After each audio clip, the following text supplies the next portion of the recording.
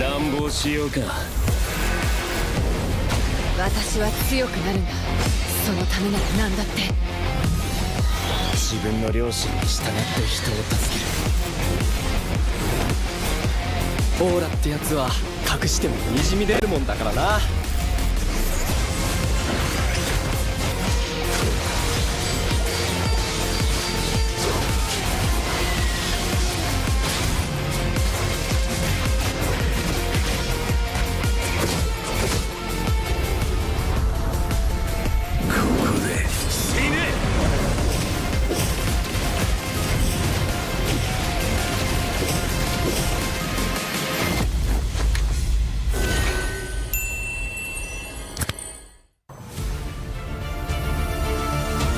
I didn't cure the pain. I harmed it.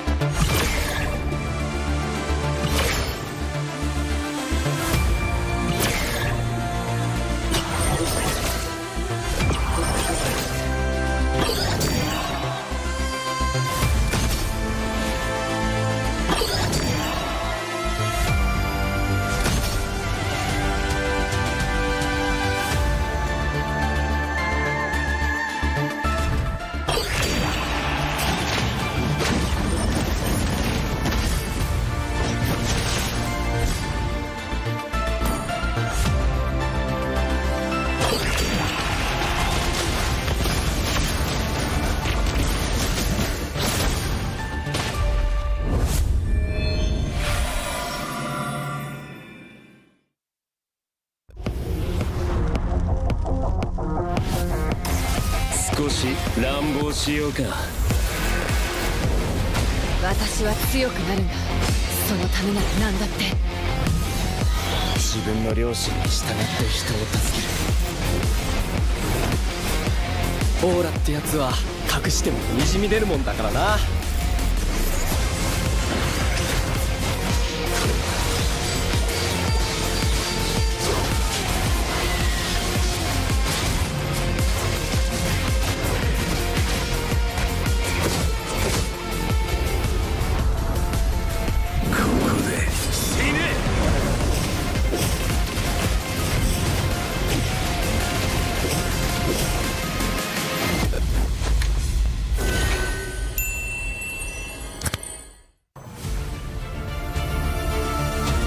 I didn't cure the pain.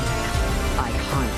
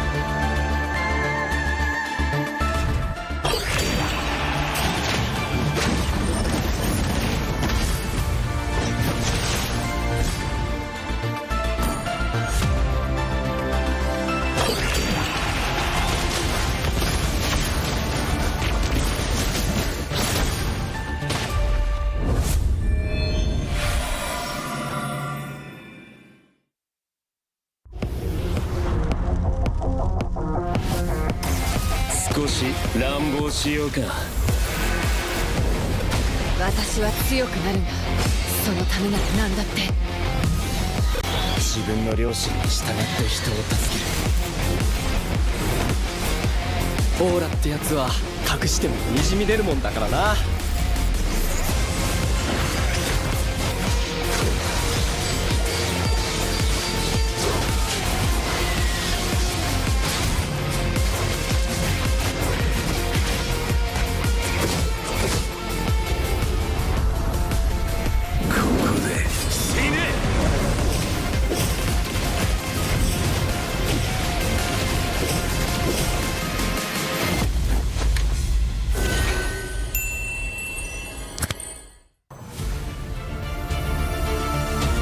I didn't cure the pain. I harmed it.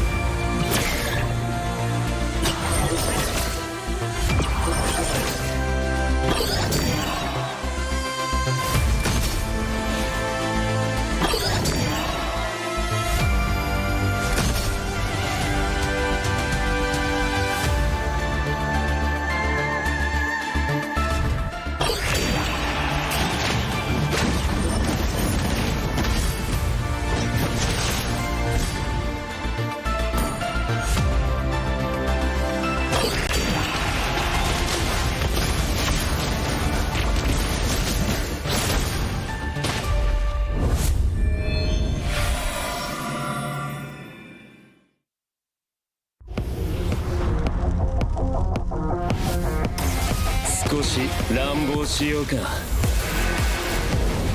私は強くなるんだ。そのためなら何だって。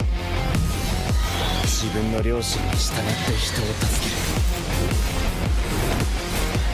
ける。オーラってやつは隠してもにじみ出るもんだからな。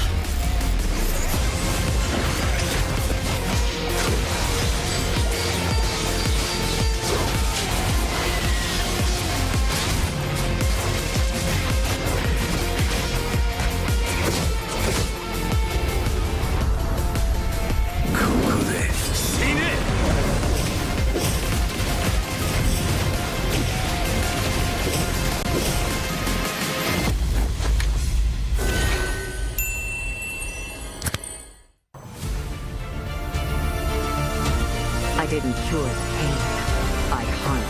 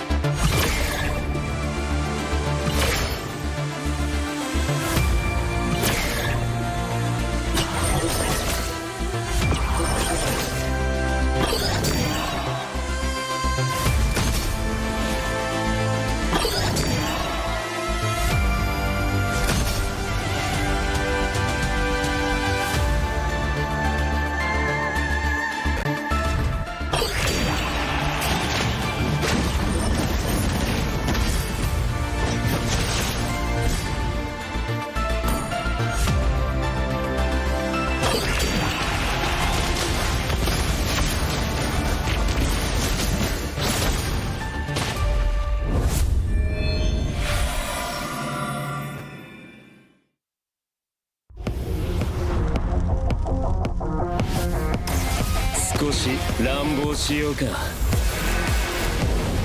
私は強くなるんだ。そのためなら何だって。自分の良心に従って人を助ける。オーラってやつは隠してもにじみ出るもんだからな。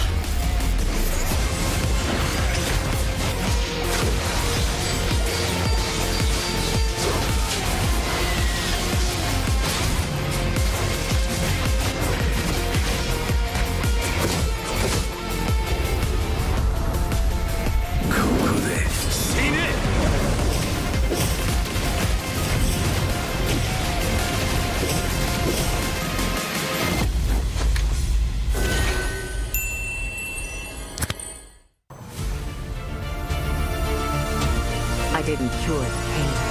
I harmed it.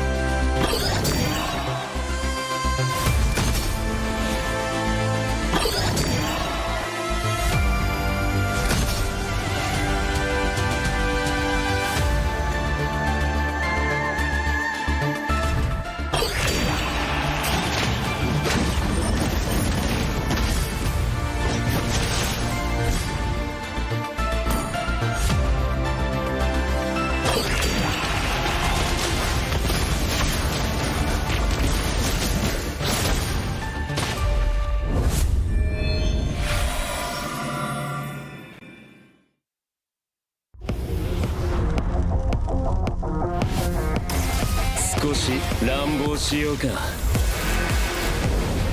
私は強くなるんだ。そのためなら何だって。自分の良心に従って人を助ける。オーラってやつは隠してもにじみ出るもんだからな。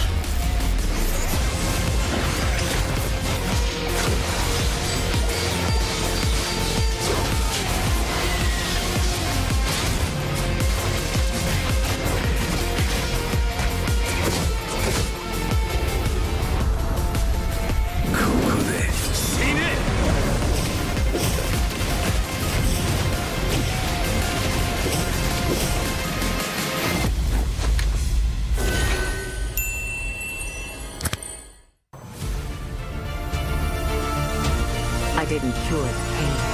I harmed it.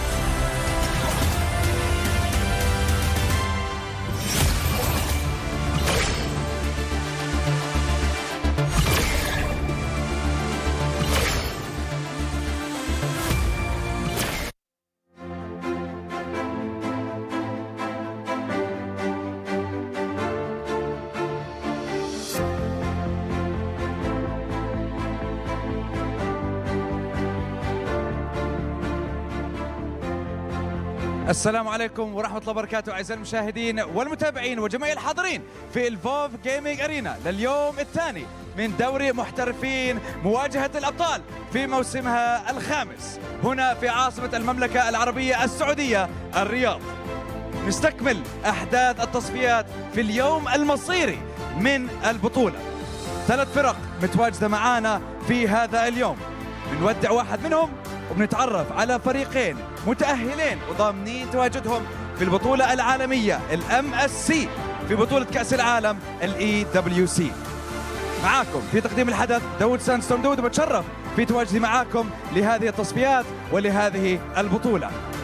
هلا قبل ما نعرفكم على مجريات اليوم الثاني وقبل ما نعرفكم على الفرق المتواجدة معانا في نهائيات التصفيات وفي يومنا الثاني، نعطيكم فيديو يخبركم نبذة بسيطة وقصة بسيطة عن الفرق المتواجدة وكيفية وصولهم إلى هذه المرحلة من البطولة. تفضلوا معنا بالفيديو ونرجع لكم بعد ثواني بسيطة. فالكل معي جي كي اي سبورت يتأهلون، وفريق تويست مايندز في التصفيات موجود. يا إلهي العريض، يا رباه على التنسيق. الفالكونز تيم بيكونوا حاضرين، استفزهم التويستد مايندز.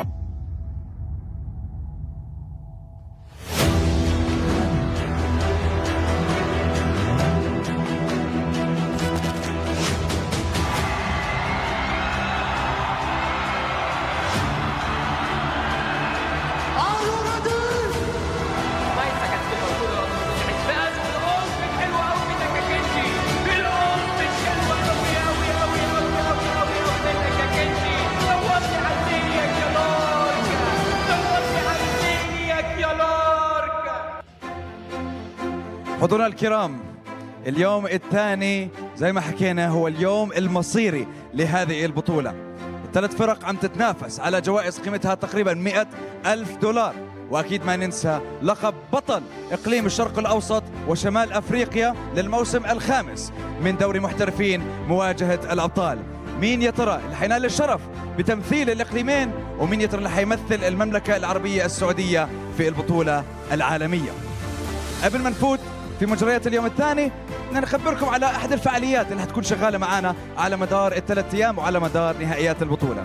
وأول واحدة منهم هي منافسة البينجو كارد. بنعرفكم على الشروط اللي لازم تتحقق والجوائز اللي حيتم توزيعها خلال ال3 أيام للبطولة. هلا مبدئيا في عنا اوريدي كم شرط اتحققوا معنا باليوم الأول، زي ما انتم شايفين مثلا تيم وايب اوت، دبل كيل، ثيرد دايف كيل، شوت داون، واللورد ستيل. في كمان كم واحدة لا تنسوا. وهلا احنا بندور على 5 شروط تتحقق ورا بعض، وباذن الله بنوزع لكم CD كي لابيك تشيست بتقدروا تستخدموه خلال اللعبه.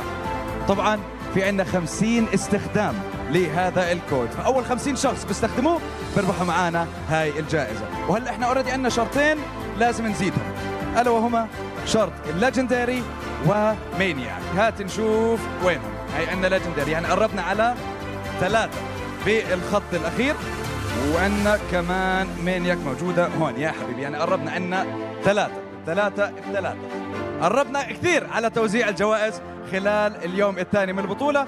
فأنا صراحة بدي أشوف إيش رح يصير معانا في مباريات اليوم ومتى حنقدر نوزع هاي الجوائز. شكراً and thank you very much. وهلأ حضورنا الكرام، دوري محترفين مواجهة الأبطال في يومنا الثاني بيبدأ بتواجد البطل بالدفاع عن لقبه فريق تويستد مايندز، وأمامه حيكون حصان الأسود لهذه البطولة فريق GKE سبورتس. مين يا ترى اللي حيفوز مباراتنا الأولى لليوم وحيضمن تأهله وتواجده في البطولة العالمية MSC؟ كل هاي الأمور نتركها عند الاستوديو التحليلي الأسطوري في الفوف جيمنج أرينا، عند الأسطورة يونس بالتقديم مع المعلقين والمحللين ياسو والدون بيج.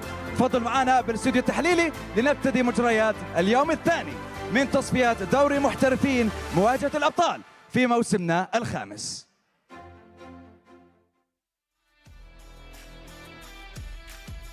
Welcome back to MPL MENA Season 5 Playoffs Day number 2. Today we are going to find out the teams that are going into the grand finals, and also the teams that will be playing in the lower bracket finals. Still, with me today, Realize as your caster, alongside my partner, Chefin. Chefin, how are you feeling for today's matches? Because we've got a lot to discover today in the MENA region, especially for its MPL Season 5. Well, Realize I'm very hyped right now, especially after seeing what happened in the first day in the playoffs of MPL Playoffs MENA Season 5. R8 Esports knocked out in the first day. First team to be eliminated. That was the first seed, the one seed of the regular season of MPL MENA Season 5. Almost like a deja vu to MPL Indonesia. Bigatron Alpha also losing every match possible in the playoffs, and they just crumbled when it mattered the most. But right now, obviously, 3 teams left, 2 slots for MSC in Riyadh. MSC 2024, probably one of the biggest tournament that Mobile Legends has ever seen, so far at least. And this is gonna be something that's very, very worthy to fight for. Yeah, indeed. Well, all of these teams are fighting for that MSC slot, that coveted invitation towards the mid-season cup. Especially, it's going to be held at Riyadh, which is, still in the Middle Eastern region. Of course, they want to be there for the home crowd. Of course, they want to, be present for the home crowd to cheer for them. But before we go on to the matches, if you guys want to pack up your skins, load out some of that anime from Jujutsu Kaisen type of things for your skin, you can check out the Mobile Legends Bang Bang X Jujutsu Kaisen limited time edition, in which from June 8th to July 13th, the MLBBX Jujutsu Kaisen collab skins will be back for a limited time. You can join the MLBBX Jujutsu Kaisen draw event to enjoy 50% off on your daily first time draw. What's more, you will get a permanent exclusive item or skin in the first 10 draws. So hurry up and log in to participate now. There's 4 choices for the skins. You have the Nobara Kugisaki. If you kind of are into the anime, I've been following Jujutsu Kaisen for a season now, so I think it will be very nice for me to get my hands on the Jujutsu Kaisen skin. But of course, if you want skins, you need to be able to have diamonds first. And for us and for you who are in the live chat watching the games of MPL MENA Season 5 playoffs, you can win a diamond through the diamond giveaway promo, in which you could easily just write down your prediction in the comment section and get up to 500 diamonds for 10 lucky people who guess correctly in each match. Don't forget to include your MLBB ID and server ID in your comment section so that we can easily give the diamonds to you. Yeah, for sure, man. And you don't really lose a lot of time either. If you already remember your server and also your ID, it's pretty much 10 seconds to have a chance for a 500 diamond. That's like 10 times spins for a Jujutsu Kaisen spin event. So what are you waiting for? Just type those predictions. What do you think is going to happen here between DK Esports and also Twisted Minds, as we were going to take a look at the bracket so far in the playoffs of MPL Season 5 of MENA. Obviously, in the first day, R8 Esports getting knocked out by Falcon Esports, and it's just quite sad to see one of the favorites of the tournament going down like that. It's probably the worst way to go for you, man. 1 seed and just crumbled in the knockout games. I think that's just... you can't really recover from that.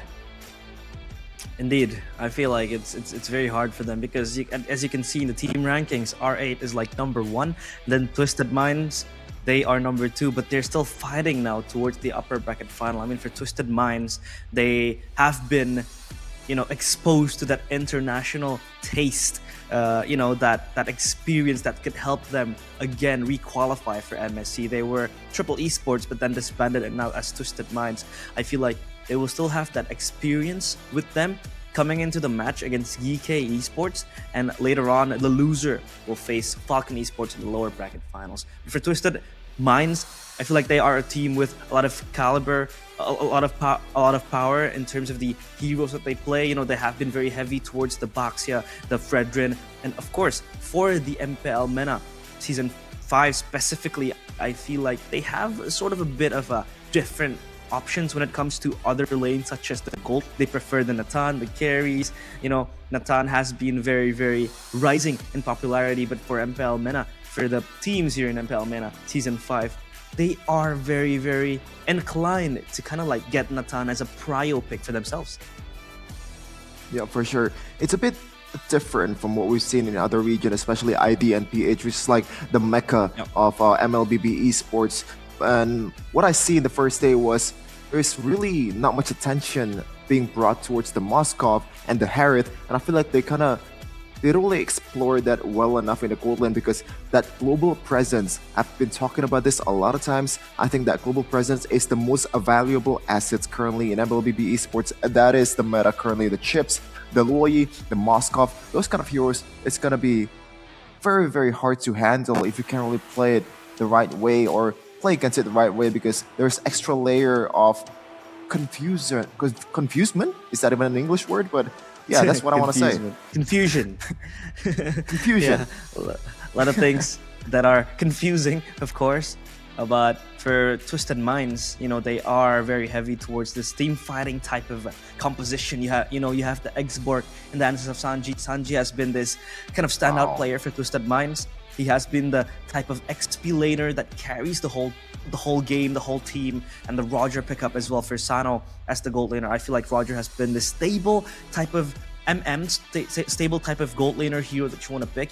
You won't really lose your lane, you won't really win the lane, but you can survive till you get your items. You know, you get that GDS power spike, you get the Berserker's Fury or the Endless Battle, and then you can transition into some sort of a heavier late game carry. But for their mid laner, you know, they prefer the Farsa, which really enables you to get that extra backline power that could really just pop up the ultimate and just, you know, play around that ultimate when the team is skirmishing. They're gonna fight front to back, and I think that's a lot of advantages for Twisted Minds. We're talking about Twisted Minds and GK Esports. In the regular season, Twisted Minds has been able to take down GK Esports with a score of 2-1.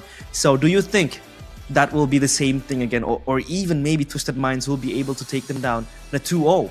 Because in the upper bracket final, that will be still in a best of 3 series, which you don't have much of a leeway to create errors. Yeah, I don't think regular season record really matters here in the playoffs. We've seen time to time again, a lot of teams out there in other regions proving that what it matters the most, those statistics, those dominance in the regular season just does not matter whatsoever. Yeah. Twisted Minds, they may have beaten GK Esports 2-1 in the regular season, but in the playoffs, it's a different game.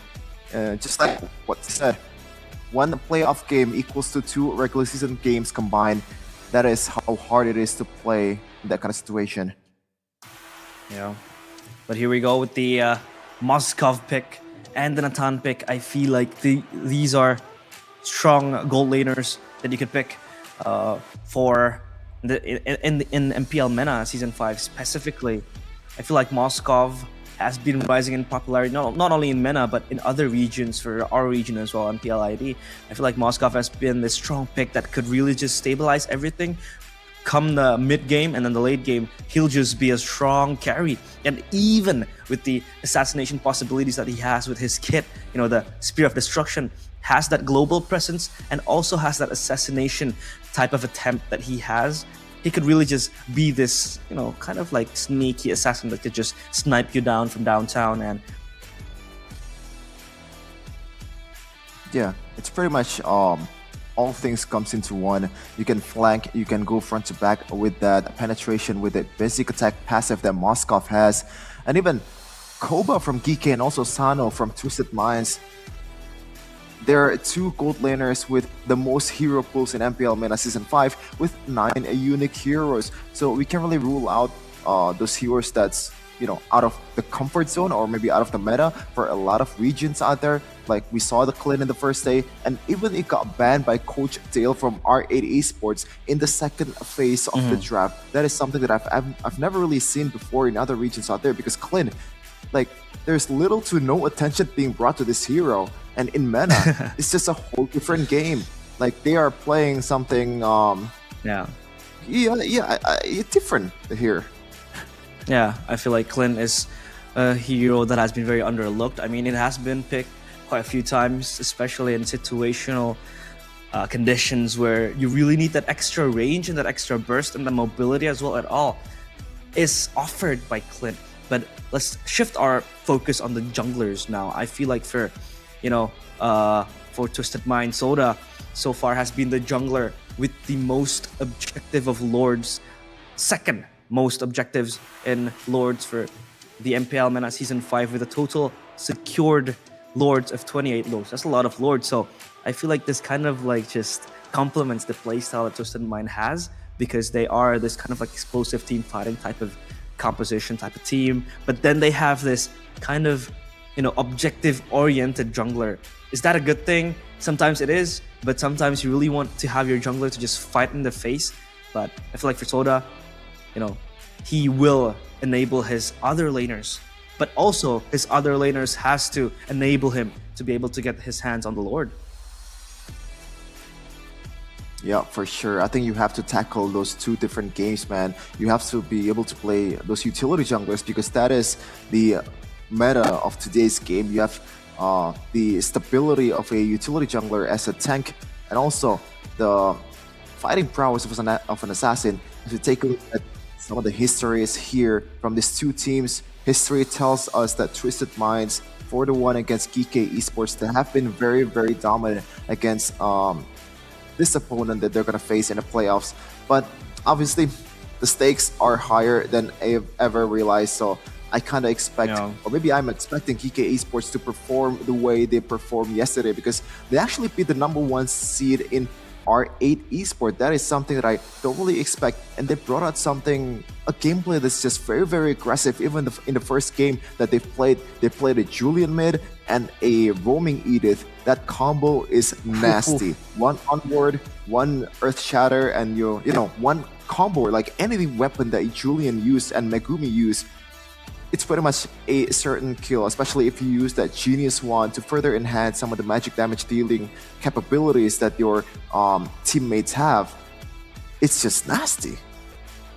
Yeah, we have seen what Julian can do to other teams.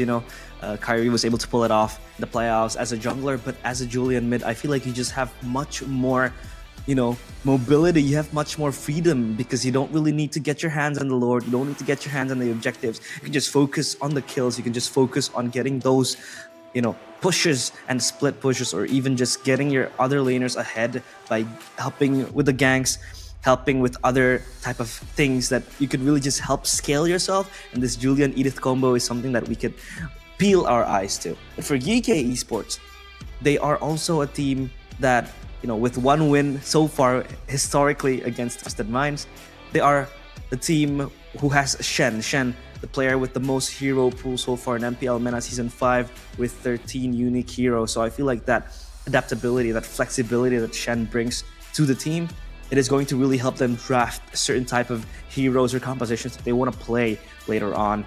But I feel like for Twisted Minds, their biggest sharpening tool is their experience. They have been exposed to M5 back then, the same core 5 that has been playing in Triple Esports. Now, changing to Twisted Minds, I feel like that experience will really matter to them when it comes to the most important part of the game, which is winning, especially in this, state of the competition. You really want to win this so that you can get to the grand finals. If you win here, you'll get to the grand finals. If you lose, still a second option, still a second chance, but you don't really want to fight to the lower bracket. It's very grueling. So I feel like grand finals straight away is the key to victory. Is the thing that you really want to get your hands on. Yep, I like both points that you've brought out. Realize, first of all, that hero pool is going to come in handy, because as we can see in MPL Indonesia, Onyx, they're known for their very wide hero pool on their every unit. You see W, Carry, whoever player that you want to name, you can only just target ban them and get them out of the game. It just doesn't work like that. And when you have a lot of options in your hand, then the opponents start to, they stop thinking about how I can exploit the weakness of the opposing team, and they would rather draft for themselves, which brings you a lot of safety, I guess, for your draft, because you're not gonna get target ban. And I think that's a really valuable asset if you're building a team. And your second point about experience, man. Oh man, if you are already experiencing the highest of stages in M series, I feel like that is a huge, it's kind of like you're smurfing in this kind of situation, because you're in the playoffs. The pressure is higher than ever in this competition. But your opponent, you don't really know what's going on in their mind, but you are always ready because you've experienced that even more than this one. Yeah, I feel like experience is something that is very key. But yeah, I'll kind of want to touch a bit about the flexibility, the number of hero pools that you could play. I mean, Shen himself is a roamer. You know, when you have a lot of heroes that you could play, I mean, for a roamer, you don't really want to target ban a roamer unless you have something that is, you know, very, very identical towards your name. I mean, like for Baloyski, for example, here in MPL ID, he has the Helkert that is perma-banned, or sometimes other roamer bans. But for a roamer, you don't really want to target ban him. But if he can play 18 different heroes and 18 different occasions, I feel like that is something that you have to peel your eyes against. And when you have that much of a hero pool, you have to be careful, of course, for the possibilities of, you know, flex picks, possibility of doing something that is out of your mind. You don't really want to spend like 4 bans for a roamer, for example, or for a mid laner. So they have to be able to scale down their ban priorities, I'd say. And yeah, I feel like that is going to be very, very hard for, you know, GK Esports to figure out. But I'm sure they'll figure out. But for Twisted Minds, what you said feels like they're smurfing. It feels like they kind of are smurfing. Because again, exposed to the M series experience, a lot of teams want to go to the M series and you know, kind of fight for that coveted, you know, trophy. But for Twisted Minds, they are kind of like strong, firing from all cylinders. I mean, for Sano, let's just now touch a bit towards the gold laner. Sano from Twisted Minds, he is the gold laner that has the highest GPM so far. Oh, second highest GPM in MPL MENA Season 5 with 754 GPM. But that is in the regular season, and when it comes to playoffs, regular season doesn't really matter anymore. So it comes down to how you perform in stage, how you perform in the playoffs, and that is the big question that Sano and Twisted Minds has to answer. You brought up 2 stats earlier, realized the fact that the 2 units of Twisted Minds has 2 major stats, and they're second in the standings.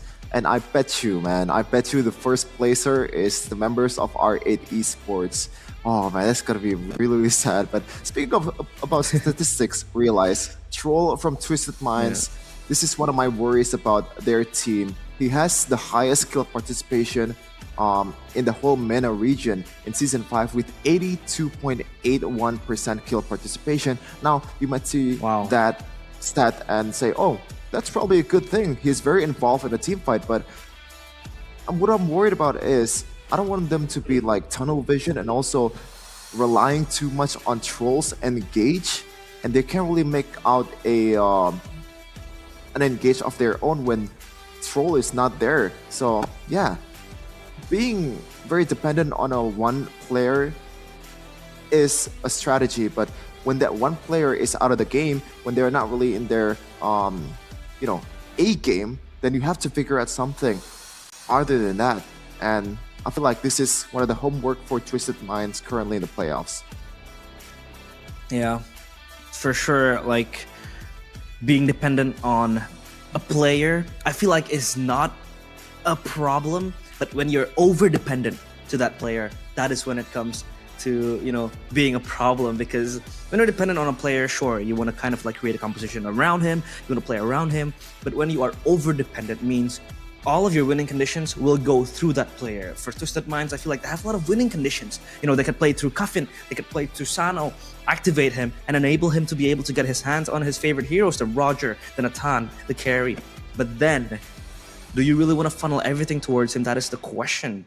But for GK Esports, they themselves also have other winning conditions. You know, we have Zach, who was previously known as Goyong. He was one of the players of MENA EVOS in MPLPH Season 11, now bringing in that experience from MPLPH towards GK Esports as that player that is, you know, kind of ready to be able to bring that expertise towards GK Esports. And I feel like GK Esports still, they have that potential to win this game, because for Goyong himself, you know, being a mid laner for GK Esports with a lot of heroes that he could play as well, I feel like that could be the winning condition, that funnel that GK Esports is looking for.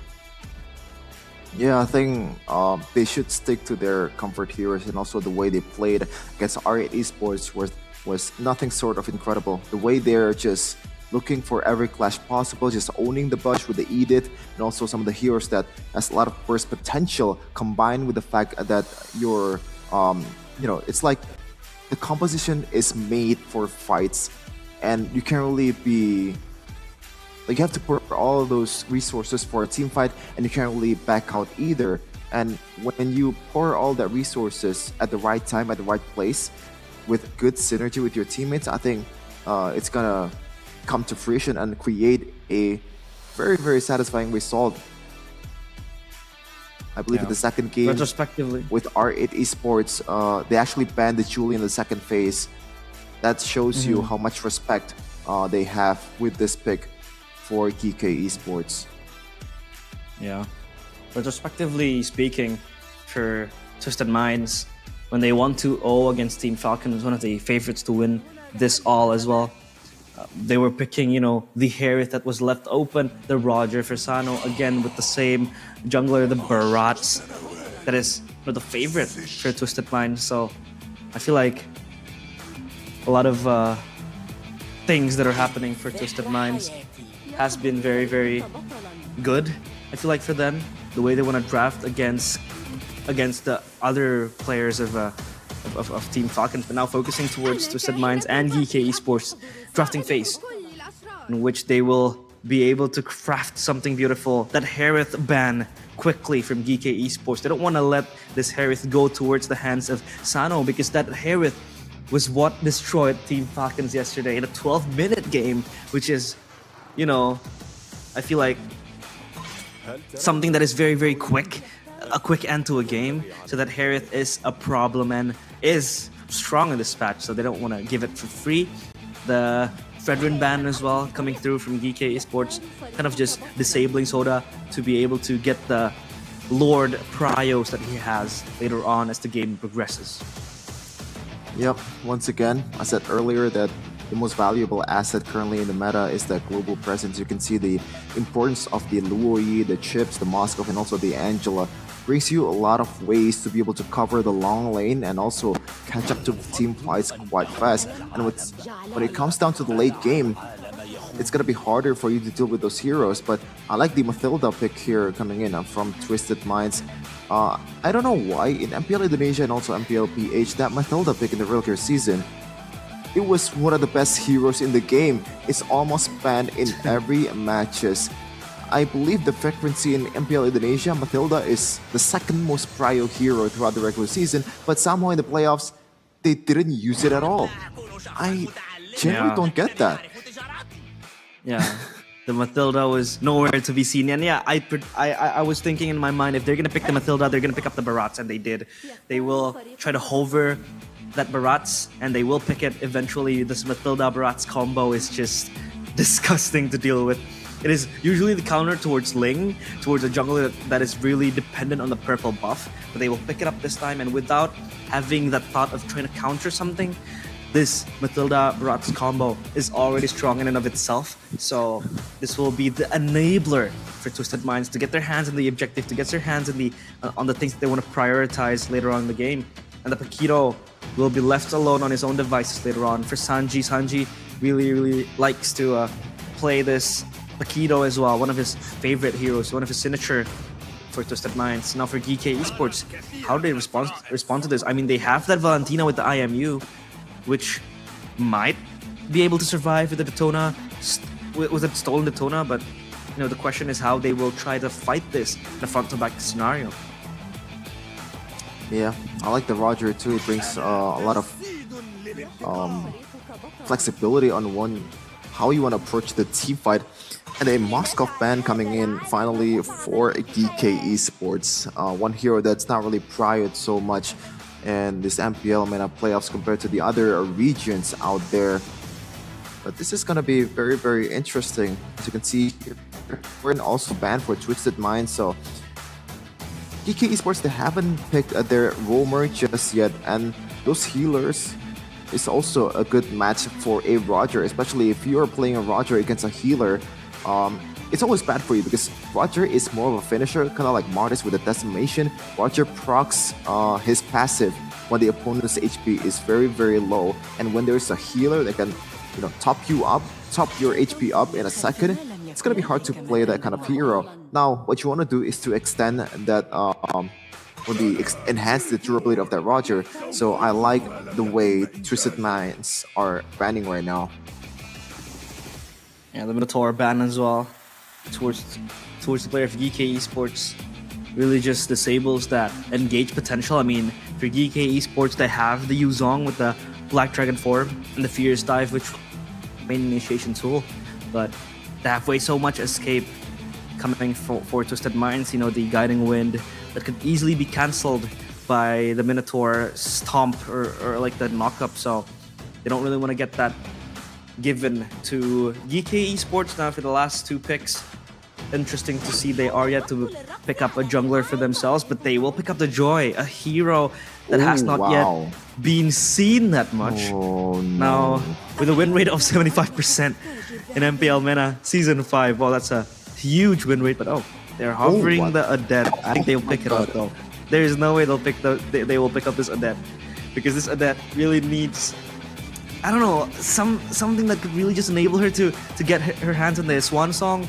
But a standalone Odette is not something that I really want to play, especially when the enemy has a Yuzong, has a Valentina, has a Roger, a Joy that could just jump in towards this Odette. So I don't think that they will pick this up. I feel like this is just a hover from Twisted Minds. Well, maybe you're thinking about it backwards, Realize. I think they already locked the... There you go, two picks that we haven't seen at all in MPL Indonesia. Odette and also Clint, and also a Grok to close out the trap for Shen. Now, what I want to say is, you said about the dives coming in towards the Odette, but that's exactly what Odette wants. When there's a lot of people there, she's going to proc the damage even more and also stack more shields up there.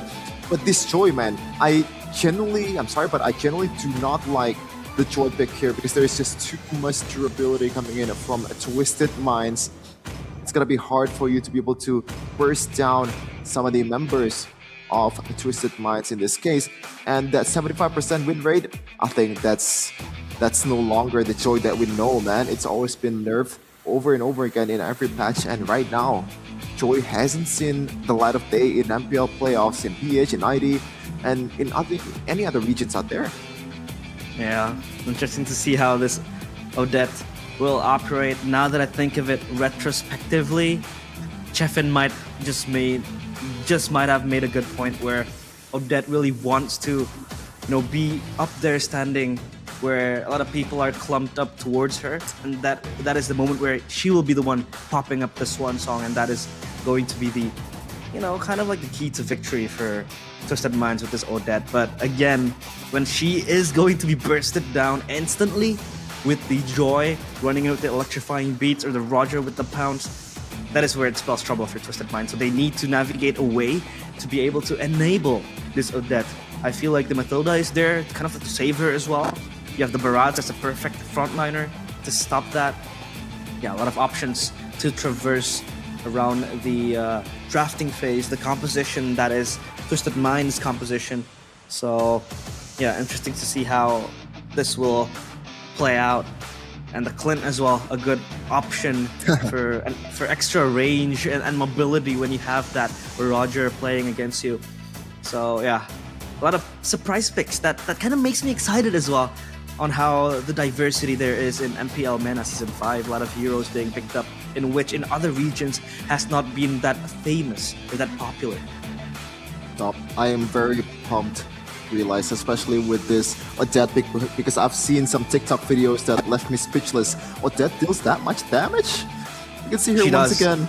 Yeah, even without the first skill and second skill, you can burst down an opponent with a single Swan Song, and the burst damage is no joke. As we take a look at the composition once again, what do you got, Realize? I don't know, I feel like I really want to see the niche composition win, but at the same time for Team GK Esports, they have kind of like rounded themselves up a perfect composition to just rile around these players of Twisted Minds. But we'll see. The Line of Dawn for MPL MENA Season 5 playoffs. Upper bracket finals, Twisted Minds against GK Esports. Who will be the victors and who will advance to the grand finals of MPL MENA Season 5. Game number 1, Twisted Minds against GK Esports now. Of course, a lot of things to checklist. The winning conditions. Are you certain, Chefin, that this Odette will have the chance to pop her ultimate? I do think that because right now I believe Odette, when she popped the Swan Song, she's not really that bothered with CCs anymore, and she got a lot of shield on her hand to be able to prolong her durability in a team fight. And we have a this combo of Mathilda. I don't know if you know this, Realize, but Oh My Venus and also Wise use this very often, or maybe Blacklist International when they are testing out the Mathilda and Odette combo.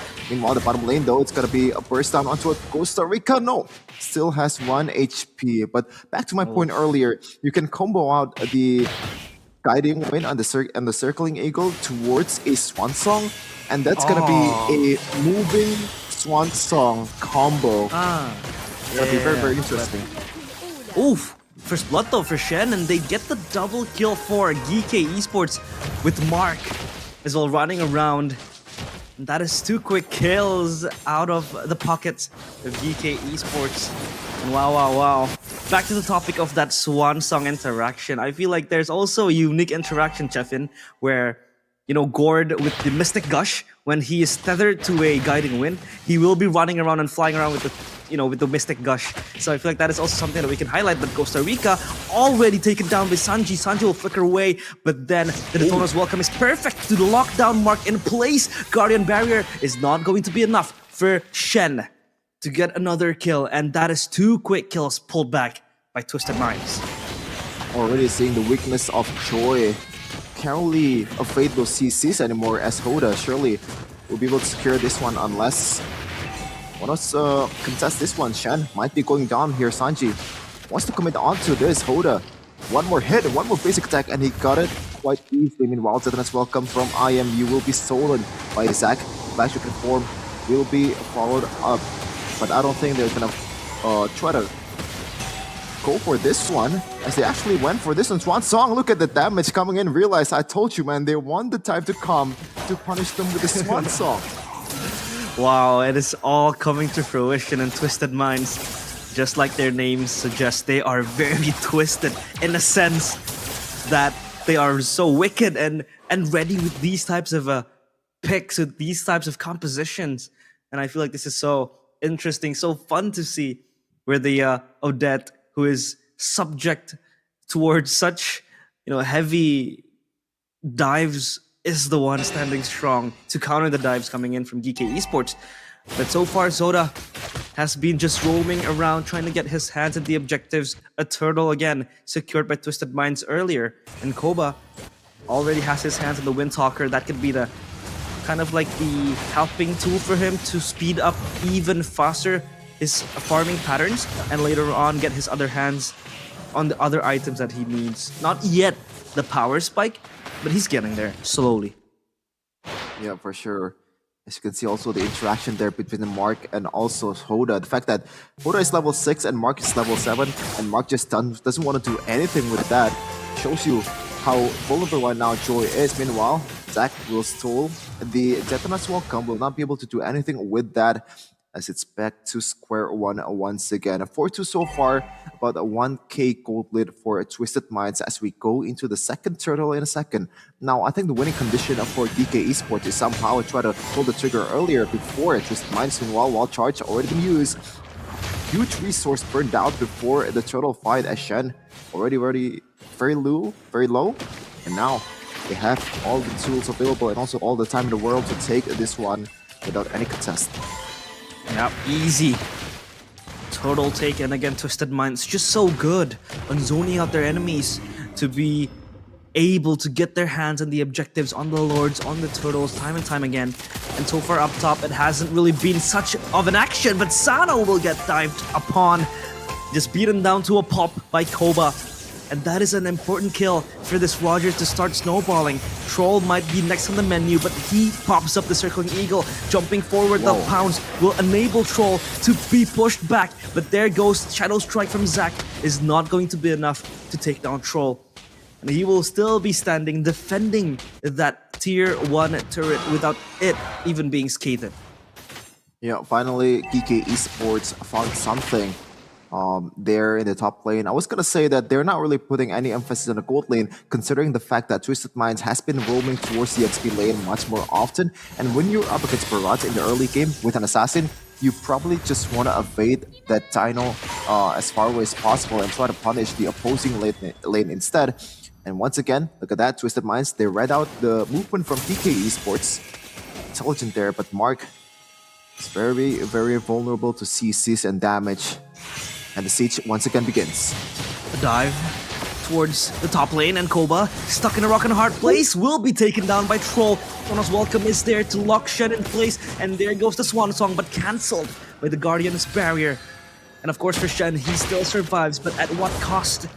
His gold laner is dead.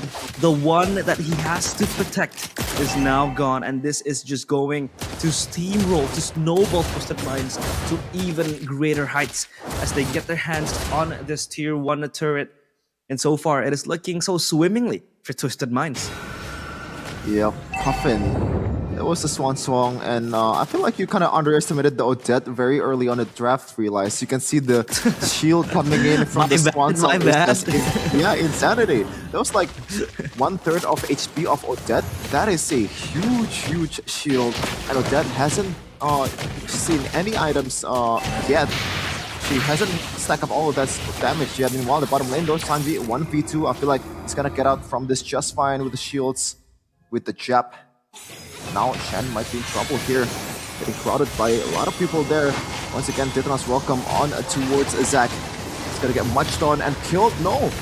Sanji flickers forward and actually secured the kill for Twisted Minds, but it's gonna be locked down with the wall, but still has a lot of damage in his hand and the shields as well. The durability is insane, and once again, they secure another kills on Sino. 3-2-0 for the Twisted of Minds.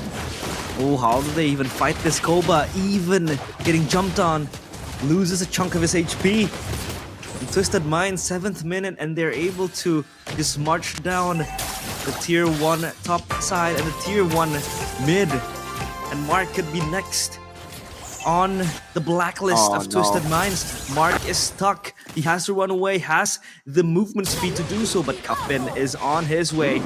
Thankfully, though, the extra boost he gets from that will be able to enable him to run away. An endless battle and dominance ice for both Ghost Rika and Koba. That could be the main objective now, but Tanji, looking for Mark, won't be able to get anything, but Shen is the one biting the bullet for DK Esports. They are just caged in their own premises. They're caged in their own tier 2 turrets. They can't even go out to open up the vision on the map. They can't even try to invade the jungles of Twisted Minds. As you take a look at the items, what does this indicate, Sheffin? Looking at the items, and I believe that's gonna be either a Holy Crystal or a Blood Wings for Coffin. So maybe extra shield with that item. So good luck for DK Esports to counter that. But Sanji also secured a huge item there, an Oracle, which worked wonders so far. Not only he's gonna get more healing coming in, also more shields from Troll, he also will have more shield with his jabs as well. So extra durability in all parts for this Paquito, as it looks like DK Esports, it's either they don't realize that they're actually taking the Lord, or they just won't let this one go, because there's no way you're gonna contest this one. Meanwhile, the Swan Song, I told you, Swan Song and Circling Eagle combo. Meanwhile, Shen will be knocked down. The CC's coming in. Sanji will chase down this rock. Troll still chasing, but it looks like he's gonna get away just fine. Oh, the flicker there. Actually, no, it's not a flicker, but a dash from Sando secured the kill with those passive. Just stacking up the damage. This Clid is gonna be much more lethal in the upcoming minutes. Well, this Clint is already lethal from the get-go. And with the quick draw and the double shot passive, he's just unstoppable. And now they are marching towards the tier 3 turret. And look at Mark, he's just up top trying to split push and maybe create a segue play later on as he's able to get the tier 2 turrets of Twisted Minds. Now the base turrets all in shambles for BK Esports. Circling Eagle popped up and they're able to just open up this base. The Swan Song moving forward, trying to zone out the players of BK Esports, fighting front to back, and the Lord just marches towards the crystal. The base turret at mid side trying to be taken down. Troll is low, but a stolen Swan Song will be trying to enable BK Esports to maybe fight back. Counter initiation though, like Lycan Pounce from Koba will be able to catch Soda in place, but the wild charge is enough from Shen to just displace them all. But no, Sano again and again with the power of the plant is just way too strong. And 12 kills all in the names of Twisted Minds. Oh my goodness! Troll is still alive. Circling Eagle, locking Mark in place. He sees Sade and can't even move. And Sano will be the one taking him down. The crystal wide open now for Twisted Minds. This is such a bloodbath. They end it all in the 10th minute of the game, and I underestimated that a dead pick. That has been so crazy for Twisted Minds. Yeah, I love the dead pick, but on the other part of the court, man, I just do not get why they would pick Joy in this time of the game, especially with how bad Joy is right now. No CC immune anymore on that electrifying beats, and you can munch on by the Barats if he actually lands that one. Victory secured by Twisted Minds. One more game. They need to secure to be able to represent MENA region in MSC 2024 in Riyadh. So right now, they're gonna be playing much harder than ever, man. Because this is like only one game, one more steps to take to be able to represent your country and the region. Yeah, that is such a very painful way to lose. I feel like now it all makes sense why the Joy is such a bad pickup. It doesn't really give you that CC immune. You would usually pick it up against the Barats, against like other assassins. But again, you don't have that much of a CC immune, and that Barats was just locking down that Joy in place and couldn't even go anywhere. So it was very hard for her to play around. And in the last minutes of the game, even Mark tried to create that split push up top because it was the only thing he could do. He can't even run around the backline of Twisted Minds because he knew he would be taken down by the Daytona's Welcome, just locked in place, frozen, can't even move. And there was so much CC coming in from Twisted Minds with the Matilda and then the Odette as well with the stun.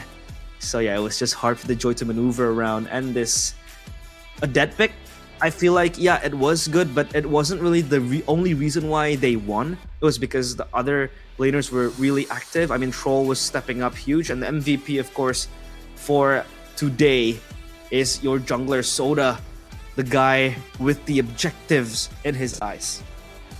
Yep, 46% objective rate, damage not so much because this is a Barats we're talking about. As we take a look at some of the replays, what happened in that game, I feel like in the first few minutes, PK Esports were actually able to get those 2 kills, which is very huge. If they want to set up for the next turtle fight or like the first ever turtle fight, that could be huge. But a huge mistake coming in from Mark as well, just overcommitting in the bot lane for no reason at all, and he get bursted down, and that becomes one of the key moments in that game, because one mistake in a bot lane can cost you the game. Like the whole team just crumbles. They can't really gain the advantage anymore in the turtle fight, and this is one of the benefits of picking a Matilda, just going in and out of the fight quite easily. This is one of the moments too where Hoda was one of the leading charge, one of the leading core of the Twisted Minds composition. And you can see there the Joy. It's not only the Joy is a bad pick right now, the fact that he picked it against a Barats plus the Matilda. You can pick the Joy against other healers, other like Estes or maybe a Florent, heroes that doesn't really have that dashing maneuver or maybe like mobility skills. That's all right, but this is Matilda we're talking about. you can be evaded with the Circling Eagle and Guiding Wind, 2 skills to evade your electrifying beat. So I really don't get why they would pick a Mathilda at that stage. As we take a look at the emblems used by some of the players here, let's take a look at the MVP Hoda with a lot of durability emblems there. Tank emblem, obviously concussive plus to further enhance the damage and also the farming speed of that barrage. As also taking a look at the damage participation for each members of GK Esports and Twisted Minds. Surprisingly, Coffin was not really that much of a threat so far in this game. But that's probably because the game is only 10 minutes, and Valentina from GK Esports actually leading the chart with 30% damage participation. And in the late game at that time, I feel like that was a creative maneuver that he used. Actually stole the Swan Song instead of other skills out there. But you know, you can sing the same song, but you can replicate the vocal cords, man. Oh my god, what a line from Chefin, man. And yeah, that Odette wasn't really showing its, you know, wings, because again, you really want Odette to excel in the late game, and that was like a 10-minute game. I mean, it was also kind of like a threat towards Twisted Minds, because they had, for GK Esports, they had a Valentina that could really just replicate and copy that ultimate. But yeah, like what Chefin mentioned, you know, there is not enough damage from the Valentina. So that was the question in hand for GK Esports. But yeah, for Twisted Minds, they are up 1-0 with such a stomp. I don't know if, you know, GK Esports can recover from this. I feel like they can. It's a best of 3, not much space to create errors. But so far, what they have been showing us, that was like not even like, if you draw out the Odette from the equation as well, I feel like Twisted Minds also played a very, very good game. I mean, Sano with the Clint, just doing and minding his own business, doing his own thing as a Clint. You know, if you're playing Clint, you're just farming up, and come the late game, come the mid game, you feel like you're just dealing tons of damage, and that wasn't even the late game. That was still like a mid game scenario for the Clint, where the Roger was kind of like getting that spotlight slowly for the players of GK Esports with the Roger. That dive towards you know, the Clint at the top side turret was kind of like the beaming light for them. But that was just not enough to stop the Clint, because the other lanes were just crumbling and gone. So they had a lot of prio in other lanes as well. So for Twisted Minds, their priorities were just set straight from the get-go. Yeah, I feel like we are very surprised by the picks, but I don't think I'm surprised by the result. This is the 2nd seed against the 4th seed, and the game ratio from Twisted Minds is just night and day compared to the GK Esports in the regular season. They are currently, out of all the 3 teams that's available in the playoffs, the de facto best team based on their regular season stats. But let's see though, if GK Esports can turn it around in game number 2, maybe just stay away from the Joy, and also drafting a better composition against this kind of draft from Twisted Minds. And I like the Clint too, man. Like, usually when I see the Clint, it's always like it's not a prio pick, right? It's more of a, oh man, we don't really have a good gold laner here to play, so let's just pick the Clint. It's an easy hero to play, and also has some tools to kind of get you out of trouble with the 2nd skill. But against a Joy too, it kind of further enhanced the possibilities or the capabilities of Clint, because Joy is not really a tanky jungler, it's an assassin. So getting bursted down by a Clint is a normal thing that happened in that game, because the damage will not be able to be reduced by the items that the Joy have. It's mostly magic damage.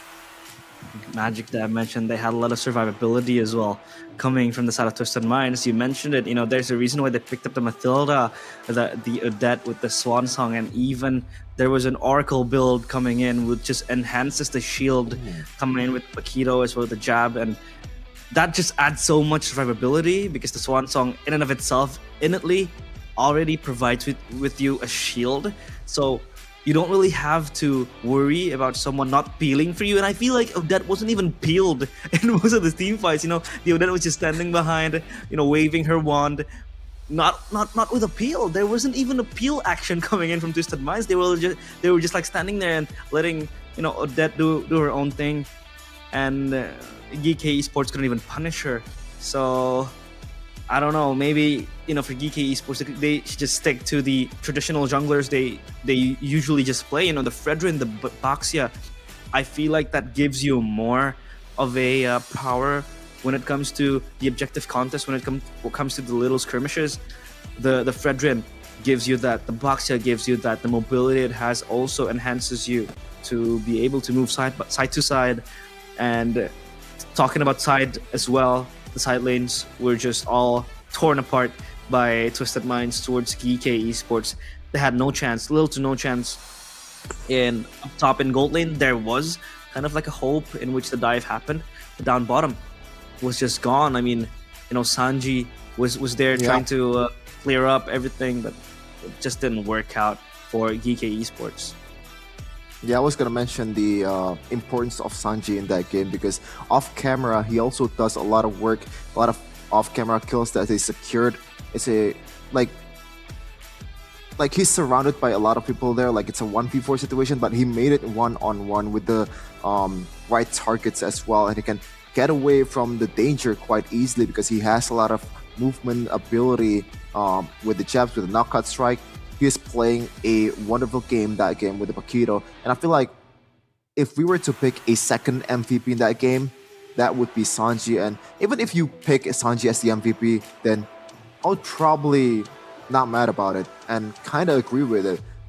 Those two are the MVPs of that game. Let's see though, in the second game, will it be different this time, because they're gonna cook up something that's much different. Hopefully GK Esports can actually retaliate in the second game and makes things much more interesting here.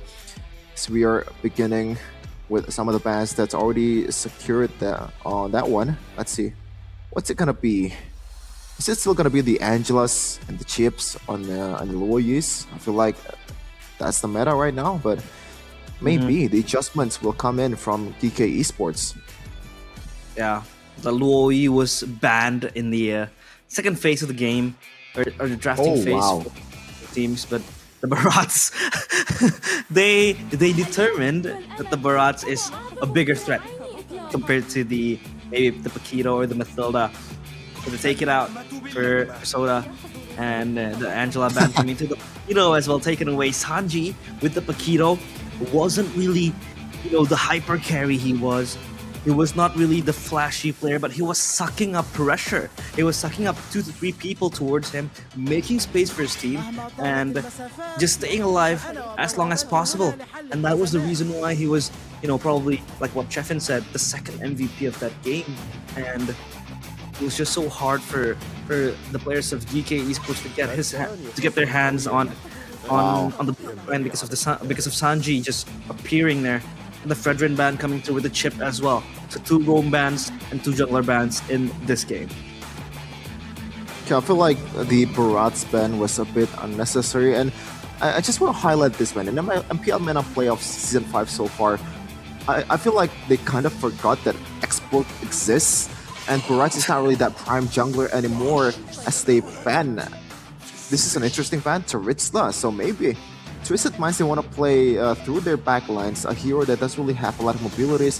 That could be very, very dangerous to pick against a Taritza. Let's see though if that's going to be the case. But the bans coming in from GK Esports, Mirko mentioned this in MPL Indonesia, those minor adjustments in the playoffs is what wins you the game. But this is much more than minor, I feel like, realized. The Paquito and also the Barats is a bit too reactionary, at least for me. And this is something that's really, really interesting. You picked out the Yuzhong in the very first pick of the game. Yes, the Paquito is gone, but you still have a lot of ways to deal with the Yuzhong, especially if you pick something along the lines of a Claude, a hero that doesn't really get targeted by a Yuzhong, and also a good DXP laner that can 1v1. Oh no, it's actually not a Claude, a better hero in fact. It's gonna be the Harith and also the Mathilda once again for Twisted Minds. Ooh, this is already a hard trap already for me. No way.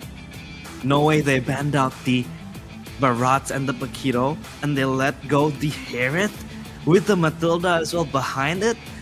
This is just trouble, I feel like, for GK Esports. I don't know why they picked up this Yuzong again. I do understand the bans, like what you said, it was reactionary.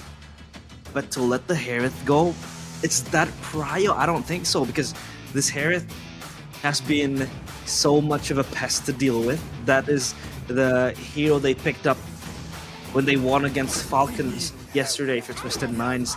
But they will counter it with the Lolita and a Moskov in hand.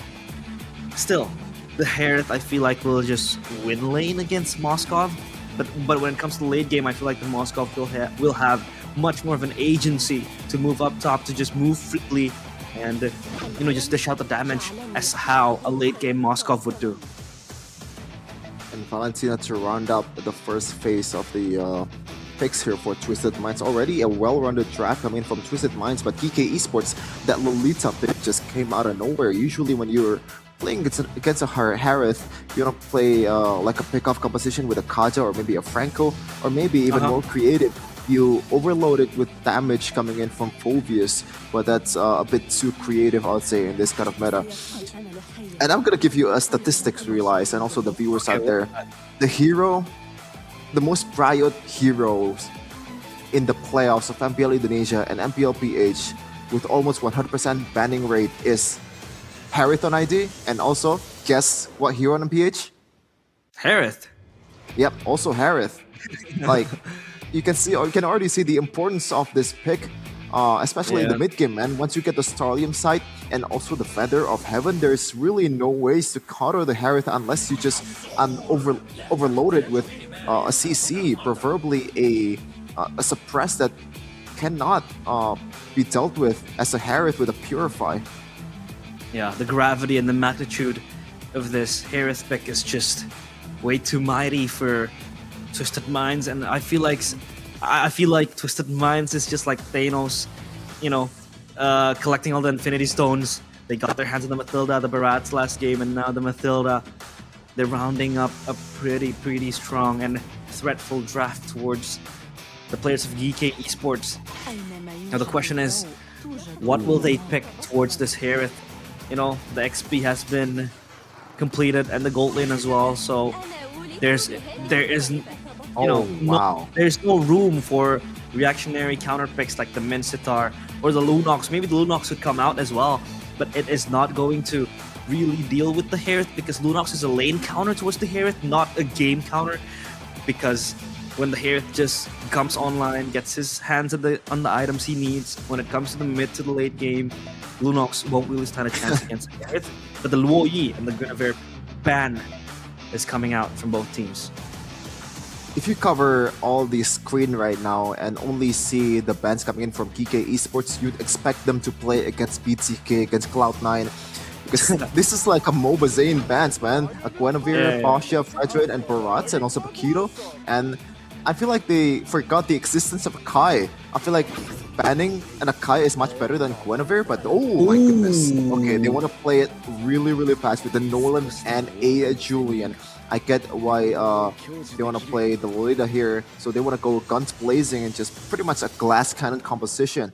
Now, Twisted Minds, do you want to play a bit more reactively, or do you want to just respond with some more aggressive picks here? And I feel like, not gonna lie, Realize, a Mincetar is playable here, but I don't think it's gonna be picked. Yeah, Arl, I was gonna say Arl, but yeah, man. I should have predicted it earlier, so it sounds cool, but no. Yeah. You can clip it, later on, Chef, and just flex it on your social Edit medias. it. But yeah, an Arlet will be picked up. This enables Twisted Minds to have a strong engage tool with the final slash and chain reactionary stuns that you could have with the Arlet. But still, for Twisted Minds, this draft has been very strong. I feel like the Harith that they have. For GK Esports now, the question is, how do they want to play this? Nolan, Julian, will they be funneling the resources towards these two heroes? Because I feel like these two heroes are greedy in the sense that they need resources, they need gold, they need prio in both lanes. But for Nolan, as a jungler, still kind of like a viable option in the jungle. But I don't know what's gonna stop this Harith, man. They don't really have a pick-off type of hero, the one with the point-and-click CC, like a Kaja, that can't really just tie up this Harith. Well, technically, the Numinant Blast coming in from Lolita, you don't really have to charge it anymore, and if you just click it right away, it does give you a bit of a stun towards the Harith. I feel like that's the strategy here coming in from PK Esports. Now, Twisted Minds, the job is to be able to respond to some of the engages that the opponent will bring to you. I expect at the very least 2 Purifies from Twisted Minds. Probably will be 3 with the Valentina also bringing out the Purify. And now, it's just a game of who's owning the bush, because so far PK Esports against R8 Esports, when they own the bush, they own the game. Oh, the bush will be very important, of course, for both teams. And now coming into the second game of the first match of today, will Twisted Minds be the first team to enter the grand finals, or will GK Esports fight back in this game? In a very, very terrifying draft. Game 2 is underway. Twisted Minds against GK Esports. Okay, I did not expect that. Troll actually choosing that Flicker instead of Purify. Yeah, I do think that if it's a Lolita instead of an Edith, yes, Flicker does make sense, but I think I'm more of a Purify guy here in this kind of match. But we're gonna see on the other side of the court, Zach bringing out that Flicker for the Julian. Also, shout out to Megumi Fushiguro making an appearance once again in MPL MENA Playoffs Season 5 by the Skids in game right now, because the event is not gonna last for long for you. Yeah, don't forget to get your hands on the Jujutsu Kaisen XMLVV skins. And you can enjoy 50% off your first daily draw. And maybe you could land yourself a Megumi Fushiguro with the Chimera Shadow Garden, you know, the domain expansion if you've been following the anime. I'm a big Megumi fan. But yeah, for Sano now, it's just being pushed back. It's not going to be a sweet game for him. I mean, in the laning phase, especially when you have so much cryo towards the top side, towards that gold lane. But for Sanji, he's almost taken down. Costa Rica is jumping, and Sanji, though, still alive under the shade of his turret. So he's going to be fine. Koba receiving damage and pressure. So again, just, you know, time and time again, switching the pressure up top from both junglers and both roamers as well. Not gonna lie, so far Twisted Minds has been reading the movements coming in from PK Esports really, really well, especially that mirroring in the jungle pattern for Hoda, securing his own camp. And right now, Mark will try to burst this one, though Hoda still has a lot of HP on his hand. They might want to go for Shen. Heavy Spin is still saved for the next objective battle. It looks like Shen has to recall right now to set up for the next turtle. Bottom lane though, they're still securing the lanes to be able to get a level 4.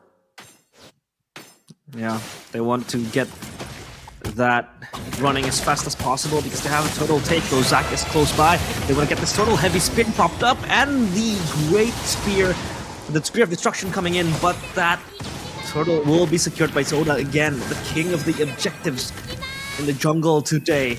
The server, Rikuffin will discover his player now. Troll is trying to push back Shen and Zac both ways. So Twisted Minds again coming with the advantage that they have. So just trying to speed up their goal advantage. But talking about goal advantage, it's actually in the hands of GK Esports. Wow, oh my goodness, not for long though, realize as a kill is secured for Sanji with a lot of recalls as well.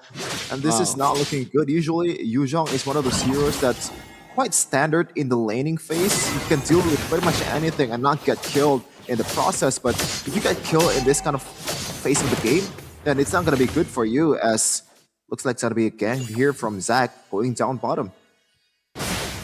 Yeah, they now will try to corral their members around. Still, first blood name of Sanji.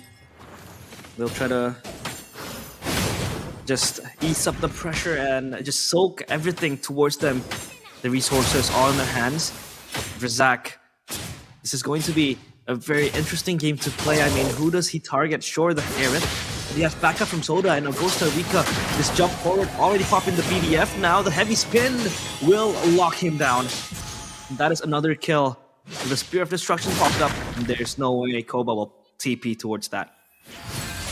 remind you once again that this Yuzhong was the first pick of the game for DK Esports.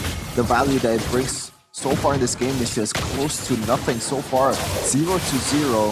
In terms of KDA, the worst performing member of the team, getting gapped by the ganks coming in from Twisted Minds at the top lane, though Sano will just use his Summon Force to try to deal some damage towards Koba. And now, another one, Zach might be in trouble. Still gets away, and finally Vengeance Flicker by Sanji to secure the kill. Meanwhile, Black Dragon Form though will try to punish Shanji, getting bumped by the hammer. Still has a lot of vengeance, and also the guiding win gets out from trouble. They secure the turtle as well. Black Dragon Form from Coffin will secure Blast. Costa Rica's life. And now Sanji once again doing a lot of work as the XP lane of Twisted Minds. They are playing this game in a twisted way, and he gets away scot-free with 1 HP. What a display of micro, realize. Wow. Disaster. 2 words. 1 word even. Disaster for GK Esports. Twisted Minds is just running them down with every possible play that they could create. It was just Sanji trying to rile up the situation with the dive towards the turret, getting the kill and just jumping out with the vengeance, the flicker as well, and then popping back his final slash to get the final slash towards GK Esports. It was just enough, but the fracture now coming in. Oh no. Trying to pull back Sanji. Sanji saved the guiding win, but there you go with the Petrify. Moving on Blast now, locking Coffin in place, and Sanji is still alive. This guy's unkillable. And Shen has to retreat. But the Shadow Strike coming in, and Sanji jumping in with the vengeance. Dauntless Strike, not committed, and Troll will just shoo away Shen. But there's Zac coming in with the chains. He will try to lock him in place. The Dauntless Strike is there, and the fracture is not enough. But here comes the Spear of Destruction. This could be the saving grace for Team GK Esports. Koba will jump forward, but Mark is still alive. And they might have overstayed their welcome. But Twisted Minds still very brave, very courageous. Take the fight's heavy spin towards Costa Rica again. This Yuzhong can't even fly. His wings are clipped, and Twisted Minds get the 9th kill of the game. Wow, Costa Rica right now, he's trying his best to replicate Miolo's performance in NSC Grand Final. 0-5-0 so far. Unnecessary stray? Okay, Don't man. do him dirty, bro. Don't do him dirty, bro. I think Miolo is a cool guy. He'll be fine with it. And it's gonna come back stronger in MSC 2024. And right now he's on a bootcamp on PH. But enough of that. We're back into the game so far. 4K gold lead for Twisted Minds. 9-1. A huge disparity on kills and also the pressure on the map. And I think it's mostly because of Sanji over and over again. He secured a solo kill. He secured a 1v3 situation kills. And he actually held up for a long time for the Twisted Minds team to be able to get their heads on some kills. Meanwhile, Summon Force on the bottom lane. Also, the Circling Eagle does a lot of damage, also knockup towards the members of GK Esports. One more hit to Shen will do it. Limited Blast will not get him out of trouble. Guiding Wind once again to give him a more shield and also healing. Sano is still very much healthy. One more hit to Mark, and he secures 2 kills for Twisted Minds. In the top lane though, it's also a kill secured towards Costa Rica. Finally, 6th death as an EXP laner. Something of a meme number right now for all the EXP laner in the world. I feel like it's a casual KDA for explainers in ranked, but for Costa Rica, this is something that he wants to forget. This is a very, very hard game to play. You can see Sanji already getting that item to his name, the Radiant Armor now. Soda is just trying to invade the jungle. Costa Rica might get stuck again, but thankfully though, he gets away with the jump. And with the Twisted Minds, they're just treating this jungle as themselves. But now the backtracking form will be popped up to try to let him escape. The spear is there, but no teleport now. They're just waiting for it to expire. The final slash towards Shen. Shen can't soak up the damage, and Sanji gets the kill. The heavy spin committed with the Zaman Force as well, popping it left and right, and the Petrify connects there, just gone, evaporating. The mirror shatters for GK Esports as they get taken down, wiped away from that bottom side fight. Domination is understatement, and once again Mark is forced to just split pushing while the whole team, 4 guys, getting absolutely desecrated by the whole teams of Twisted Minds. And I generally do not see any kind of counterplay that GK Esports have, especially with how safe Twisted Minds are playing right now. They also have a lot of bailout mechanic with the guiding wind, also the circling eagle, so they are going to be very, very safe in the next team fights to come. Now, Lord, next on his eyes, Zoda.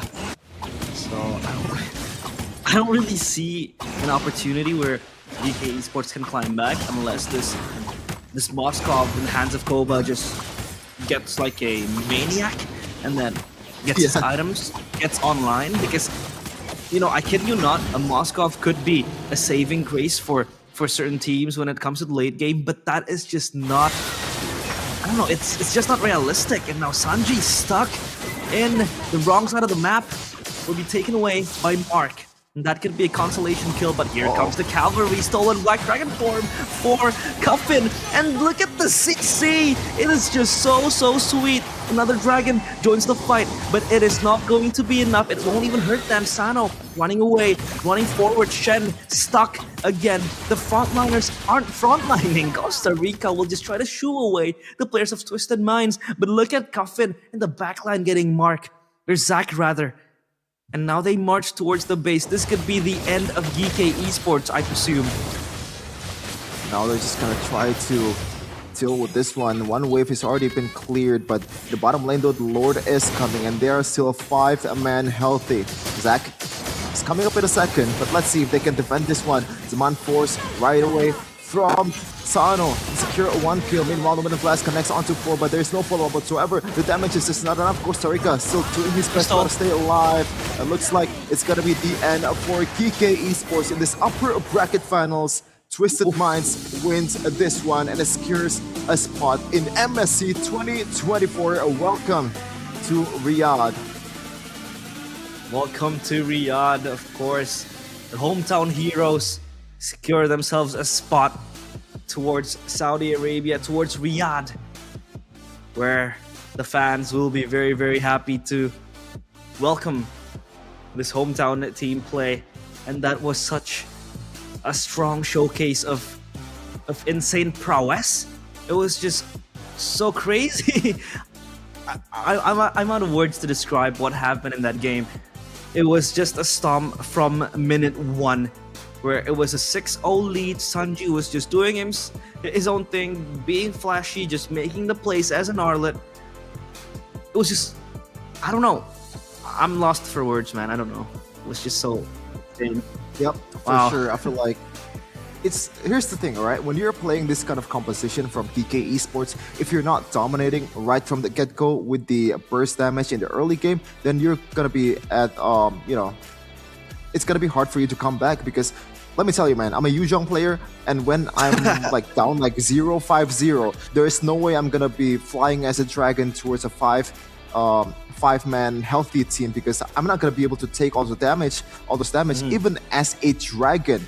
Moreover, when I return back to the human form, and Yuzhong, I don't think it's a good hero if you're trying to come back from this kind of situation, and it's just way too late when they're already up like 10k gold at a time. 18-2 at one point is the kill stats in that game.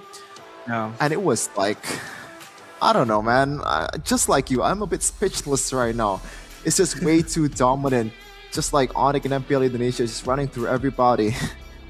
Yeah, that was just not even running through. That was ramming through the players of GK Esports. Twisted Minds, they have secured themselves deservingly an MSC slot later on in Riyadh, and probably July and August later on, because they will play in the middle of the summer, you know, where the heat comes in.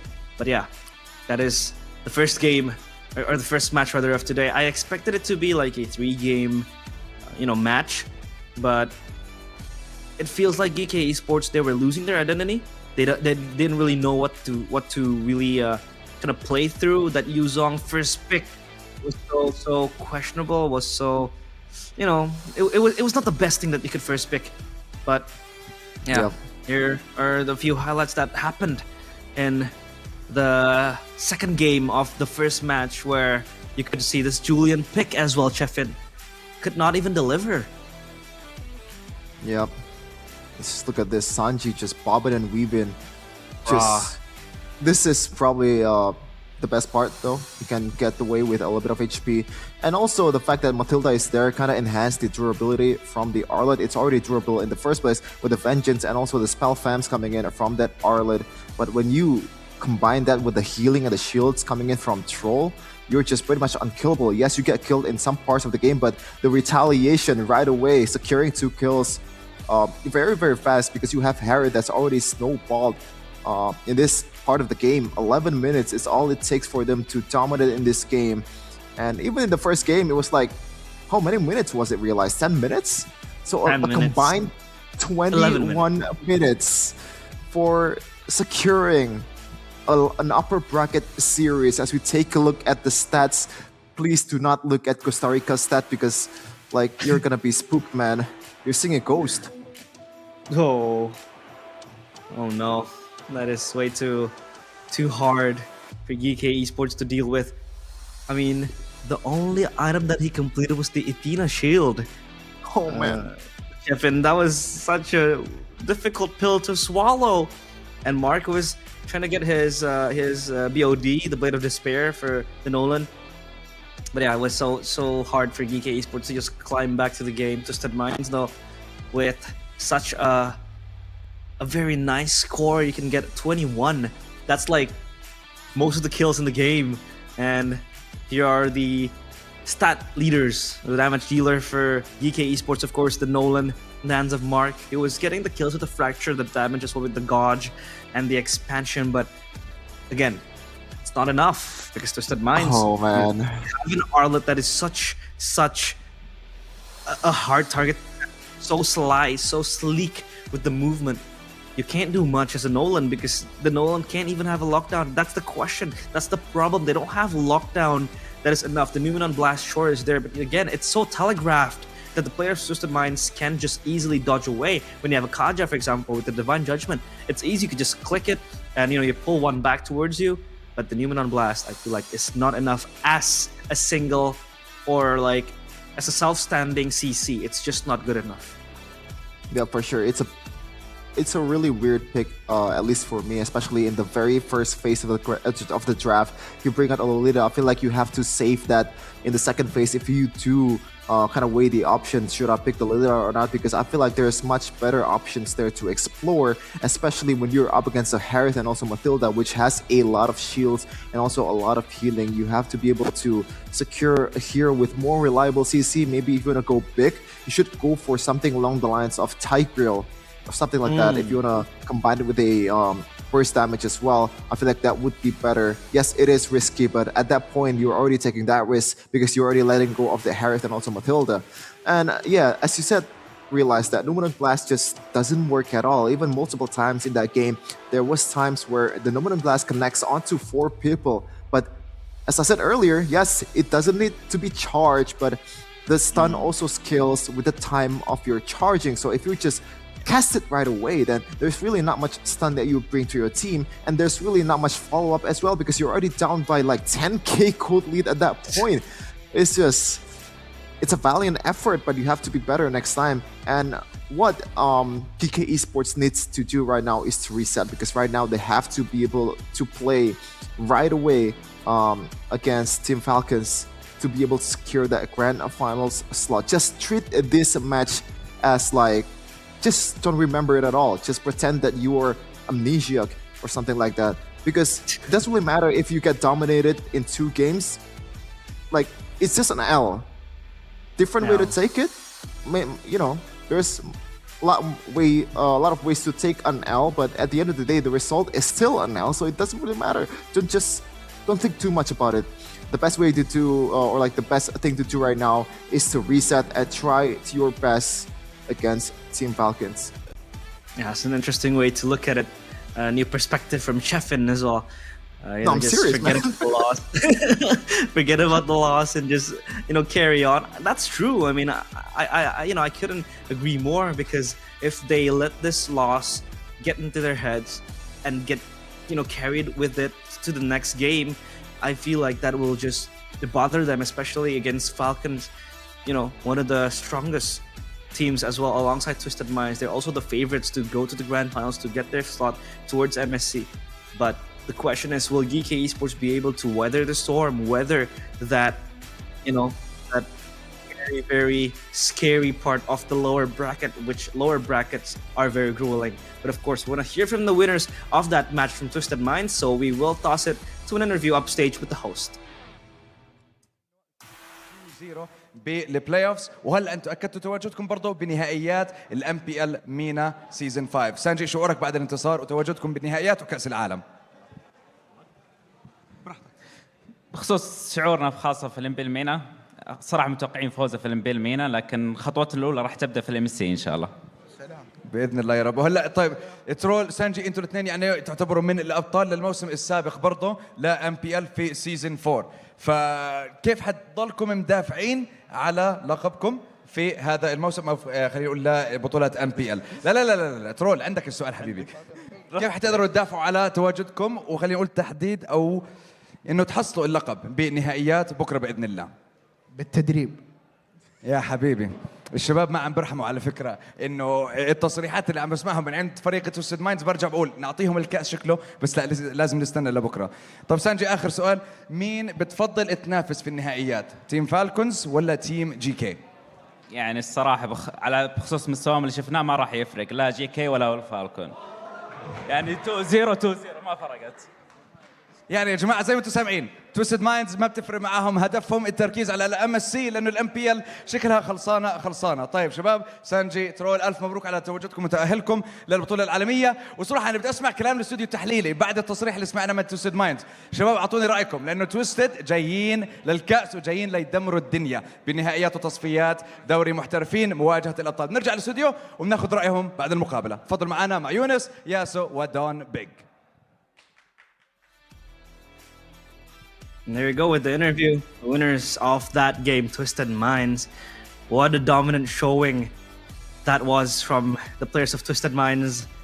And I couldn't appreciate more their creativity and their prowess on playing with that creativity. The first game they picked up that Odette.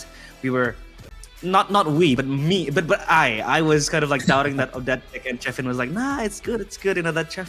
That Odette pick will be good enough. It doesn't even need peel, and it did not need peel. In the second game, it was just another level of like, prowess showcase. It was just so insane how they dominated and just rummaged towards the players of GK Esports. Yeah, for sure. It's an insane showing from Twisted Minds, as I feel like they are going to be the favorites to actually get the crown of the champion of MPL MENA Playoffs Season 5, become the #1 representative of MENA region in MSC 2024. And I feel like it's going to be a really tough test for these two teams that's fighting it out in the lower bracket to be able to secure even a game, to be honest, against Twisted Minds, because I feel like those two games just really convinced me that this team is the S-tier team of the MENA region, because it's night and day, man. 21 minutes? Are you kidding me? This is the playoffs. This is the match that decides who goes to MSC first, and you're losing in 21 minutes. I feel like that's, I'm sorry, but borderline unacceptable. You have to be better than that. No matter what draft you have, you still have... Yeah. I love Chefin's kind of like bold takes and bold statements on that, but we'll get to him later on, because later, a few moments from now, we'll have an interview with the MENA casters on the stage, but we're still waiting for that. But yeah, that is such a bold take from Chefin, which is true, because that was such a dominating game coming in from Twisted Minds. 21 kills against like 2 kills, and the first game they surprised us with the Odette pick, and just trying to be able to style against the players of GK Esports. It was just so insane. The fact that they were able to get such clean wins as well, without any fight back It was just so insane. I love Chefin's bluntness. I love your bluntness, Chefin. Yeah, But sometimes you just gotta be honest, man. And I do you like. think GK will come back?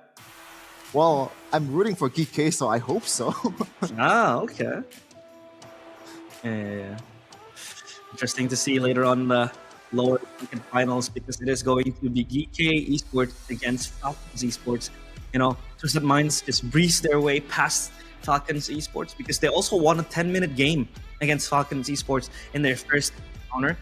But I feel like we are going to have an interview with the MENA casters. Ooh, Yes, hello, yes, can you Yasu. hear me? Yes, we can hear you. Can you hear me? I'm Can you doing hear great. us? How are you guys doing? Yeah, I can We're doing hear good. you. Can you hear me? Yeah, we're doing good. We're doing good. Alhamdulillah, ana bikhair. Oh. All right, that was an Arabic phrase. I didn't know that you can speak Arabic, Shafan. Well, a little bit. I learned it here and there, but not so much, to be honest. Okay, so welcome guys in here on the MPL MENA desk, and also I think that we also need to say hello to everyone who's watching the Indonesian rebroadcast, and we want to say in MPL MENA, the top one team, you guys just finished casting the previous game, but I want to take you back to yesterday games. In the previous day, we had R8 Esports, which were the top one team during the whole regular season. And I think this is the same scenario that you guys faced in MPL ID, right? I think that Bigatron or like BTR were the top one team during the whole season, but when it came to the first day, they also left. So how did you guys receive such thing, and also how did the community receive such thing? Chefin? Oh, it's for me. Oh, well, for me, I'm more of the spectator here, so I don't really feel sad or maybe happy about it. But I am happy the fact that GeekFam were able to stomp Bigatron 3-0. I'm sorry, I'm very blunt here, but yeah. Overall, it's very, very surprising to see these kind of teams that's dominated in the regular season, in like incredible fashion, just crumbled in the playoffs. And I feel like Mirko said this the best. They kind of lost their vision. They kind of lost the fact that they are the number one seed in the standings, and they should play like one. Well, speaking of Mirko, I think that I was a guest in MPL ID, and you were the host, Chefin, but I want to like have both your guys' opinions. Do you guys believe in Mirkers? It's like it's the most real thing that has ever happened. I mean, have you ever seen a guy supporting his team, rooting it, becoming the first seed of regular season, and then just crashing and burning in the playoffs? That could have been much real, right? That's the realest thing that has ever happened in the face of the planet. So yeah, Mirkers is real, definitely real. It's the realest thing ever in this world. And for you, Chefin, do you believe in it? Well, I feel like I have a different opinion here. It's a very convenient thing, man. If he actually predicted it, it's a mere bless. Then if he's wrong, it's a mere curse. So I don't want to speak on it, but it's a good kind of running joke here in MPL Indonesia. It does bring out a lot of funny moments as well, and I'm happy that he actually brought it out or maybe created it. So basically, he's never wrong. It's either a bless or a curse, but he's never wrong. Nah, he's never wrong. Mirko is always right. Well, It's I either think a that bless it or a was curse. my mistake introducing R8 Esports to Mirko, because I told him stay away from R8, but yet R8 left us from the first day. Well, speaking of the games that we just had today, and like the first game between Twisted Minds and GK Esports was a dominant game between both these teams for the favor of Team Twisted Minds. But for Twisted Minds, do you guys think, because now they will compete in the MSC, do you guys think that they can do something against the whole world, not just Indonesia? I feel like with their creativity, they could pull off something surprising. That Odette pick, I don't know, we haven't really seen that much of it in MPL ID, but the way they played against it, without having to peel for the Odette was just standing alone. That is some sort of an insane play, I'd say as well. But, that creativity is something that is always going to be surprising, because most of the teams from the other parts of the world, they're always going to stick with the meta. They're always going to stick to protocols, to sequences that is textbook sometimes, but teams like Twisted Minds from, let's say, smaller regions, they are more creative, they're more innovative, and I feel like that could be the trump card later on, facing the major regions or the other parts of the world or the teams competing in MSC. So I think, it's going to be very interesting to see Twisted Minds play in MSC later on. Well, speaking of the MSC, who do you guys think will be our second team?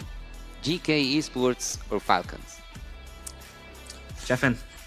Well, I'm not gonna speak on what I think, but what I want is GK Esports representing MENA in this MPL playoff season 5 because they have geek in their name. Bro, what? Okay. So if it wasn't geek, it's GK. That's the trend now. For sure. Go GK.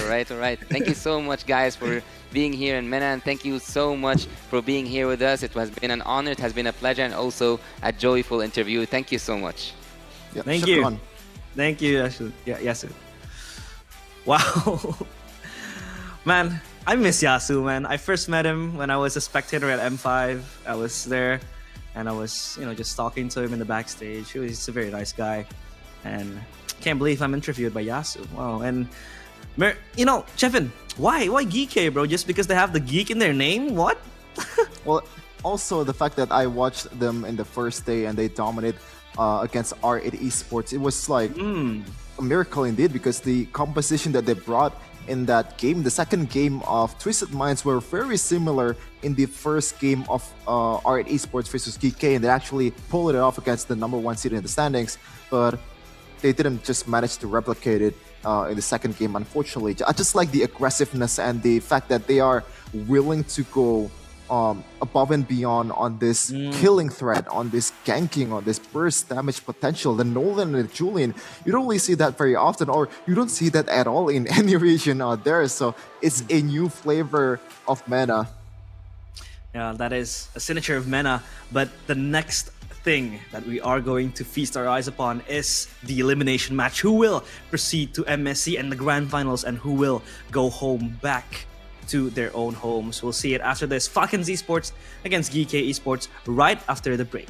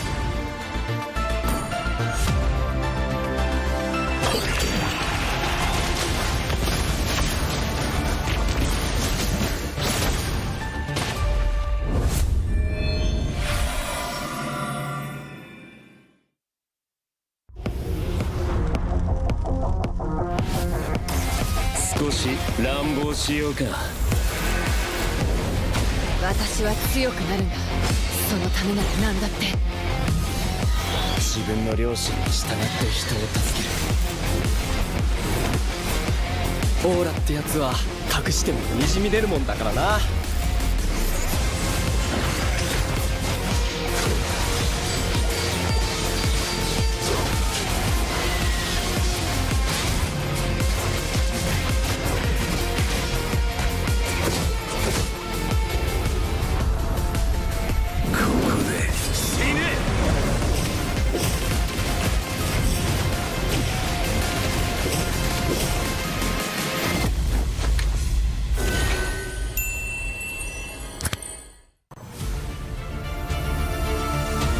I didn't cure the pain. I harnessed it.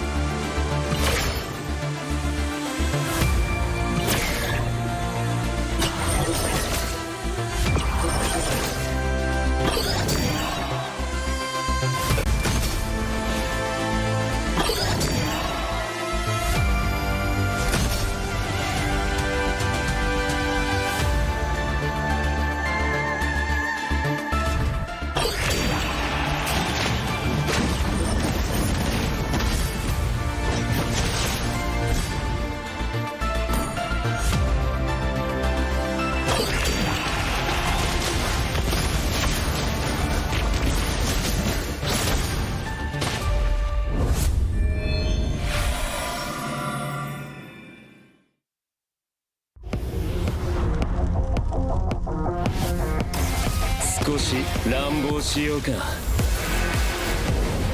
私は強くなるんだ。そのためなら何だって。自分の良心に従って人を助ける。オーラってやつは隠してもにじみ出るもんだからな。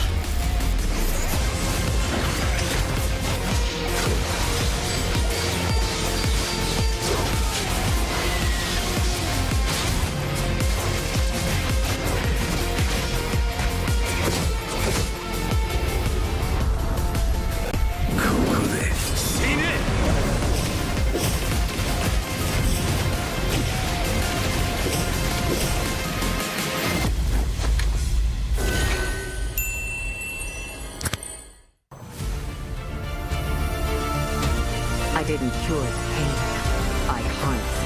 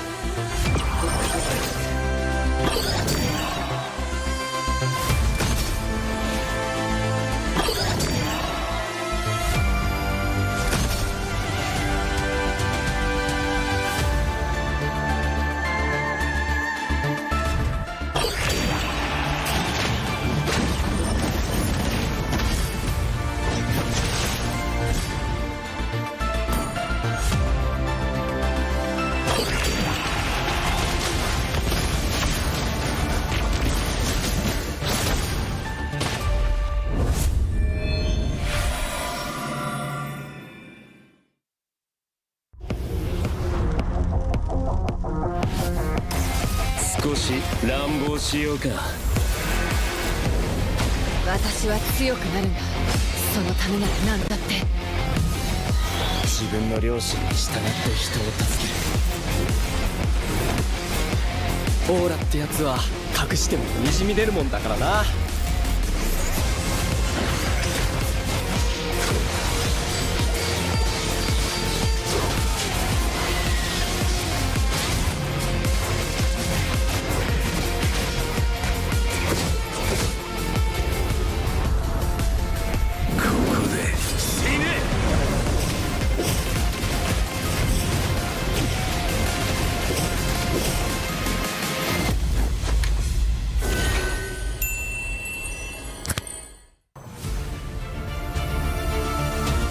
I didn't cure the pain.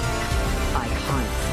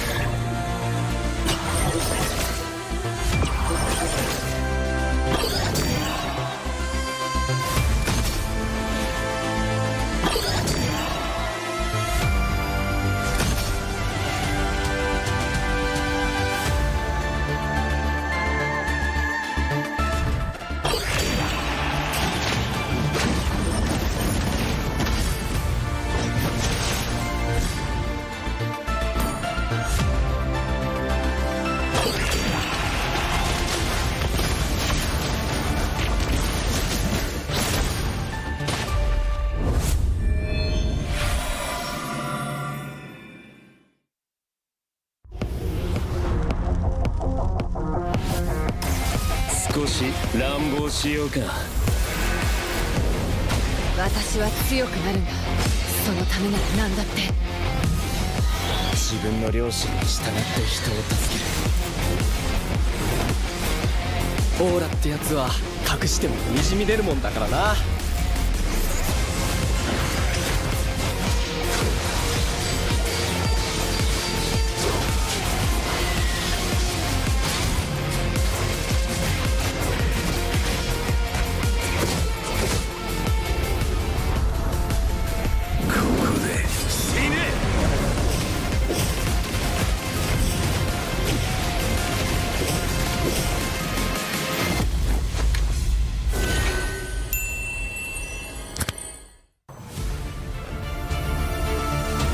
I didn't cure the pain.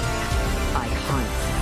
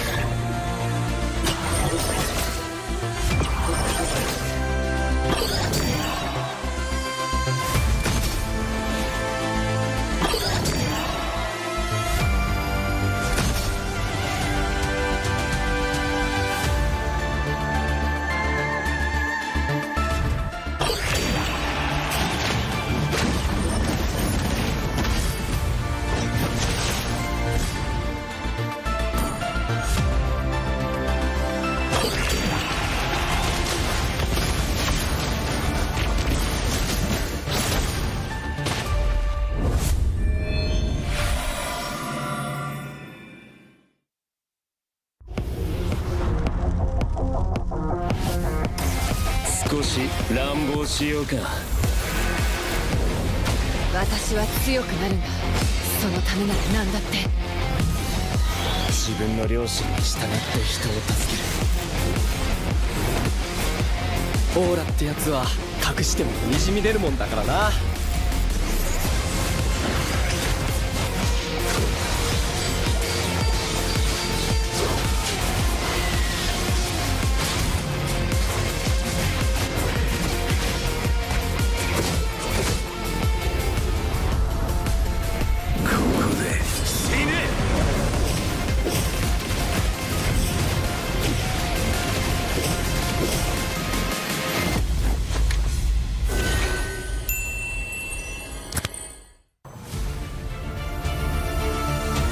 I didn't cure the pain. I harnessed it.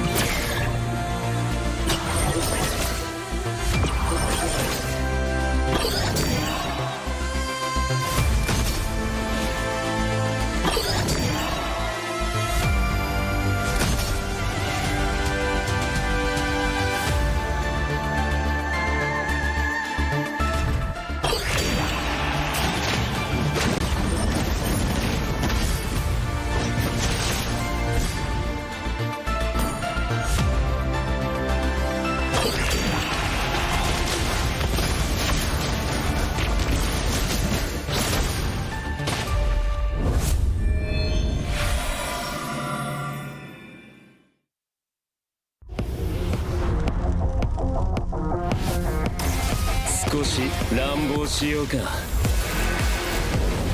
私は強くなるんだ。そのためなら何だって。自分の良心に従って人を助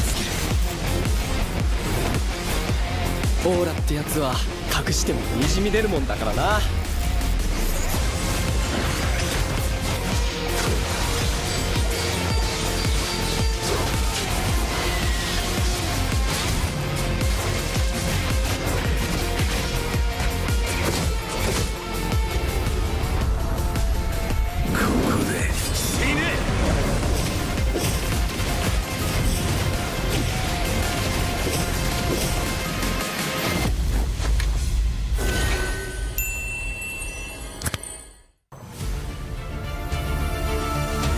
I didn't cure the pain.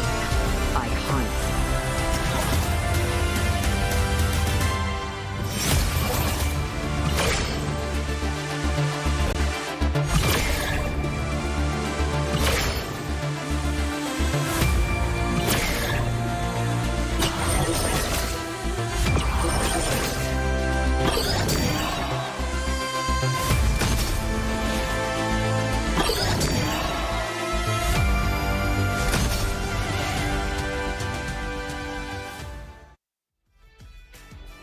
Assalamualaikum warahmatullahi wabarakatuh. Ladies and gentlemen, welcome back to MPL MENA Season 5 playoffs, where we will be moving on to the second match of today, GK Esports against Falcons Esports, which we saw GK Esports being knocked down to the lower bracket finals by Twisted Minds, none other.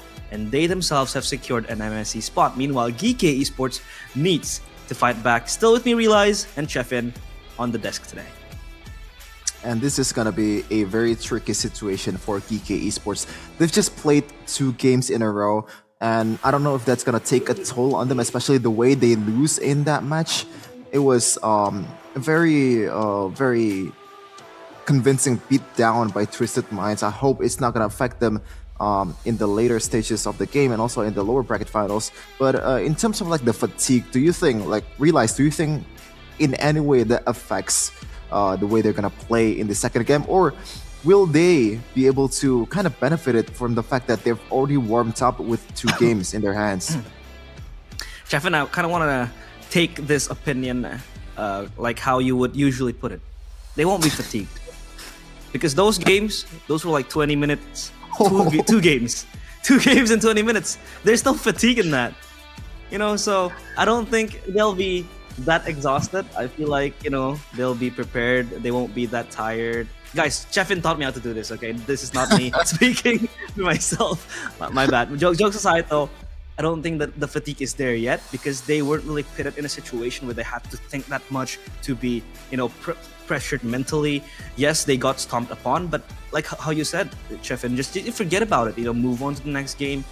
And the fact that the game was ending in like 11 minutes, both games, kind of gives themselves a leeway in a sense. You know what I mean? Like, just much more time to chill and relax after that quick game. So, mentally, fatigue-wise, I don't think it is there yet.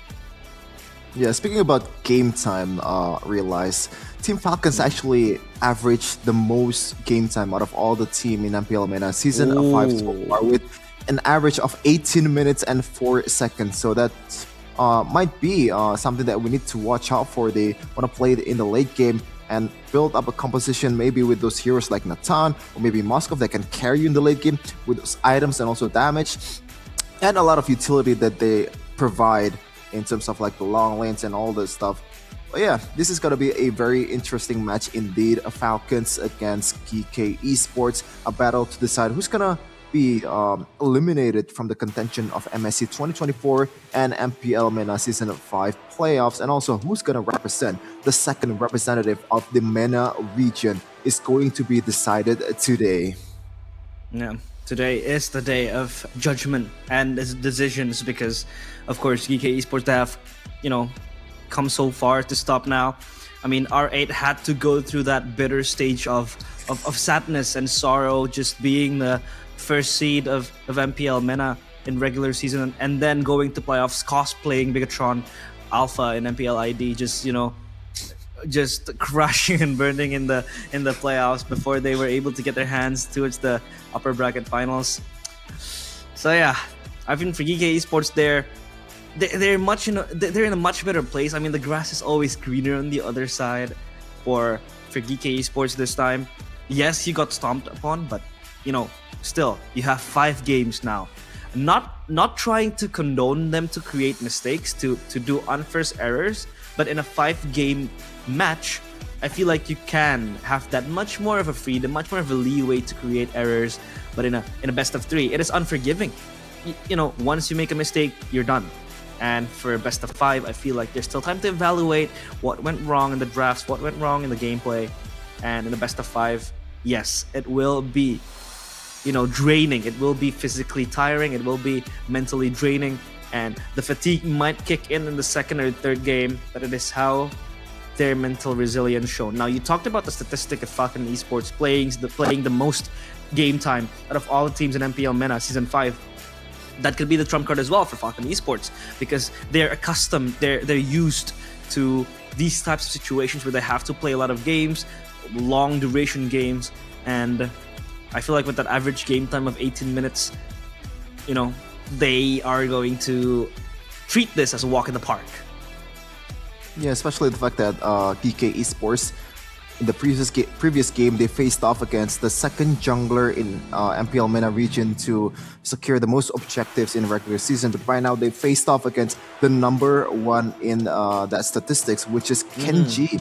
54 total secured and also a 39 lords secured. Mind you that second place was 28 lords, so that's like 11 lords disparity, a huge difference in numbers there. So maybe the same story will be unfolding here in the second match of the day. Best of 5, as you said, realize. I feel like, yeah, I agree that you can make mistakes, but at the end of the day, you just want to, get all the right things done and not play around, not experimenting at all in this kind of situation. But maybe if you do, only do it like in the first or second game, just try to set tone or like see what works and see what doesn't work and go from there and try to build a formula out of that. Team Falcons, they have so far, I'm trying to count the games that they have been playing. Excuse me. The team Falcons, they have been playing a total of 3 games, and this game would be their 4th game. So yeah, so far they have been playing a lot of games, and in those games they have been playing with a draft that is, kind of like comprising of a lot of variations of heroes, but they really love the Yuzong in the hands of their XP laner. And I feel like that Yuzong could be the key to victory for Team Falcons. But talking about Yuzong for GK Esports, that's kind of like a nightmare for them. So I feel like either they contest it or they ban it out. You know, if their XP laner is kind of like confident in playing the Yuzong, yeah, just start to contest it. But for Team Falcons, I feel like you kind of want to ban out the Yuzong against that. But, you know, Team Falcons, they have been able to take down the first seed of the regular season, which was R8 Esports in the lower bracket semifinals, in convincing fashion on others. So Team Falcons, they are well prepared. But don't forget as well, GK Esports was the one who knocked down R8 Esports to the lower bracket semifinal. So these two teams, I feel like they are equally as strong, if not even kind of like stronger than the other. Yeah, for sure. So I'm kind of expecting the series to go all the way here to the fifth game. But as you said, realize I actually don't really agree with you with the fact that they should ban the Yuzong. I think with the way that it unfolds in the first match earlier, the Yuzong was can be pretty much a non-factor in a game. No matter how good you are on a Yuzong, you can still be beaten down with those precision of the gankings, and also just micro display on that Arlot from Sanji might be replicated in the second match that's gonna come. So yeah, for GK Esports, I would probably advise them to kind of weigh down like the priorities of the heroes, because they let go of the Harith, they let go of the Mathilda 2 times, which is pretty much one of the winning formula of Twisted Minds, and they're not really respecting it enough. Meanwhile, on the other side of the court, they're picking Yuzong as a first pick. You have to realize that this is really not a hero that's worthy of a first pick. There's still a lot of heroes that can counter that. Yes, the Paquito is gone, but overall, it's not really a hero that can carry you in the early game. There's still a lot of solution that can be offered when you're up against a Yuzong. Maybe go pick something along the lines of Lapu Lapu, because when you're trying to trade that ultimate, that Bravest Fighter with the Black Dragon form, you're gonna win out the trade because you have a better cooldown on your ultimate if you are a Lapu Lapu. Or even go with the Arlet just like Sanji, you can still micro it out and win it out in the lane. Yeah, I do agree with that. I mean, sure, the Yuzong is a non-factor, but the fact that, you know, GK Esports were very, very adamant on playing this Yuzong kind of like gives me some sort of a signal that they really want to play through this Yuzong. But yeah, again, it won't really change the game like how, you know, XP laners like Paquito, like Lapu Lapu, like other heroes could do, because this Yuzong usually would just, you know, have the task of just rattling through the backline with the Black Dragon form, jumping in and jumping out. But again, this Yuzong, yeah, I think it's not really worthy of a ban, but it's not also worthy of a first pick. So they kind of have to scale down their priorities. And for GK Esports, I feel like that has been the problem. And also letting away strong heroes, either meta or either, you know, pocket picks, you know, comfort picks for certain, you know, players, like how they let go the Harith, and then they were not so much respective of the Barat and the Mathilda combo. I feel like they have to be able to tone down and kind of like secure what is the main problem there is, you know, addressing the main elephant in the room. You know, that could be the most important part where GK Esports have to sort out. But for Falcons, for Team Falcons, I feel like they have had a solid foundation, but they just eventually lost to the grand finalists, which was Twisted Minds. But for them and their campaign in the lower bracket, that kind of just forges them into a team that's stronger, because they have been playing the most games. They have been accustomed to the situations where their backs are against the wall, losing a game, you know, in the threat of elimination as well. Mind you, this is an elimination match. The winner goes to the grand finals and get their hands on that MSC slot. Meanwhile, the loser will be the ones being eliminated and just going back home. So that adds an extra pressure. But again, like how I mentioned in the first, you know, few minutes of the opening, this is a best of 5. So you can afford to make mistakes, but it's best for you to not make mistakes. Yeah, for sure. I think so far in terms of the draft, Team Falcons is a more colorful team, it's a more flexible team in terms of their approach, because they've picked heroes that can respond like a Minotaur, heroes that can engage like a Chip. Meanwhile, on the other side of the court, it's GK that's that went guns blazing in every game possible using those engaged type of roamer. And I feel like if you want to play that, then just do it the proper way. Pick those Edith, don't pick the Lolita. Yes, Lolita has some engaged potential, but it's not as good as Edith. For example, like a Kaja, just play through your strength because this is no time to play around.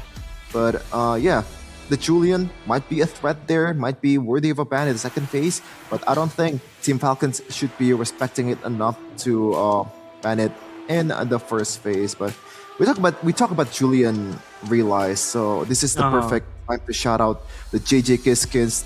The JJK event still going on. Fun fact, I actually got Megumi Fushiguro skin from the free token skins that I got. Do you believe it? Because Connie didn't. No, you seriously. actually got you got the previous Megumi skin? Yeah, previous event, 0.02% chance I actually hit that. Bro, so maybe if you wanna try your luck, so unfair.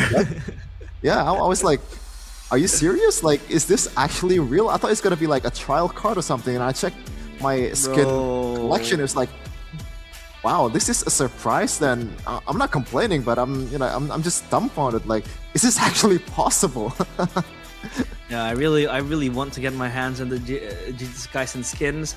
I mean, I haven't, as a player in Mobile Legends, I don't really have that much of a hero pool, I'd say. I'm mostly a marksman main. When I have to play jungler, I mostly play Nolan and Amon maybe. Shout out Amwawa for Amon mains out there. But for the gold lane, you have the Melissa skin with the Nobara Kugisaki, who is one of the strongest characters there is in JJK or Jujutsu Kaisen. But I really want to get my hands on the Goju Satoru skin. But then again, number one, I don't really play Savior. And number two, Goju Satoru is... I might have spoiled. I might have given a spoiler. My bad, guys. My bad, guys. Oh, no. Okay, I've given a spoiler. Late at night. You should not have done that. But yeah, it's another spoiler for JJK out there. If you want to actually have watched one episode of JJK, my favorite part is when Sukuna said to Yuji Itadori, he said like, bro, you are my Jujutsu Kaisen. Wow, that's kind of romantic, That's kind of romantic. Yeah. Maybe I'm watching it on the wrong website. It was pretty sketchy, to be honest. There's lots of ads here and there. Okay. Is that not the right JJK? I think you're in the wrong website. Okay. You might be in the wrong website, Chefin, but we're not in the wrong call because now we are going to the drafting phase. And back to the game, talking about Julian, I'm actually very curious on how far the Julian can go. The Julian Nolan, especially, that they picked in the second game, that did not really go that far because they were so shut down. I'm so interested to see how Team GK can utilize this Julian. And I just want to see it picked again. Please pick it. And just like Megumi Fushiguro in the anime, always try to be serious right from the get-go. Like if you're getting, just bullied a bit, just verbally abused, just say, with this treasure I summon and bring out the big boy. Where are you going at? What are you going at with this? Are you not understanding what I'm saying? Or am I watching the wrong show again? You're watching the wrong show again. I don't think so. I'm actually talking serious. Is it not the way he actually fight? He fights with a calm manner, but when he is angry, when he pops his domain expansion, do you know what a domain expansion is? Yeah, I love expanding my domain. Yo, what? It's getting late, guys, here in Indonesia, so we're sorry for that. Yeah. So domain expansion is basically an ultimate that they have. It traps their enemies in a domain, in a dungeon, you'd say. Yep. And for Megumi, when he pops up his domain expansion, he becomes a maniac. He becomes someone that is so crazy. Usually it's so calm, so collected, so silent. But yeah, that's a bit of a lore for Jujutsu Kaisen. Kind of revealing myself as a weeb here. My bad, guys. It's alright. We're all a weeb in our hearts. We just haven't discovered yet. So stay away from anime, guys. Not just kidding. What? No. Yeah, it's really late here in Indonesia. I'm just making jokes here and there just to try to humor myself and possibly hype you guys up in some way, I guess, if that works actually. With this match, GK versus Falcons. Yeah. It works. Thank you so much, Chefin, for the late night comedy show. But yeah, we'll get back to the drafting phase now. I kind of want to see, again, I've stated it before, the Julian pick, but I don't really see the harmony. I don't really see the synergy when you pick it up with a Nolan. Sure, you get the CC from the chain, but you have to time it perfectly with the Nolan fracture to get the AoE pop up. But then again, these two heroes are heroes you would expect to fill in the jungle role.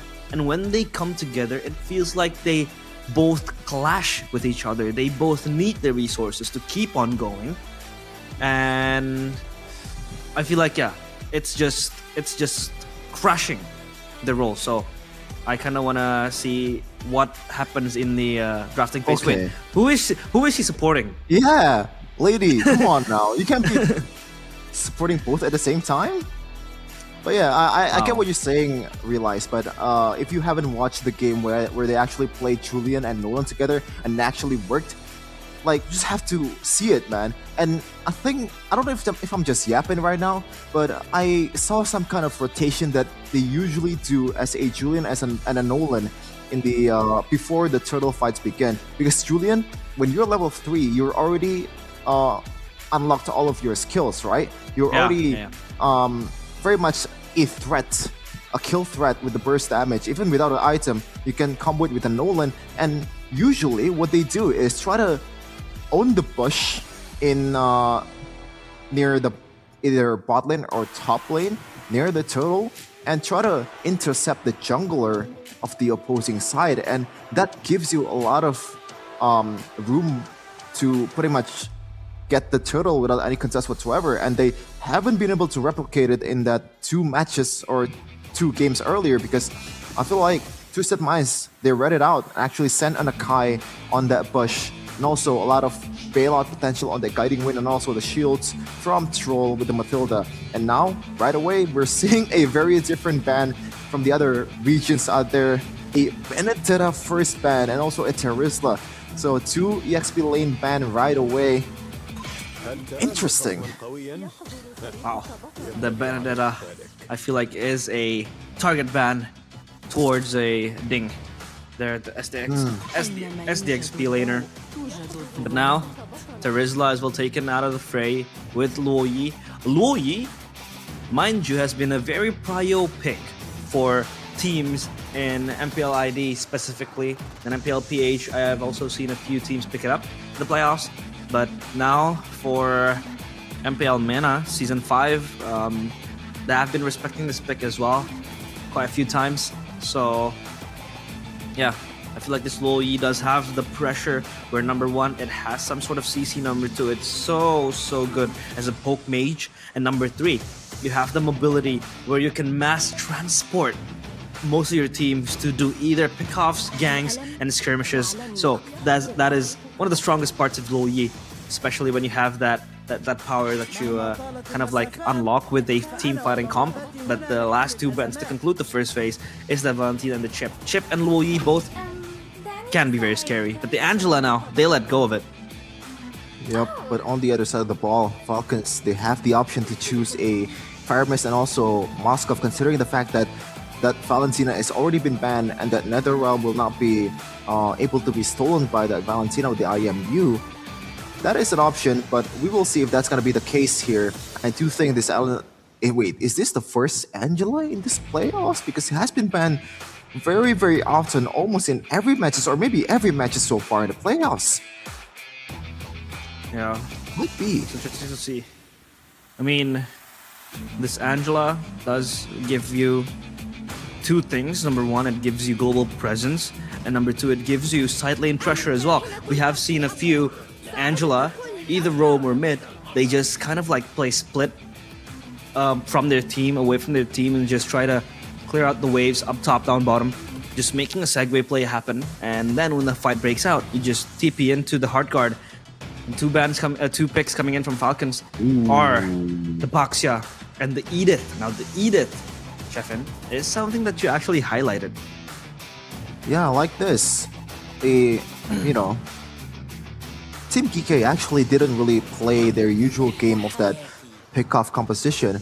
Now this is, if you're in any other region out there, this Angela and Harith is pretty much guarantees you a victory because there's so much utility and damage that's gonna be brought in the game combined with the Barats.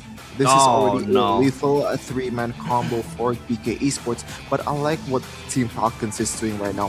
The fact that they picked out a Baxia, just kind of anticipating the Harith and also the Barats, because obviously the built-in anti-healing from that ultimate that Barats Baxia brings is gonna be very lethal on the hands of Kenji. And also this guy secured the most objectives so far in the regular season of MPL MENA.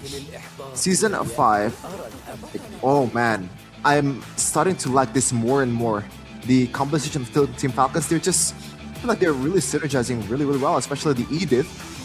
You can pretty much punish all the frontliners, either it's Barats or Angela, doesn't matter. You have a Nitan to burst down the frontliner, and also you have the Baxia with the utility, with the anti-healing. So they are already set up for a really good counter draft here against GK Esports.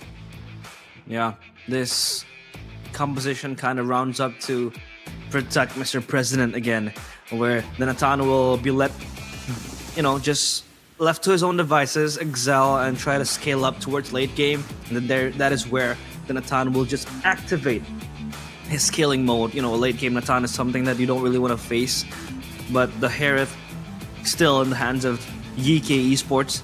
Now the second phase of bans coming in, the Ling taken out, the Navaria as well taken out. Two strong heroes just taken out of the fray, and the Nolan respecting the fact that Mark was playing it in the previous game and in a few games that he has been in, and he actually played a decent game of Nolan. Yeah, he's been incredible on the Nolan, and they actually didn't trust this Baxia to be brought out in the jungle. Yes, it is a flex pick as of now, and at the time, Nolan actually synergizes well with the Harith in a way that Harith as a DPS, he offers magic damage, and you still need those physical damage to be able to be effective for your team, so that Harith can kind of burst down some of the frontliners that Team Falcons has, because they have to put some emphasis on the physical defense compared to if there is only a Harith on your team. And also another ban here coming in from GK Esports is going to be that Paquito from Ding. And Ding, not gonna lie, so far in the playoffs, I think he has been one of the best performers, especially on that Benedetta, which is why they actually batted out the first phase, and he's gonna use possibly an Arlid. And not gonna lie, for Team Falcons, if they wanna use some kind of pseudo mid laner or in Florin, I'm not gonna be mad.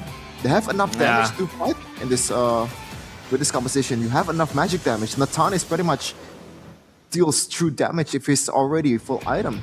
And if you wanna keep the Nitan safe, it's either through healing or peeling. And right now, they have the opportunity to do so. But that might be a bit too far-fetched at this point. Oof. Oh my god. This Faramis.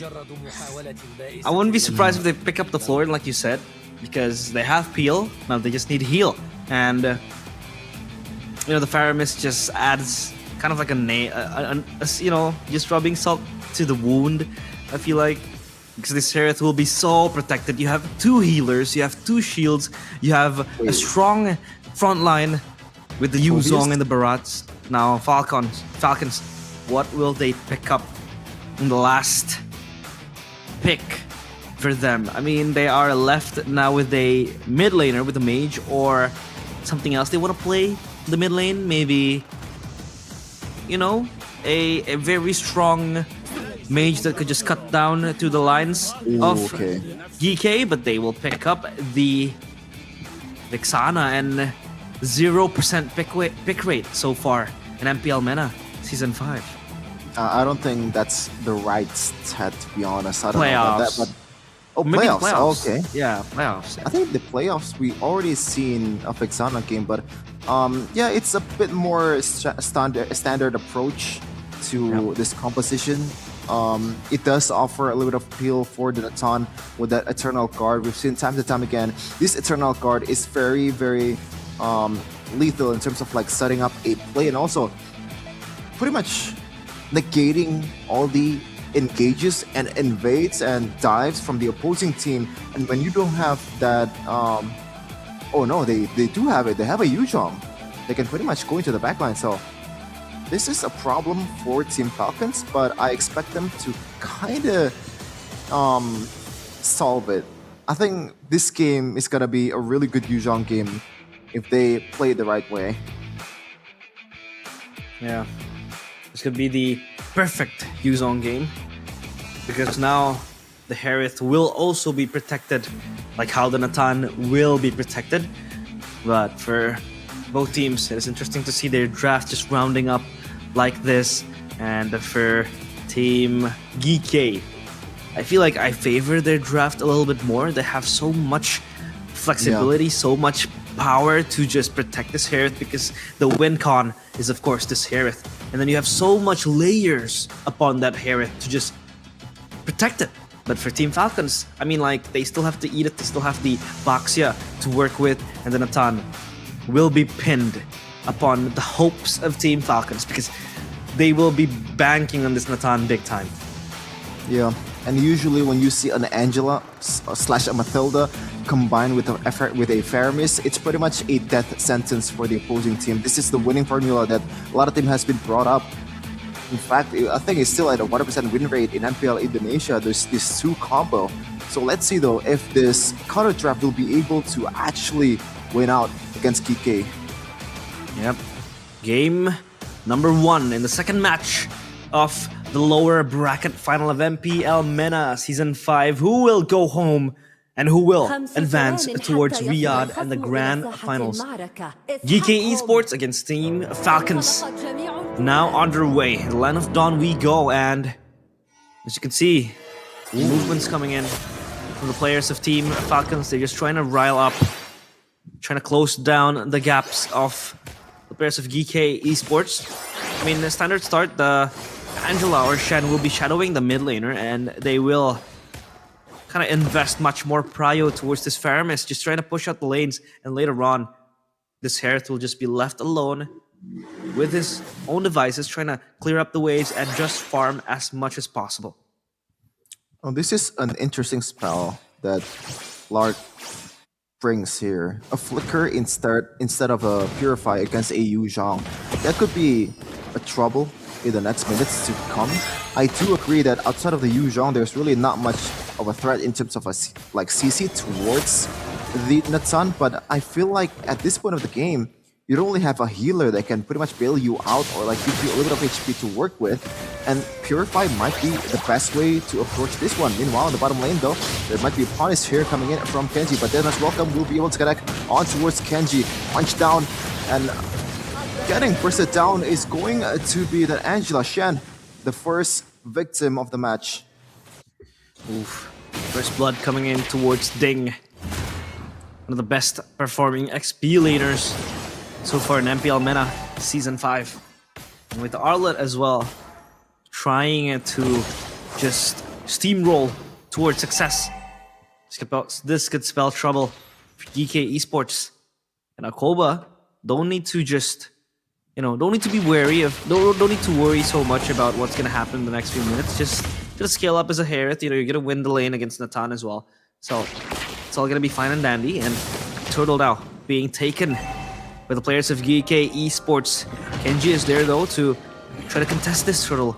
And this could be the next big fight. Ding already has his final slash, the ultimate that could change the game, but there comes the Black Dragon form. Total reset for both teams, and they're just trying to rattle up this damage. Costa Rica caught in the middle of the pack of Team Falcons. The final slash connects, and the Eternal Guard as well connecting. The Turtle goes to the hands of Team Falcons, and GK Esports, they leave empty-handed in that skirmish. Look at the patience though and the decision making from Team Falcons. They knew that once the turtle is resetted, they're pretty much set for a non-factor U-jump because the Black Dragon form is being popped in a way too early, but it's not really the U-jump fault either. The fact that it's resetted is already bad enough for GK Esports, and Team Falcons just waiting out on that 50-50 just adds more salt to the wound for GK Esports. And right now it's 1.5k gold lead. Costa Rica, he has to be a bit more careful next time. Maybe back off if you can't really win out on those 1v4s. Yeah. And now Team Falcons, they just try to slow down the tempo and not try to move hastily because they know if they're winning in the mid game, if they're winning in the early game, that's a good thing.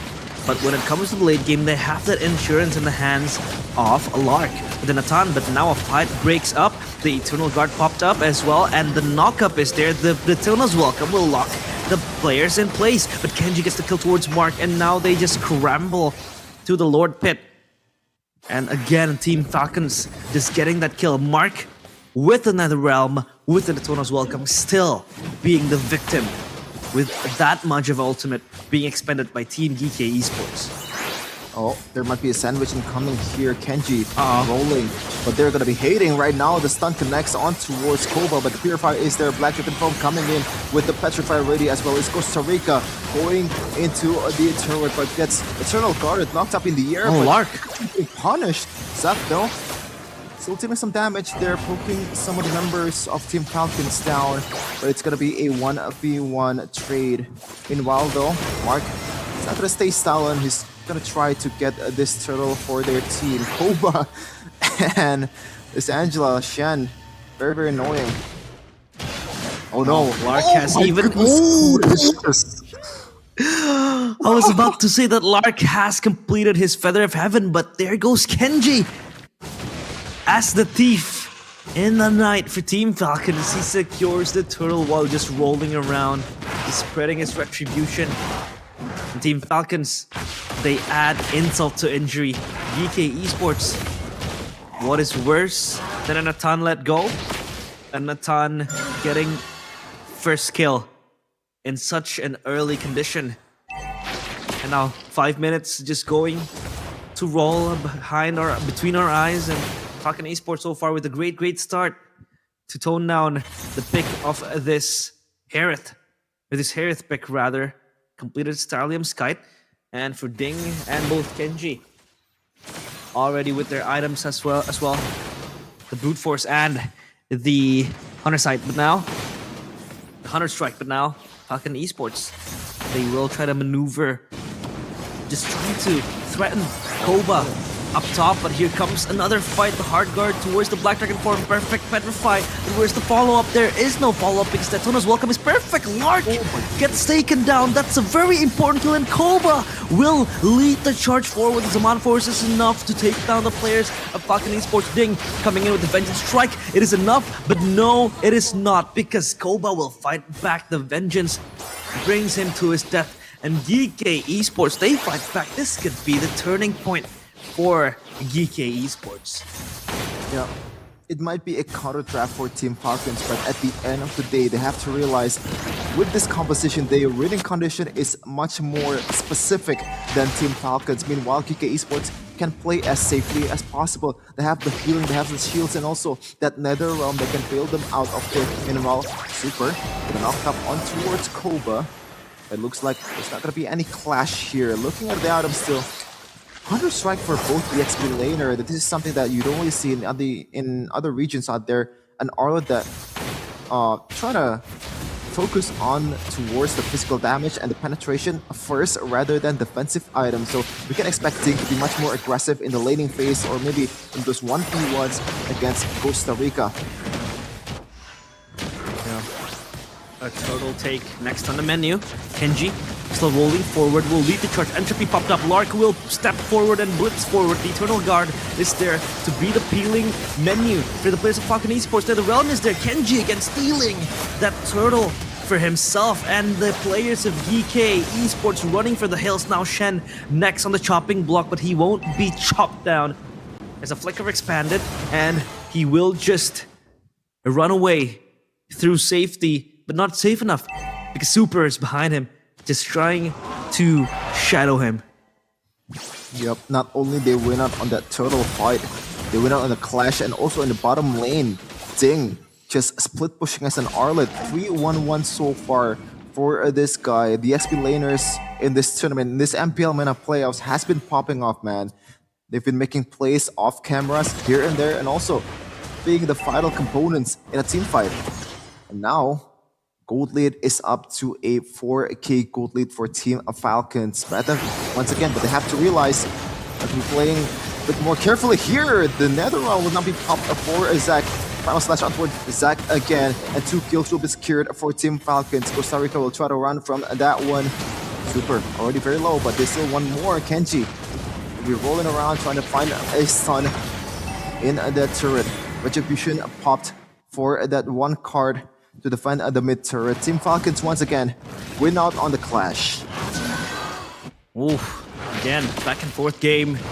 This time it goes towards the way of Team Falcons, showcasing the strength of this frontline. Super's 0-10 with the assist he has to his name, and Ding just doing work down in the far lanes, down in the side lanes, pressing down on the minions.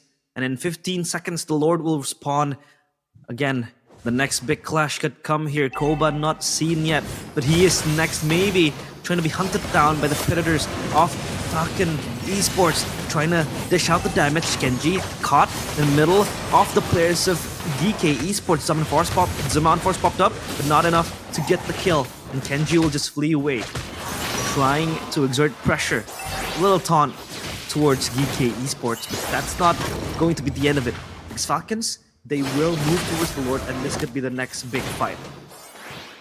Already a difference on the durability of the frontliner of Team Falcons compared to the DK Esports. Meanwhile, though, Ding will final slash on towards Koba. He will force to use the Purify, but gets taken down right away. The nether realm is a bit late there, and one more might be secured here by Team Falcons. No, they prefer to try to secure the Lord. It's Costa Rica split pushing. Do they want to go for the kill? Do they want to go for the Lord? But right away, the Black Dragon from is already expended, and also the Hard Guard a bit too early there, and now they have to force out for a fight if they want to get something from these resources. Falcon, now they have all the green light, all resources up or burn from Team DK. Oof, Lord now down to half HP. The onwards with the knockback, but it's not going to be enough as there goes the final slash. Zac almost getting taken down, but it's going to be Lark again, just putting up kills to his name. Double kill for Lark, and this is the snowball, the death train of the Natan as they secure the Lord for Falcons. It's just going to be Shen and Costa Rica left alone in the second tier turret. And good night. Also securing himself that Blood Wings for extra shielding.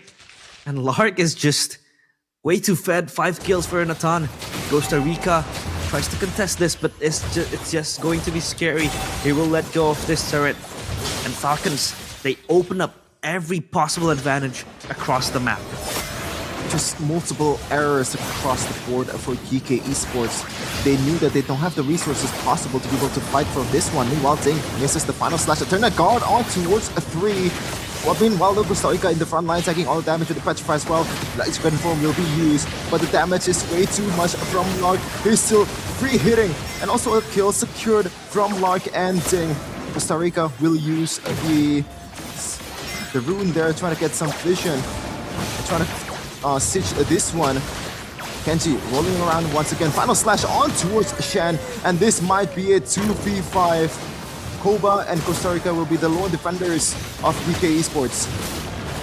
Oof, they don't have much choice left. Koba is gonna be taken down. No, the Netherrealm saves him, but it won't save the crystal as it shatters, and Falcons take game number 1. 12 minutes. That is a quick game. Only 1 minute short of the first match we have seen today. Yeah, and that's not looking good at all for DK Esports because, yeah, they've lost 10 minutes, 11 minutes than 12 minutes. Definitely not the way you want to start in this day 2 of the playoffs of Season 5 in MENA region. But that was like, I don't know, man. There's just the lack of discipline from GK Esports. Every time they knew that they don't have the resources to contest the turtle, contest the Lord, they're still forcing it, knowing that they have no chance at all to win the fight. When the on the other side of the court, they have an Atan who's already fed, is already like 5-1-4, have all the items needed to be able to burst down any members that you have, the frontliners, even with Netherrealm and Hardguard. Even we have an example there, Black Dragon form combined with the Hardguard can still be bursted down by Natan and other members of Team Falcon. So yeah, I think at that point, once again, the Yuzhong becomes a non-factor because it's not a snowballing hero, or maybe Yuzhong is more of a like snowballing hero, but not really the hero that you want to see when you're trying to defend your base, because at that point, when you're going in with the Black Dragon form and getting bursted down, then you are pretty much useless at the time. I'm sorry. This is the hero's problem, not the player's problem. Or I'm sorry. Yeah. That's true as well, because you can see Yuzong can't even, frontline. It was trying to dive towards the backline, even expending the hard guard towards the Yuzong, but it did not really deliver. But of course, your MVP is Super. Look at him just going insane. 83% kill participation and 15 assists. As an Edith, he was just peeling for his teammates, getting the perfect onwards, tossing the players behind with the knockbacks, and it was just so clean. A clean game from Super. And for GK Esports, to be honest, they had their own momentum. As we roll out the highlights, they had their momentum, but it was just gone in a matter of seconds, because there was a moment where Koba was fighting back, getting a double kill. It felt like he was going to go online, but it was just not enough, because Falcons was just rattling through the backline of GK Esports, and they couldn't even respond that much at this one. This was the turnaround where we saw happen between our very eyes, and we thought that it could be the monumental turn for the game, but it was not, because it was just not enough for Team GK to push it to the front line of the players of Falcons. And Lark was just way too fed with 5 kills, and Super is doing his own thing. Look at him, not even dying as a roamer. Yep. Really great display of patience and also aggressiveness from Super. And even GK Esports, they're forced to deal with not 1 but 2 TPS when Super is popping the Primal Wrath, because this hero scales off his HP and also his durability, not so much for the magic damage stat that you have. Looking at the items though, let's take a look at the MVP. Only Athena Shield and also Dominance Ice secured so far for Falcon Super. But look at that KDA, man. The perfect KDA, the one that you want to have in your roamer. Not stealing any kills at all, just popping off with the assist, just dishing out the dimes to his teammates. And other than that, look at that. Falcon Ding, this is an Arlet, by the way. And when we talk about Arlet, it's a setup hero. And he secured 7 kills on its own. This guy is just way too aggressive with it. Hunter Strike as well, an item that we don't really see very often for in the early game, especially as the first item. Maybe the small penetration item, but not the Hunter Strike. As we take a look at the exact stats here, Lark reached by 853 GPM. Very much, it makes sense, man. Like, he's been on the gold lane, getting all the kills as well, getting fed by Super, and that really was Super display of gameplay of Team Falcons. Now the question is, can they actually keep up the momentum and try to execute the same way in the second game? Because there's no way that Team GK or GK Esports will just let go of these heroes and play the exact same draft.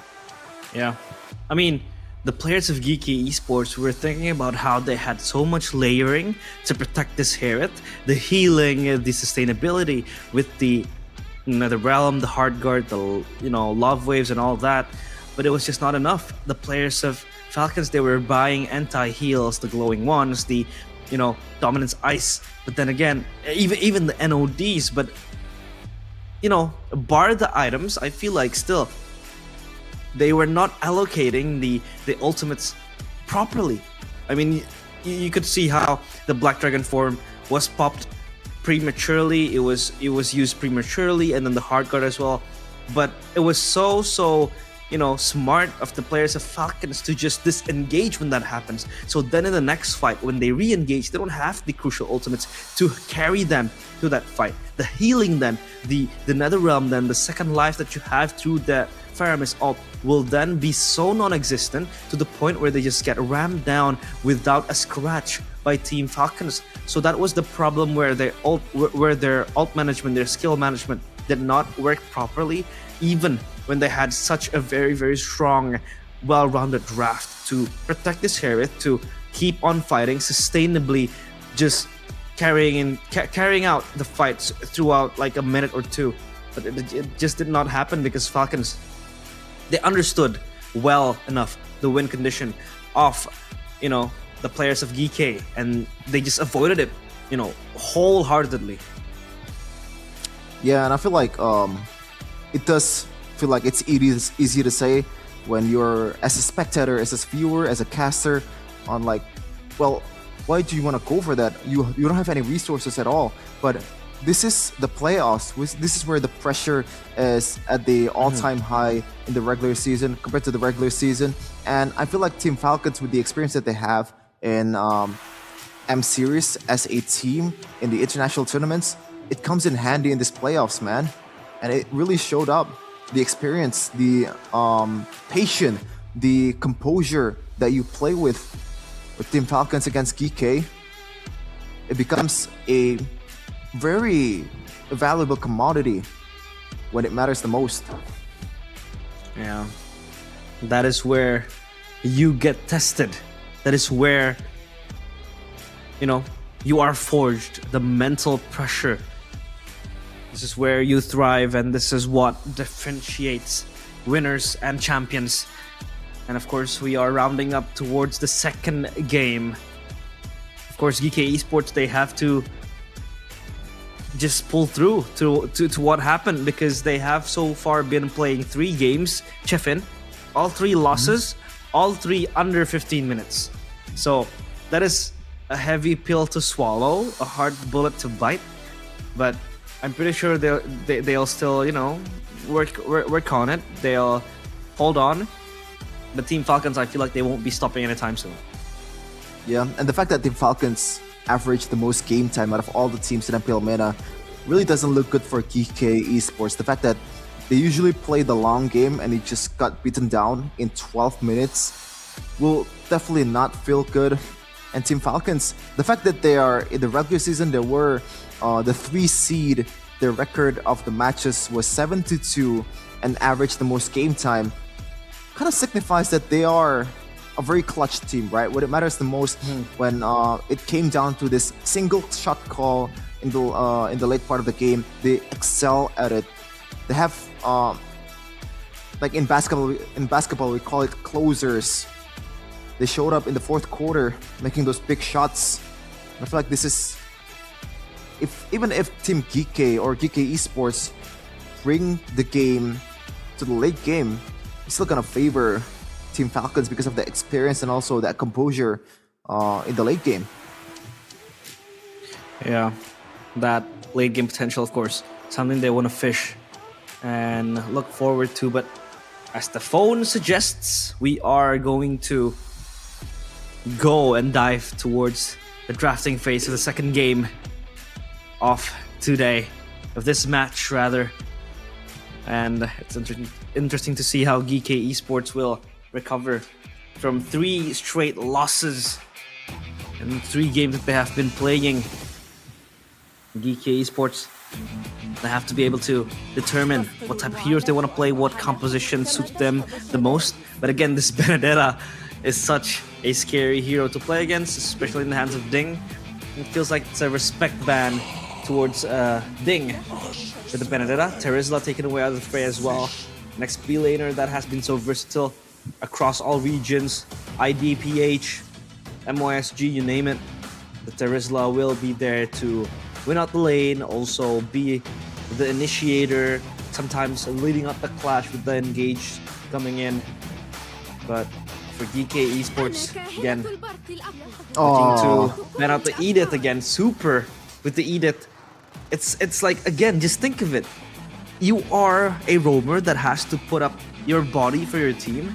You're the engager. You toss people around. You're not a healer. You're basically a semi-frontline, but you die 0 times. It's insane to think how Super was able to pull it off. Yeah, I was actually itching to cut you off there, realize, because I kind of saw this Edith Ben coming, because if you see the track record of Team Geeky, even against in the match earlier against Twisted Minds, they are very reactionary with their bans, and Edith was the MVP of the previous game, and it makes sense for them to ban this one in the second game. Now, I didn't get my spotlight because of you, realize. You should have called it, bro. That's good. My Just bad. kidding. Let's see though if the third ban will be the same reactionary ban, just like in the previous match earlier. But if it's reactionary, what will it be? No, it's gonna be an Angela ban. They actually used it earlier, and they didn't want to pick it first. Interesting. Yeah. Lowy Chip still the same fears that they have. And of course, now Costa Rica, will he again play the Yuzong? Because I think 3 games so far in Costa Rica has all been playing the Yuzong again. Not a hero that could necessarily carry the game, but it could definitely make space. It could definitely initiate. It could definitely just disturb the backline. The Fredrin pickup. The first time we have seen so far today the Fredrin, because it has been banned out for the last 3 games. Yeah, because it's the do-it-all hero. I don't think there's any moment ever since Fredrin is released where Fredrin is out of the meta. He has been the top junglers so far, and it just literally does everything. It can farm a lot of CCs, continuous CC. I feel like it's the one that is the most valuable asset of Fredrin, and also that surprise damage on the Appraiser's Wrath can come in handy when it's needed. And right away, a Valentina second or like first pick for Falcon. Now, if PK Esports wants to actually pick a Faramis, it's gotta be harder for them to actually execute that, because on the opposing side, it's gonna be an IMU to replicate it. Yep. And Falcons actually used the Yuzhong this time. Costa Rica forced to use another hero. What will it be? Yuzong taken out. I mean, a lot of options to fare against the Yuzong. You know, the Paquito. It's also a nice option to have in that XP lane. But yeah, Faramis pick denied because of this Valentina, unless they want to fight it out, you know, battle it out, brawl it out, then Avaria will be the pickup for GK Esports, giving GK Esports quite a few poke potential with the spheres you have and the mobility as well, extra coming into the Moskov. The quick pickup for Koba, and the Moskov so far hasn't been able to see much success in a few matches today. That has been mostly shut down by other picks compared to this Moskov itself. Man, it's quite jarring, the fact that there's little to no attention at all, especially in this day 2 export, considering the fact that in MPL ID it was the 3rd most prio hero to pick in the playoffs. Yes, that's mostly fluffy on EVO's Glory, but at the end of the day, it's a really good hero to punish the frontliners of the opposing team, and there's really no one's picking it. And now Team Falcons, they stick back to their roots once again with the Natan on towards Lark. And mind you, in the regular season, this guy averaged 9.33 KDA. That is an insane stat for a gold laner. Yeah, this Natan could be very scary. I feel like the Moskov, you know, it does not do really well, but it does not do really good as well. It's not that bad to, you know, fight against a Natan in lane, but when it comes to a late game, this is where they brawl it out. The Moskov against Natan late game is just feels like it's like a immovable object meets an unstoppable force. And now Falcon Esports, Team Falcons, rather they pick out, or rather take out the Lolita as a possible roamer. That's of GK Esports. We saw them pick up this Lolita in the earlier match against Twisted Minds. And now the Nolan and Tamus taking away the Tamus though. Interesting, man. Ooh. Yeah, it is interesting. It is an option when you're trying to go against a ton. Not really the prime option, but I can see where they're coming from. I think there are better heroes to ban, but yeah, the Vengeance and also the fact that Camus's job is to guard this Natan man-to-man when it comes to the late game. With the Vengeance as well, it's gonna bounce back Natan's own damage to his own HP. And GK Esports, they ban out the Minotaur. Now the option on that roaming area becomes not much for Super right now. Already banned is Chip, Lolita, Minotaur, Edith, and now just gonna secure that Boxia once again. It's a pretty good pick so far in the first game. Not so much for the win rate though in the regular season. 34.6% win rate. Nothing that has a lot to do with the fact that Boxia doesn't really offer you that much utility in terms of like objective taking. You have to rely on your teammate to set up for the turtles, set up for the lords, for you to be able to execute this retry, compared to the Fredrin, which has a lot of CCs in his hand, and also the first skill can be comboed with the retribution. And I feel like in the jungling battle, in terms of like a full-on 5v5 team fight, Fredrin is a much superior hero than Boxia, but obviously there's other strengths that Fredrin doesn't have, but Boxia has, and that is that roaming ability around the map, that potential to gang everyone in any part of the map quite fastly. Yeah, the Arlet and Rock to conclude the draft of Team GK Esports. And I do agree with you. I feel like with Boxia, when you're trying to fight for the objective, it feels like grab and go. You know, you're just rolling around, trying to put down your retribution, and then just take off. But for Fredrin, the dueling potential in this hero is stronger compared to Boxia. Whereas as a Boxia, you kind of want to just rely on that mobility to just scoot in, scoot out, and just get that going. But the Mathilda now, again, picked up, I mean, a 60% win rate and a 74% ban, and then leave it open again in hands of Falcon. So it's just a question of whether or not they could deal with this Mathilda. I mean, if we take a look back retrospectively, in the first match, they had a big trouble. They had a hard time trying to deal with this Mathilda. Yep, and I feel like this is gonna be a game that will be decided by the XP laners of both teams, because so far, from what I've seen, the punish mechanic that they have heavily relies on one of their EXP. Yuzhong, obviously, with the Black Dragon form, can just go into the backline onto the Moskov and Novaria, and there's no way they can get away from the chase potential if they do not have their spells intact. Meanwhile, on the other side, the final slashes will be the prime mechanic for them to be able to get through this Natan. Yes, you have the End of Rock, but it's a bit more telegraphed than the final slash, especially if you combo it with a flicker. You can really catch people off guard.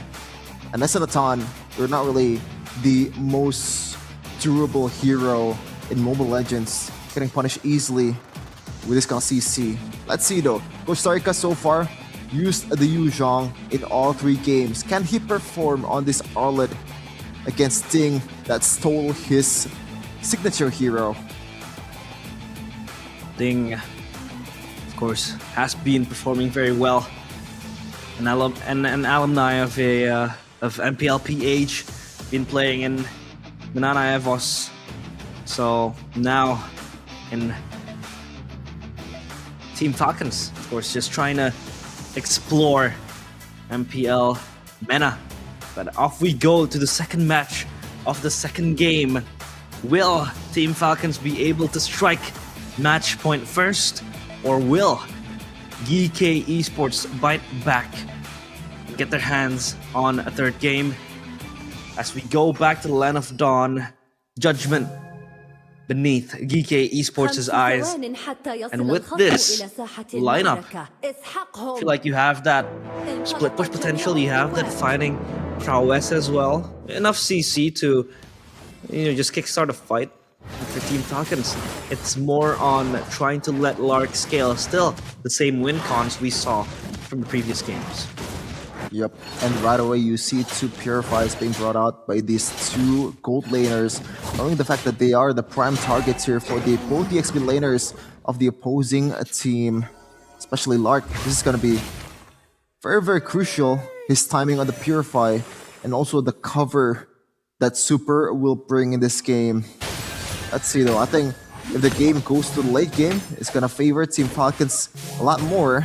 Shen getting chunked up quite low there by the both mid laners and the roamer of Team Falcons, but it's just gonna recall back to try to reset. Yeah, reset of course for Shen.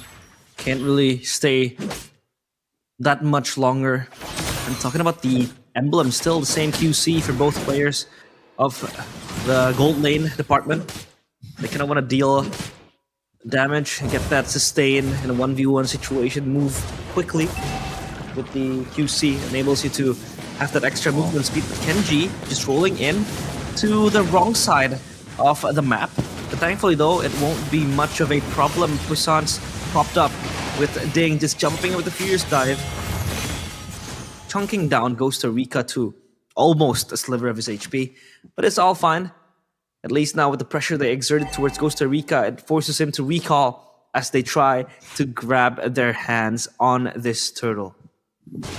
They do have the advantage, but you have to watch out for that Spear of Destruction from Koba. He can catch up to fights right away. Yes, he is a Moskov in the early game. Not so much damage they can offer, but if you can execute it, it's gonna be lethal. Meanwhile, though, Black Chicken form being executed. To be able to zone out the members of GK Esports, as I said earlier, the setup for the Baksha has to be prime and precision, precise. There you go with the Razor Strap to just clear up mid-wave. Almost Shen taken away, but oh, good night. Could be sent to his demise. No, he won't. Almost said goodnight to himself. Thankfully though, the Guiding Wind will save him. And again, still all even Stevens down bottom for both gold laners. And Shen has been moving around so nimbly. He's just trying to open up the space, open up the maps, assist his side laners, and just be as mobile as he can. Especially when he has that wild charge ready for the get-go. I feel like he just wants to try to maximize the kill potential with the wild charge. And for Zac as well, looking for snipes here and there, left and right, with an Novaria. Not wanting to scale that much, just trying to get the kills whenever he can. But items, of course, will be chased down by him. Now a mid lane fight could ensue. Mark, though, caught in the rock and hard place. And there you go with the Petrified connects. The Guardian Barrier will betray him. And now Shen will try to flee away. Thankfully, though, he won't be taken down. And that Guardian Barrier was the name of the game. But this time it was used wrongly. Koba might be next on the elimination list. Thankfully, though, he won't be down and out. Costa Rica might be dead. No, he won't. Guardian Barrier is perfect. But where's the follow-up? Koba dishing out the damage. Mark comes through as the backup, but no, it's just not enough as the players of Team Falcons are just way too thick. Way too tanky. That pick in the mid lane that was quite literally being executed to perfection. Meanwhile, Costa Rica might be in trouble here with the Vengeance. Try to bob and weave out of the team fight, but he's gonna get taken down by the circling Eagle of Super. But right now, it's a 1v1 Kenji. Will he be able to secure this one? It's Mark with the Retribution. Secures that one. Kenji rolling around trying to get something for himself, and now it might be a contest here in the purple buff, and no Retribution for both of these guys. Koba dealing all the damage towards the jungler of Team Falcons, and it's gonna get taken down. Even though with the Guiding Wind and the shields, still it's gonna be GK Esports with the pickoff. Yeah, good chain of events for Team Falcons, but at least GK Esports were able to get a kill. However, that kill was only to their roamer Shen, so it won't be that significant compared to maybe when you get it to Zac, get it to Koba, then they could kickstart their, attempts, their efforts to try to get back to the game. But still, it's too early to judge. 2-1 to the score, but Shen is stuck. Oh, the flicker! It's just not good enough, and Shen gets taken down. A miss flicker. Koba next on the menu. Will he be taken down? He will. Good night. As he dies, and he gets the kill. And of course now for Falcons, it all looks so good for them. They get 1 kill to Lark, 1 kill to Goodnight, and next on the menu is Zach. He just tries to flee away outside from the server, outside of the map even, but the snipe will take Goodnight down. A vengeance in the form of 1 snipe back towards Team Falcons. A good retaliation, but they are still on the losing end of that trade. And so far, 2K gold lead for Team Falcons. And this is one of the ways for you to be able to play this Nathan safely. Meanwhile, Entropy will be used. Mark still on the aggro turret. And Lark will be able to get away with the guiding win of Super.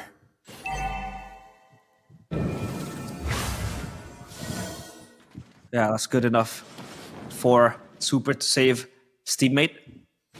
Team Falcons, they're trying to, again, lay claim on this turtle again, half prio.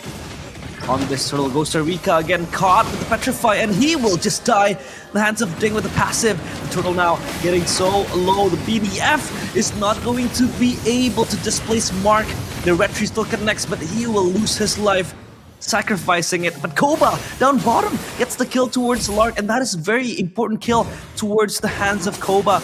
This could just start something new for the Moskov to just kite back and fight back his way towards his items that he needs to be relevant to this game.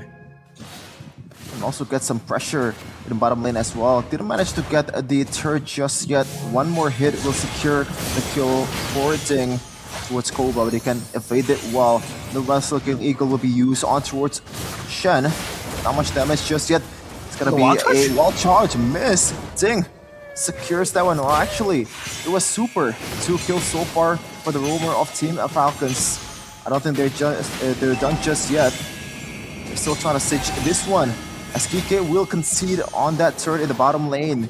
A good siege, a good maneuver there from Team Falcons.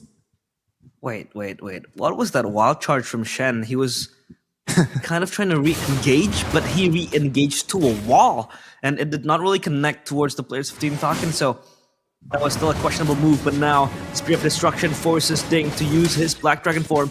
He will just weave away from the crime scene, but here comes the backup. Kenji, will he fight back? He will. He'll jump forward, and the backup is there. The flicker forward with the stolen wild charge from Goodnight, and there they go with the kill. Important enough to take down Koba. Now though, the re-engage coming in from GK Esports. Will they be able to fight back? They won't be able to do just that, as Lark will just do work towards the top side turret. The tier 2 taken away by him, and the gold funneling towards him is just way too much. So far, 900 gold lead for Lark, and even a stolen purple buff to his name. Yeah, makes sense. He didn't want to commit the retribution knowing that the Lord is coming and he has to gamble on his skill. Mark paid that quite pricely there. Mark, wild charge onto 2 Shen. Oh my goodness, the final slash connects onto 2. Meanwhile, Mark will still able to get away from that one. Ding still doing some damage and tanking up the frontliner versus Rash on towards Ding, and it's gonna get taken down. A 1 kill secured for TK Esports. Meanwhile, might be 1 more here for Team Falcons instead. 1-1. And now might be a green light for TK Esports to take this one. Shen already very low, and Mark has to recall back. Meanwhile, Koba will try the bottom lane as a quick push mechanic. Lark will try to blitz this one. Yeah, the Lord so low, but they try to zone down the players of GK Esports, and the Lord not down yet. Kenji though gets the Lord wild charge backside, and they get Super in that process. And here comes Lark with the damage he has, trying to dish out the damage. Mark though connects the taunt, and there comes Koba with a teleport from downtown, and the Praisers Wrath is enough, and they turn it around. GK Esports, they were able to pay that lost Lord with 2 kills, 3 kills even, and 2 important kills. And now Kenji might be next on the spears of Koba. Here comes Dingo with the connection of the Petrify, and Koba has to pay with his price, and Costa Rica will run away from that bloodbath. A back and forth game, this time much more competitive for GK Esports. Yeah, but I feel like so far Team Falcons has been executing it a bit more cleanly, and now they have the chance to use this Lord to their favor. They're still pushing the top lane. Ding secured a very important Oracle. Lark will be the main character of this team fight for Team Falcons. The objective is to secure Lark and be able to give him a free hit. Every frontliner will be bursted down in front of this hero as he secured a very important item in the Holy Crystal. Now the damage will be much more apparent, much more lethal in this point of the game. Oh, this Lord even trying to deal out extra pressure. Mark though, again, just caught, but he's able to bob and weave. Now the Astral Echo will reveal the players of Falcons, but so much pressure coming in from GK to fight back. The Guardian Barrier is way too good to zone out, but no follow-up coming in from GK Esports. The final slash was good, but it was not good enough because there was no follow-up coming in from GK Esports. Now Falcons, they'll try to regroup, just play this more slowly. They're able to just crack open the far lane's turrets. And now it's just left to the base turrets trying to fend off the pushing waves, the pushing minions. And Falcons, now they try to gamble this out, trying to regroup down in the mid side, or mid lane rather. In GK Esports, they have to respond to the pushing lanes, but thankfully they have good wave clear. They have Koba, they have Zac, and they even have Costa Rica. So I feel like when they are given these type of minions, these waves that are pushing towards him, that could turn into their favor because they could just farm this out, build up that gold lead, get their items, and then fight Team Falcons. Yep, just have to realize their own strength with the Moskov in the late game. It's got to be very lethal. Handle that long lane, and time to time again, we've seen how the Spear of Destruction can pretty much change the tide of the team fight. Koba just comes out of nowhere and secures 2 kills onto Lark. And now Lark, this is definitely something that we haven't seen before. 1-2-2 on this Natan. And it's gonna be a kill towards Good Knight.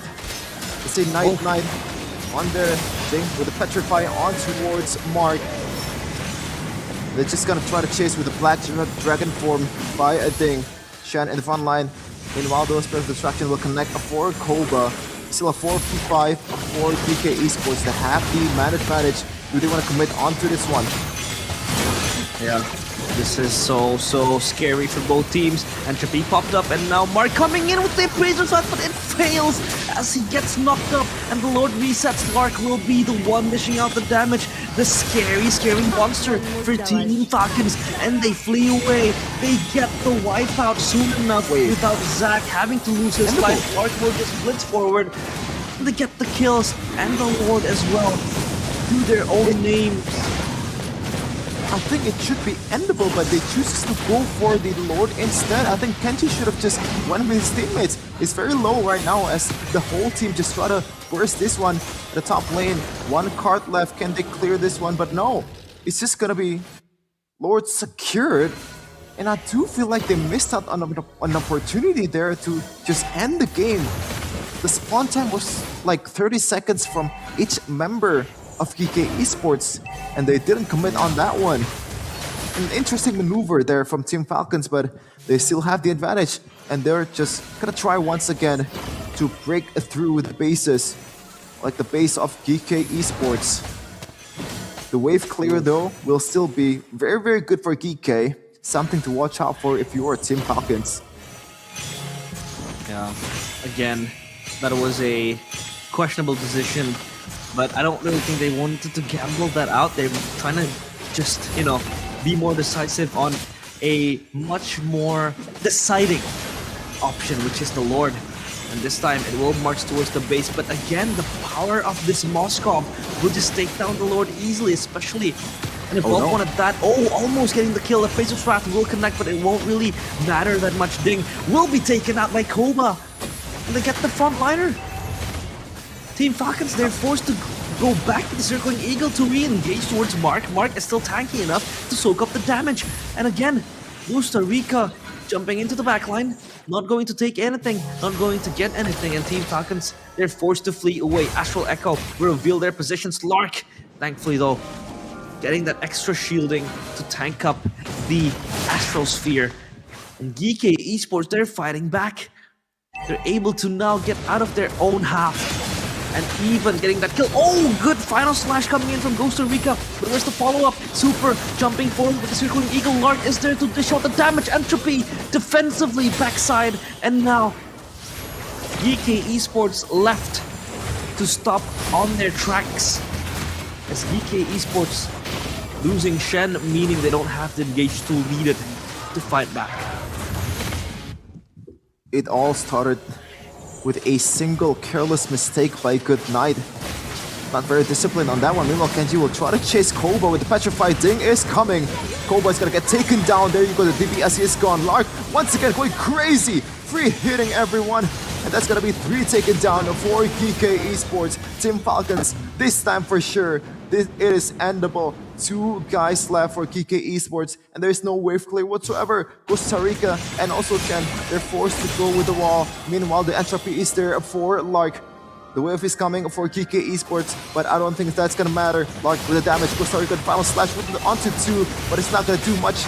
Lark is still going crazy with the damage in this late part of the game, and they're just gonna focus down on the Crystal. And there you go. The second game secured by Team Falcons in a much more harder manner this time. A good sign in a way for GK Esports, but it's still an L nonetheless. A good sign. But again, signs don't matter when you can't get the results. And for Team Falcons, a victory once again, as they will try to secure the final game because they are now on match point. And for GK Esports, it was so close. They were able to fight back in a few sectors, in a few moments where they got the turnaround. Koba was scaling slowly, getting his own momentum. But for Team Falcons, it was like they had that magical moment right between their own backs. And of course, that questionable decision to just push up and get the crystal. Maybe they wanted a safer option to get that Lord, but Kenji was also almost in the brink of death, taking that Lord alone, soloing that Lord, and as his teammates just try to, march in towards the base. It was so close for Team GK Esports, but Team Falcons ensured that none of that errors would happen again. And yeah, now we're at a match point. So for Team Falcons, this is their game to win now, and for GK Esports, they have to pull off a miracle comeback. Yeah, in this MPL MENA playoff Season 5 so far, there is no retaliation whatsoever. In the previous day, 2 or 3 2-0s, earlier 2-0, and this might be a 3-0 as well. As we take a look at the MVP of that game, it is Super once again, 95% kill participation with the same amount of assists, this time on the Mathilda, a much more defensive hero with the items as well. Look at that, Enchanted Talisman just to get some mana regen, and also a very important Flask of the Oasis. This is one of the, I think, best way to kind of describe how the game went. Team Falcons is just a bit more calculative in their display, and this is one of the kind of funny moments there. Door stuck for Shen, and it gets punished. Yeah, and yeah, so far the punish from Team Falcons was just it's better, man. Look at this. Even though they are very, very low with their HP, but they just play with their strength, just knowing that if Lark is still alive, then we still have winning chance. And I just really like that call. We're gonna see it in a second. This one, I was very surprised by the fact that they are chasing for Koba right away. That call was genius with the the poisons and also the Blast Dragon form. They were able to catch Koba, and without Wind of Nature, it's gonna be dead meat. And now this is the end of the game. 2 guys defending, and there is really 0 wave clear at all. Makes it easier for Team Falcons to end the game. As we take a look at the statistics here, Super once again 3-1-15, a very dominant showing of engaging and also disengage from the danger, a lot of times we see this hero, Matilda, just stealing everyone out of their death, whether it's Goodnight, whether it's Lark. It's just very useful in any part of the game. The healing is there, the enrichment is there with the guiding in, and also as the Eagle can be comboed with a lot of heroes that Team Falcons has. And PK Esports just had no answers with the flexibility coming in from Peter as we take a look at the damage dealing participation here in the top. 33%, and also Rich Guy and the carry, pretty much the perfect marksman game, the perfect DPS game that you could ask for your gold laner, topping off the gold and also topping off the damage. And that is it for the second game of Team Falcons versus KK Esports. Let's see though if KK can still somehow back on track and bring out their A game here in the third game, because if they lose in this game, then they're out of the contention of both MSC 2024 and also the crown of being the MPL MENA Season 5 champion. Oh, that is such a very, very bitter truth to accept. And we're counting it, we're accumulating it, Chefin. 4 games now, all 4 losses for GK Esports. So I feel like they're gonna pull up another geek lower bracket finals, if you know what I mean. But yeah, for GK Esports, they need an answer. But do you think it's time for them to bend the Natan? I think, yeah, it is the time for them to bend the Natan, because it's pretty much apparent that if you have the Natan and keep the Natan alive, you're guaranteed to win the game. Doesn't really matter if you still have a lot of HP in your frontliner or backliner or anything like that. As long as the Natan is alive and gets all the items necessary to burst down all of your teammates, then it's done and dusted, man. And Lark has been performing very, very incredibly on this hero time to time again. We saw one exchange in the top lane where I thought, oh, maybe this time around Team Falcons will lose out when Lark gets killed, but he ended up not getting killed, and that is where Super comes in with the healing and also the guiding lane to be able to get him out of the death. And yeah, I do agree with you. If there is time to be reactionary, this is now. It's not the Edith, it's not other heroes out there, it's the Natana. I think it's the main problem for KK Esports, and you have to get that out of the board for Team Falcons. Yeah, the Natan was carrying the team fights here and there, left and right. I mean, scaling Natan, an online Natan in the late game is just a scary threat, a force to be reckoned with, and Lark was delivering in both games. But we also can't underestimate the power of Super. Super was just showcasing a good game of roam, in which he was both playing different style of roams. The first one was Engager. The second one, yes, a semi-Engager, but at the same time, you're more of a healer, more of a shielder for your team.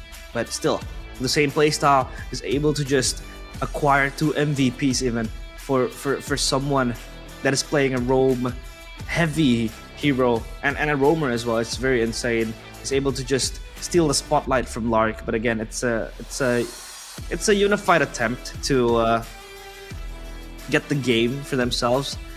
Falcon Esports, not much to be changed in the way they approach the games. You know, their protocols, their sequences. But one thing that they should probably sharpen is their decision making. Sometimes there is a bigger option, a bigger objective that they could grab, they could acquire, but they choose to not take it. I feel like that could be worked on even further. And fun fact, ladies and gentlemen, if Falcons does win in the end in this third game, then in MSC 2024 there's gonna be 2 Falcons. Falcons AP Brand and also Team Falcons on its own. So it's very, very interesting to see if those 2 teams will fare up, or do they kind of steal each other's meta there. Yeah, in this third game, I think we have to address something that's maybe a bit uncomfortable, because we have been talking about this guy in the previous match as well.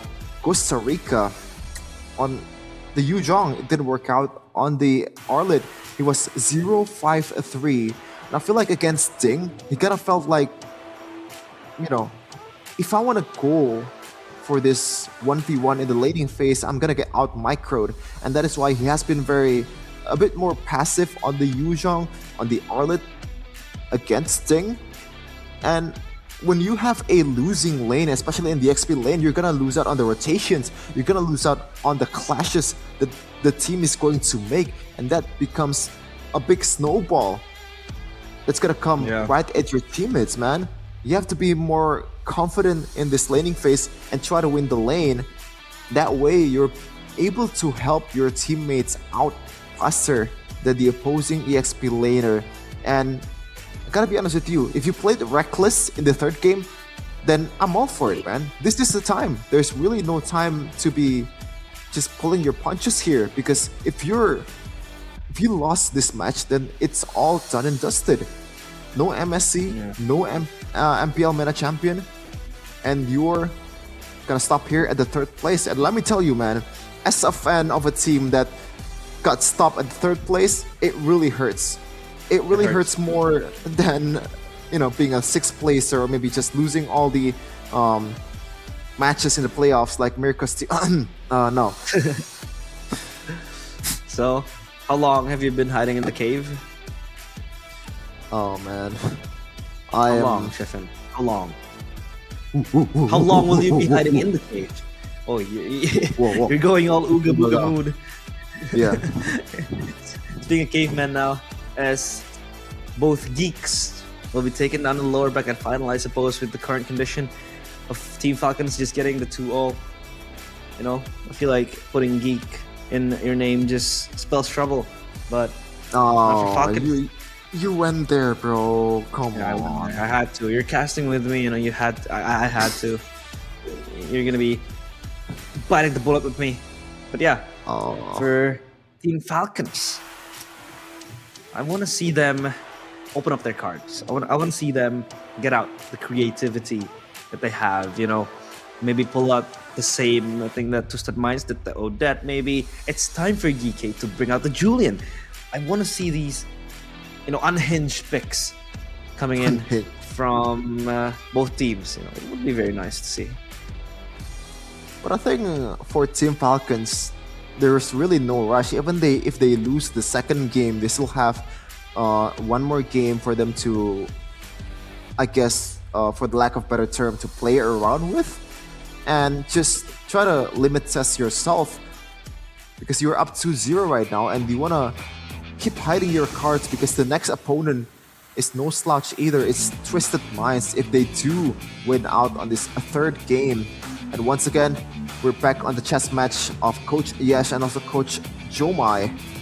It's still the same ban over and over again. Benedetta, the first ban for Ding.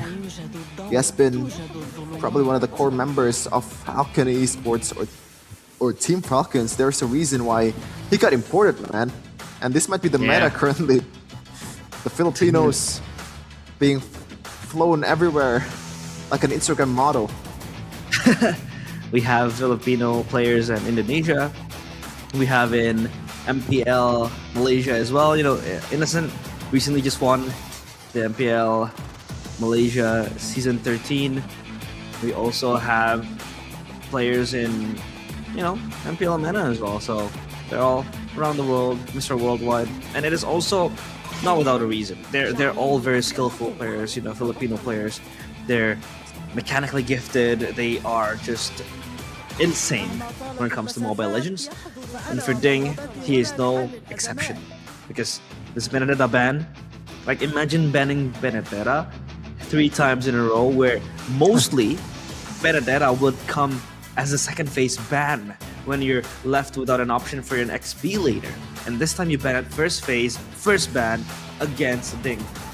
So it's quite an insane ban to make, but it's a respect ban nonetheless.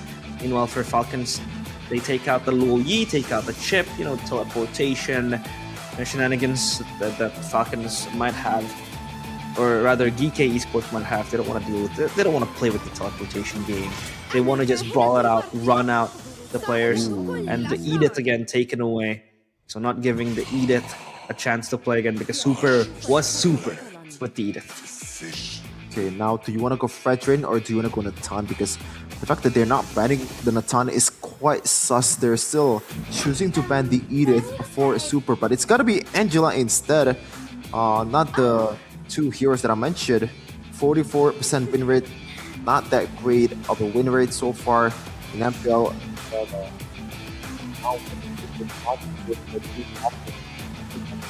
Right now, kind of here with holding. This far is on and for winning the game. There's still what works here. You like or somebody out there, but it's still with a style. Now, of course, Gimana? they kind of bad, take out the potential jungle roles. Now Arlet and Baxia, of course, good 2 picks for Team Falcons. And Angela, the hands of EK Esports, could just, again, they could replicate the same, composition that they did with the Angela Yuzong composition. That is something that they could seek out again with the Fredrin. To be honest, the Fredrin has been very good in the hands of Mark and hands of DK Esports, and it was delivering them results, enabling them to contest the neutral objectives time and time again, especially when you have so much brawling potential with the Fredrin as well, so tanky and so mobile. The CC power that Fredrin has is also pretty good. And again, the Yuzong and the Angela. So hard guard and BDF again, but this time I hope DK Esports will be able to prioritize their, ult assignments, their skill assignments to a much more mature level. And we do see a few lads in the back playing a game of Mobile Legends themselves. Interesting sight to see. Yep. And also an interesting sight to see the fact that Costa Rica is back on the Yuzhong. Yeah. Let's see if this gonna work out this time. Maybe not 3rd time's the charm, 4th time's the charm. But this is something that's a bit different from the previous games for Team Falcons. They brought out the Minotaur, not really putting any emphasis on the Natan, on the heroes that worked earlier. It's only the Basha and the Arlet, the heroes that has been used in previous games. Now the Minotaur, maybe they're still kind of quote-unquote and experimenting, because they have the right to do so when they're up 2-0, and they're gonna be playing against Twisted Minds if they do win out on this game. But the objective still remains the same. If you can secure a 3-0 victory, then why not? And Harith, oh my goodness, I forgot about Harith at all. Wow. Thankfully they spotted out, huh? Expected that to be a scary pick, but why are the teams not first picking Harith? I'm still wondering why, because in other regions when a Harith is let go in the first phase, that's an insta pick for the Harith.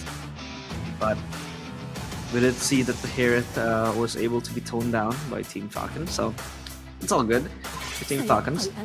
The Minotaur is a good pick to counter-engage towards the brawling potential of the Fredrin and the Yuzong.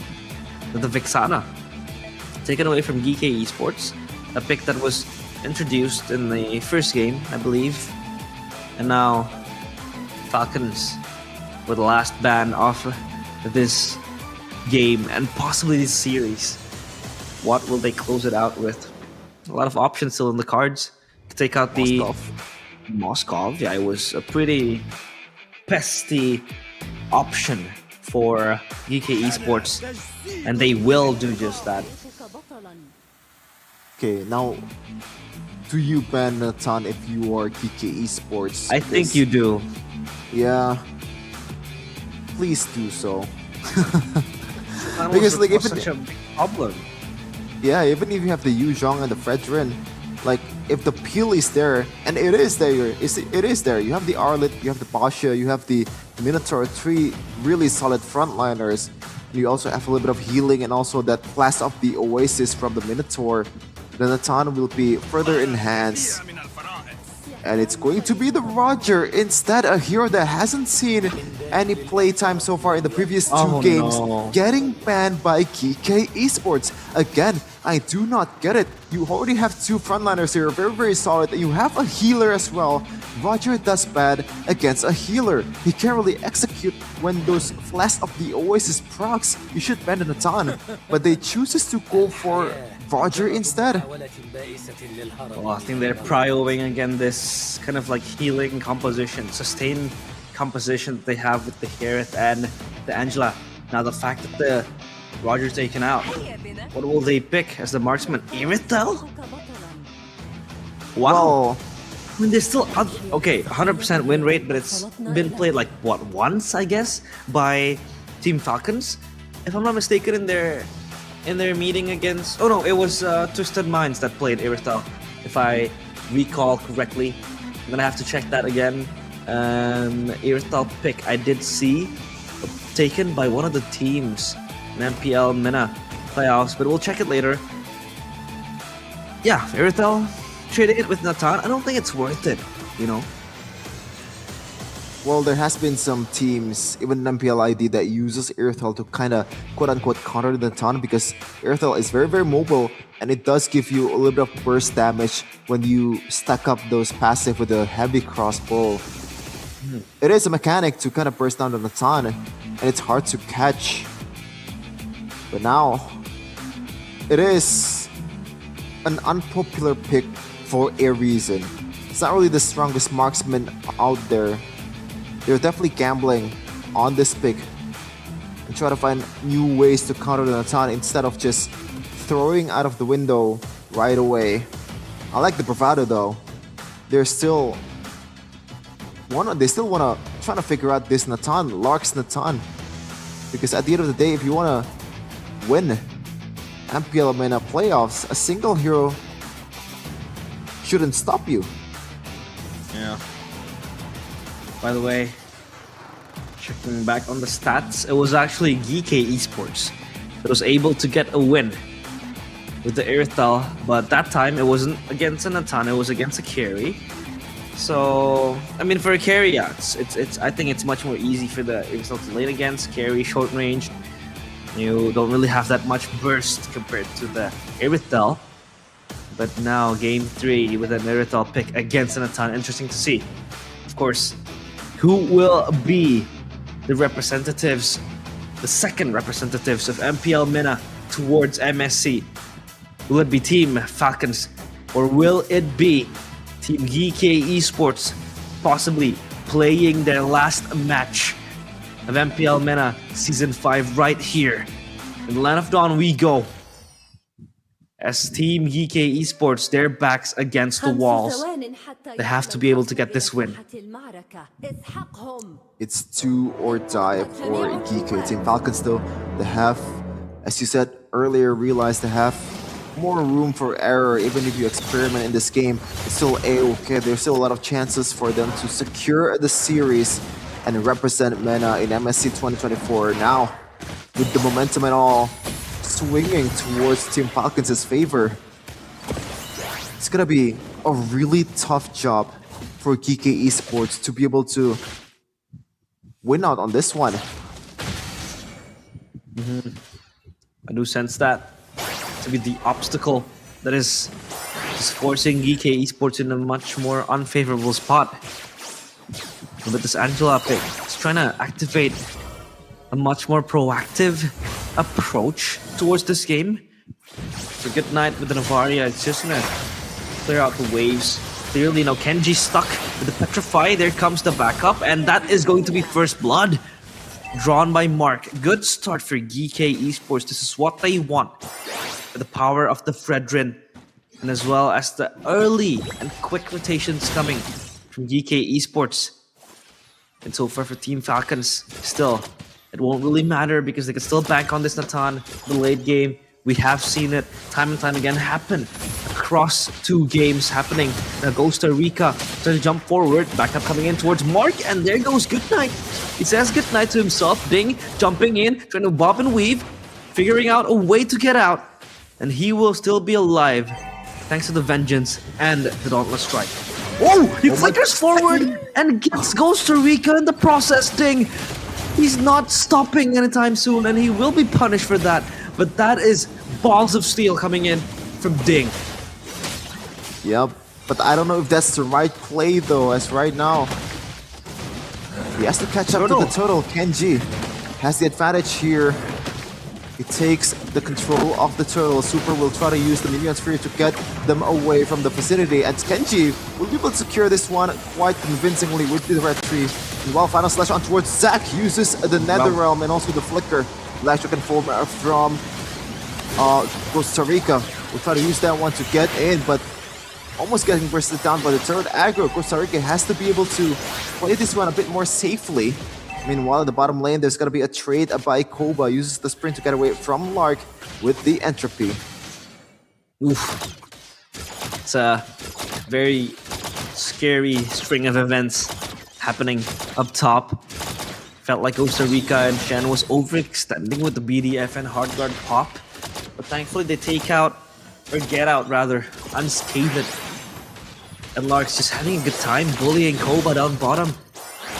He's able to mount up the gold lead and even a level ahead of Koba before Koba was able to reach 5. And Shen gonna check out the bush. The Super is inside. And this time they slow down the tempo, not wanting to just brawl out because again, same win cons. Same ways to win this game.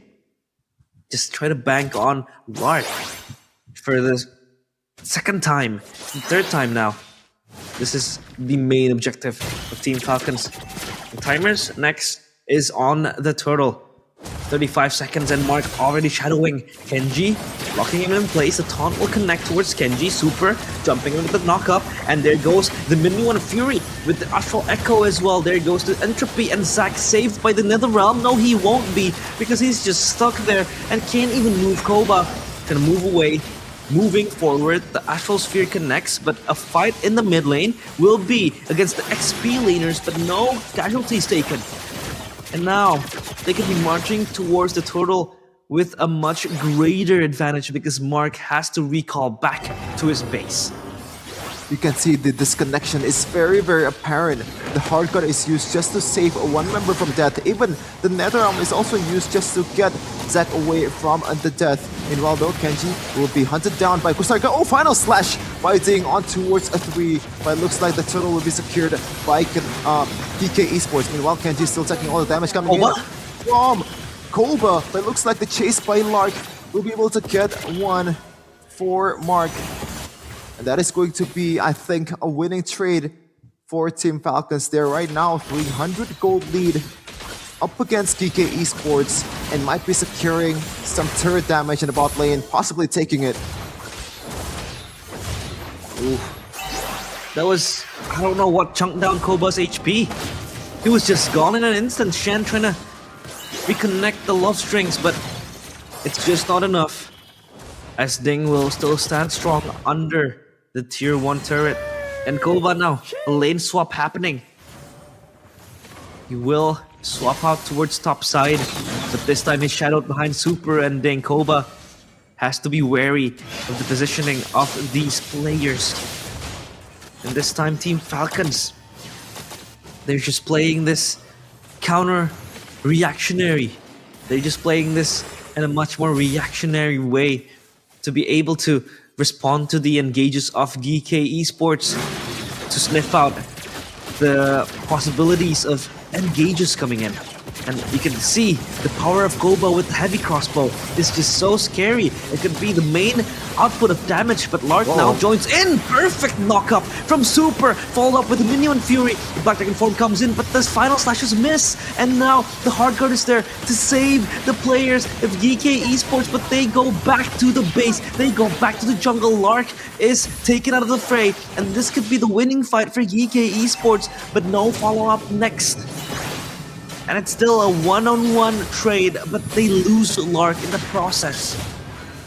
They do lose Lark, but it is a gold lane to gold lane trade, plus an XP lane in Costa Rica. But now they do have an advantage here. No, actually, they concede that one. Might be eyeing for a steal here from Kenji. It is a veteran in the end. He goes in very, very bravely. Meanwhile, the Priestess Wrath is there to try to secure the turtle, but Kenji still uses Retribution in the end. Mark still taking all damage, getting chased down. The final slash is gonna connect, abiding. Zach might be trying to chase down by Team Falcons. It looks like the fight ends, and they're trying to siege the mid lane turret with the resources they have. Wow, again turning around for Team Falcons. A very up and down game. Ding looking for the final slash. It connects towards Zac and no time to pop the Nether Realm. And of course that ultimate was also expended in the previous fight. So Team Falcons, they get 2 turtles, they get the mid turret, they get tier 2s up top and down bottom. And Lark is just going to scale. That doesn't feel like something irreversible. And now the Black Dragon form trying to escape defensively. The hard guard equipped as well. But Costa Rica will get good night. Defensive becomes offensive. And Falcons, they're forced to flee away from that initial initiation. What I thought was about to be an escape turns out to be an assassination attempt from Costa Rica. Yeah, but there's too much resources there. Hard guard and Black Dragon form. Meanwhile, Shen will not be able to get away from this one. Minuet's 3 onto 2. Netherrealm is still there. Lark dropping forward with the damage coming in. Still 3 hitting on towards Mark. The damage is already there. Koba will try to go away with his heavy crossbow. Stuns connect from Costa Rica. He's trying to go back again into the team fight. Watch out for the snipe coming in from Goodnight. But it looks like it's just going to be no trade at all in that exchange. Slark might be eyeing for another entropy here. Costa Rica, the prime target. No, they're just gonna back away. Team Falcons currently 3k gold lead. I'm gonna say realize so far, Ding is one of the best threat or the greatest threat to GK Esports, man. Every time Ding wants something, he always gets it. Meanwhile, Black Dragon form combined with the hard guard once again. Entropy behind is Lark. It looks like they're getting caught out in third aggro. Costa Rica, what are you doing? Bit too aggressive there, taking all the third aggro. But they do get the mid lane turret, so there is still a trade there. Ding in the front line, trying to get something there, and that's it. Wow. You were trying to point out something, and in the middle of your sentence, I was about to praise Costa Rica for having one of the best Wuzong gameplay so far, but we'll cut it short later because now a Minion and Fury comes in. The other realm popped up, they're all stunned in the place of themselves. Lord Pit is still the main contention, the Lord is low. Kenji gets Mark and the Lord as well, 2 for 1. Bonus for Team Falcons. And I was about to say that Costa Rica is having one of the best Yuzong games out of his Yuzong games today.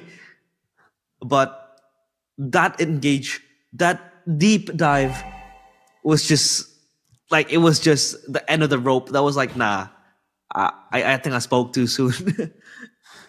Yeah, but you can see there when the Lord is being taken by Kenji, they choose just to go for Mark instead because the retribution threat is still there. A very disciplined way of playing for Team Falcons. Let's see though, what's gonna happen here in the stage with the Lord. Now the Lord coming in, Kenji rolling forward as well. The Shield Unity Mark pops the Appraiser's Wrath, but it's not enough to take down Mark, for Kenji rather, but they will take down the Lord. So that will just hamper the efforts of pushing forward, but Lark just exerting so much pressure up top. Gets out with the entropy. It's so easy for him to get out. And Super has the Dominance Ice to just, you know, neutralize the healing potential of this Angela, of this Yuzong, and the Faramis as well. And so far for Falcons, they're off to a very, very good start now, transitioning towards the mid game. It's just looking more scary for Team Falcons, or for Team DK Esports rather. The Lightning Truncheon acquired by Good Night adds that extra wave clear, extra splash damage, combined with the Astral Sphere and the Astral Meteor as well. Yeah, I feel like Costa Rica has to be bit more disciplined here. Yes, you are a Yuzhong, and with the hard guard, you can lock down the lock quite easily. But when the Purify is still there, when the turret's still there, and when the whole team is there to peel for him, you're in for a bad time, man. This is a late game Natan. At this point, you can be too aggressive with your approach. And as we take a look at the KDAs that some of the GK Esports members has, Koba 0-1-0 hasn't got a kill yet. Even Zac, the 2 damage dealers that GK Esports has, they don't have any kill in their belt at all. There's no extra gold that's being poured onto them. And this is definitely trouble for GK Esports as they down about 6k gold lead in the 13th minute. Still comebackable though, but against Natan, what is going to be the response? Shando, oh, this is very dangerous, man. Ooh, thank God. He already has his hands with a Divine Glaive for Lark, so that's gonna just add extra penetration to cut down through market through Costa Rica. The frontliners won't really be frontlining no more. And the Lord now, it's just so easy when you have an Natan. And all just down to Lark, dishing out the damage so good. And so far for Team Falcons, they're trying to just end the game as soon as they can. Hunter Strike done for Ding, adding that extra dueling potential. Now Super with the Athena. It's just looking to stack up more magic resistance towards Shen and towards Zac. I don't see an angle where this Irithel will be able to outscale the Natan. I mean, sure, the burst is there, but you'll just be deleted before you can just charge up your heavy crossbows. And the Satan is just going to steamroll and just step you down in your face. But a fight down bottom, where Koba gets equipped with the hard guard. Ding will be able to run freely. Oh, no. The final slash is there to stop him in his tracks, but the Astral Echo will reveal and slow down the players of GK Esports. But they will re-engage, trying to stop this Lord. This Lord has been marching in, Super jumping forward. This could be the end of GK Esports if they lose 2 or 3 members, but they're still holding up. The Black Dragon form as a counter initiation tool, they'll be able to hold up, but the turrets are falling down. They are falling down like flies, and the Ralph popped up as a defensive tool, but Lark is there to pop up the damage, and there goes the final slash. Zac is just gone, the hardware is not enough, and the crystal is next in their eyes. It could be the end. This could be the final game that GK Esports will be playing in MPL MENA Season 5 as Zac will submit himself to the wrath of the Falcons. And they secure themselves a slot towards MSC, towards Riyadh, and of course, towards the grand finals of MPL MENA Season 5. Oh my goodness. There are a lot of twists and turns in MPL MENA playoffs so far in this Season 5. But the fact that so far until the grand finals, there are no retaliations whatsoever from the opposing team. It's a 3-0, it's 2-0. It's always a dominant and a 1, and at the other end, it's really bad. Falcons, welcome to every execute before. Can't play in their home court. God. MENA. Wow. So unlucky for GK Esports, but Team Falcons, what a showing from them to be able to win this game in such convincing fashion. I mean, the first 2 games, I'd say is kind of dominating, but the third game, there was retaliation from, Team GK Esports, but still, that Irithel pick was not enough to address the ferocity of the Natan. The Natan was just dishing out free damage left to right and center, and even they were trying to redraft the same, gameplay revolving around the Yuzong and Angela, but the Fredrin this time was in place. It looked much more better. Costa Rica was actually having a pretty decent game, a much better game compared to game number 1 and game number 2. But for GK Esports, it was just not enough because Team Falcons was way over everything. Then look at Super again, just bringing home all the MVP awards in this game. All 3 MVPs, 93% kill participation, 13 assists. And so far for Super, it was him just re-engaging as that Minotaur, being so brave to open up the wars, open up the fights, open up the team fights for Team Falcons. Yeah, and on 3 different heroes as well. In the first game, he uses the Edith. Second game, you take out my Edith, I'm gonna bring out my Mathilda. I'm gonna cover for my teammates and also bringing them to the fights at the same time. And the third game, I'm gonna play a whole different hero here in Minotaur and still somehow perform. 13 assists. So far, he's averaging about 14.7 assists in this series. A really great way of showing that he's one of the top roamers in MPL MENA Season 5 playoffs. And gotta shout out Ding as well, man. He's been carrying with the engages, with the final slashes. Very on point, and also winning in the laning phase against Costa Rica time to time again.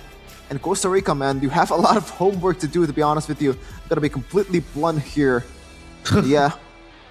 This is game number 3, secured by Team Falcon in a less convincing fashion, but if you get the W, then that's all that matters, man. 15 minutes still. And at one point, I think they're not. So I feel like it was so hard for GK just to fight back. Sure, they had a few good counter initiations. They had good re-engages, especially just banking on the hard guard and Costa Rica with the Yuzong to jump in and just, you know, be a very infectious type of factor to just disturb the backline. But it was just not. Yep. You know, it was just not on par with the damage that Team Falcons had. Sure, in the early stages of the game, GK Esports felt like there was a light at the end of the tunnel. There was, you know, impactful moves here and there. But Team Falcons, again, with the same gameplay, with the same way that they approach this game, banking on the Natan, just letting Ding play. You know, Team Falcons, they are able to move forward towards the grand finals of MPL MENA Season 5. And of course, getting their hands on the tickets towards MSC in Riyadh. Wow. Once again, Natan carrying Team Falcons, 31% damage participation. 3 games being let go, and Natan, Lark, to say, it's free real estate, man. I'm just gonna eat if you present me with this, a lot of food here. Just feasting on the whole team of GK Esport. And at one point, I think you should realize what's the bigger threat there, or maybe just let go of that Benedetta first ban, because you haven't experienced it yet in this series. A ban is a very, very valuable commodity in this kind of playoffs. And when you're up against a hero that can carry you in the late game, then why not just take out the hero? I'm sorry for repeating the points over and over again. Sometimes it is kind of frustrating to watch, especially if you are GK Esports fan, which I am, by the way. Well, you're a fan of GK Esports, but when you have geek in your names, you kind of usually lose in the lower bracket finals. Yeah, I've seen it in MPL ID now, 2 times in MPL MENA, but props to them for trying their best, and I feel like they were also deserving of this place because they were the ones getting to the upper bracket finals, then eventually fall into the lower bracket. But it was so painful because they have been playing a total of 5 games, and all 5 were all losses, with I think the closest they got to was game number 3. But game number 3, again, it was just not good enough for them. They had their own moments, they had their own, momentum to just swing back the game, but again, it was just not on par to the power that Team Falcons had. And of course, the grand finalists of the MPL MENA Season 5 is going to be Twisted Minds and, of course, Team Falcons. Interesting grand final to watch, of course. For Team GK, they have to bow out and maybe try again next season because they have good foundations, they have good potential. It's just down to kind of like the micro, adjustments, the micro decision making, the macro gameplay as well, the decision making. I think could do a lot of work. I think you mentioned pretty much all aspects of Mobile Legends. Realize. You know that one meme where he's like, little Messi is a good footballer. He just needs to work on dribbling, on passing, and yeah, that one meme, bro. Oh man, like but it. yeah. No, but think, seriously though, they Yeah. have good potential. They have good for potential. sure. Or maybe what they lack is the experience. Maybe the jitters are still there in the playoffs, and they still need more playing time to be able to perform in the next big tournaments that they're going to participate in. But obviously, it's really not the end for all these players. They still have a lot to learn and also a lot to improve on, and maybe become a better player in the next tournament, man. Because, as I said earlier, against R8 Esports, they looked like one of the top dogs of MPL MENA, and they were the fourth seed. And unfortunately, the opponent is the second and 3 seed, and they ended up losing in the end. Yeah, I mean, for R8 Esports, they were the first seed, just bowing out in the in like the second stage of the playoffs. They were not able to live up to their potential. I mean, it's always gonna be a huge difference. There is a huge, comparison when you're playing in regular season, when you're playing in playoffs. Regular season mistakes are much more tolerable compared to what you see in playoffs. Playoffs is just much more grueling, much more unforgiving. But of course, we want to hear from the winners in this winners interview upstage with the hosts. ماتش من نهائيات السنة الماضية لهاي البطولة. أول شيء شعوركم بعد الفوز 3-0 أمام فريق جي كي كنجي. والله شعور حلو جدا عشان احنا تأهلنا للام اس سي عشان ناخد بقى خبرات عالميه وان شاء الله الريجن كله يتطور. هي الفكره كلها مش بس مين اللي هياخد الفاينل اذا كان بكره، الفكره بس كلها هل الريجن هتتطور بعد ما نوصل لام اس سي. هي دي الفكره كلها، وان شاء الله نشرف الكوميونتي بتاعتنا باي حاجه باذن الله يا رب. هلا انا سوبر يعني حابب اجيك وبدي اسالك بخصوص التيم مانجر الف وتواجده معاكم، كيف تاثيره عليكم وتواجدكم في المسرح، لعبكم في البطوله، كيف تاثيره معاكم؟ صح انه الفا كان خلف الكواليس، بس انه ساعدنا من ناحيه درافت، ساعدنا من ناحيه يعني تحليل واشياء ما قصر، الله يعطيه العافيه. يعني بنشكره برضه على تواجده معنا وعلى تاثيره الايجابي، لانه عن جد شفنا تغيير تام بعد الخساره امام تويستد. كمان كملتوا 2-0 3-0، وللعلم يعني كل مبارياتنا 2-0 3-0، ما شفنا اي فريق قدر يرجع. فتجهيزكم لبكره كيف حيكون؟ عدوكم اللدود كنجي تويستد مايندز، خسرتوا امامهم مره مرتين، فايش اللي يمكن نشوفه مختلف معانا باخر سيريز بكره باذن الله؟ هي السيريز بكره بما تبقى بيست اوف 7، فخلاص كله هيطلع اللي عنده، فاللي عنده مفاجآت هيطلعها. ده اللي احنا مستنيين نقول لهم، وان احنا ان شاء الله يعني هننتقم منهم. مش بس هتكسبونا فوق وخلاص كده الموضوع انتهى وخلاص خدتوا الفاينل، لا في منافسه وهتيجي واحنا اللي هناخدها ان شاء الله. يعني هل فكرك البست اوف 7 بكره يمكن يوصل 7 ايام، ولا هل فكرك حتكمل الترند معانا ونشوف 4-0؟ ممكن عادي، ليه لا، لان كله هيطلع اللي عنده، بس احنا ان شاء الله يعني 4-0 ان شاء الله. ان شاء الله بنشوف هل يا ترى حيكون 4-0 للفالكونز، ولا هل تويستد حيحسمها ويتم تتويجه كبطل الاقليمين وحيمثل الاقليمين باذن الله في النهائيات العالميه. شباب يعطيكم العافيه والف مبروك على الفوز، وبنشكركم على تواجدكم وعلى الاداء الاسطوري خلال مباريات اليوم. سوبر كنجي يعطيكم العافيه يا شباب، والف مبروك على الفوز. حضورنا الكرام، Congrats, of course, for the players of Team Falcons and Kenji. We also need to talk about this guy.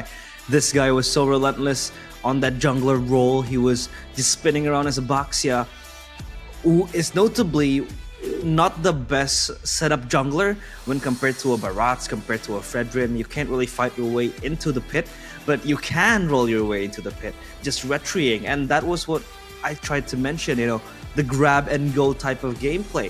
Just rolling around, wait for your teammate to set you up, just press the retribution button and just get out. It's easy. Yep, but of course, he's rolling and everyone's hating. hated. Rolling. Oh my god, I hate that song. But yeah, what I don't hate is of course the bracket, because it is getting more spicy and more competitive, because tomorrow will be the grand finals of MPL MENA Season 5 playoffs, where we once again see a replication of the same match, Twisted Minds against Falcon Esports. Our Team Falcons. Two Saudi Arabian teams took it out in the grand finals in a best of 7 with Mirko casting as well. So do not forget to watch that tomorrow. It's gonna be very, very lit. And maybe we're gonna see the first ever one on the opposing side. It's always 2-0, 2-0, 3-0 this time. There might be some retaliation there in the grand finals, I don't know. Because I expect this match to go down to the wire in game number 5, but look what we got. 3-0, a dominant display of skills from Falcon Esports. Let's see though if they can replicate it, or maybe just bring the fight towards the Twisted Minds. Yeah, it has been relatively shorter day compared to yesterday at Sheffin. Yesterday, you know, you were on duty with Goni munching on your snacks and casting till quite a few hours. I mean, it was midnight, but it's all good. It has been very, very nice. It's a treat to watch the players of MPL MENA Season 5. You know, that Odette pick kind of caught me off guard, the way they were able to prove me wrong with that Odette pick. And then the Julian Nolan combo. It's a lot of things to explore in MPL MENA. And I like the variation that they bring. It just adds the flavor to it. And that sums up and concludes our cast today here at MPL MENA Season 5 playoffs. We will be back though tomorrow for the grand finals of MPL MENA Season 5 playoffs. So don't forget to peel your eyes for that. It has been very, very nice to accompany you guys with me, Realize, and my partner, Chefin. We are signing out. Good night and have a great day.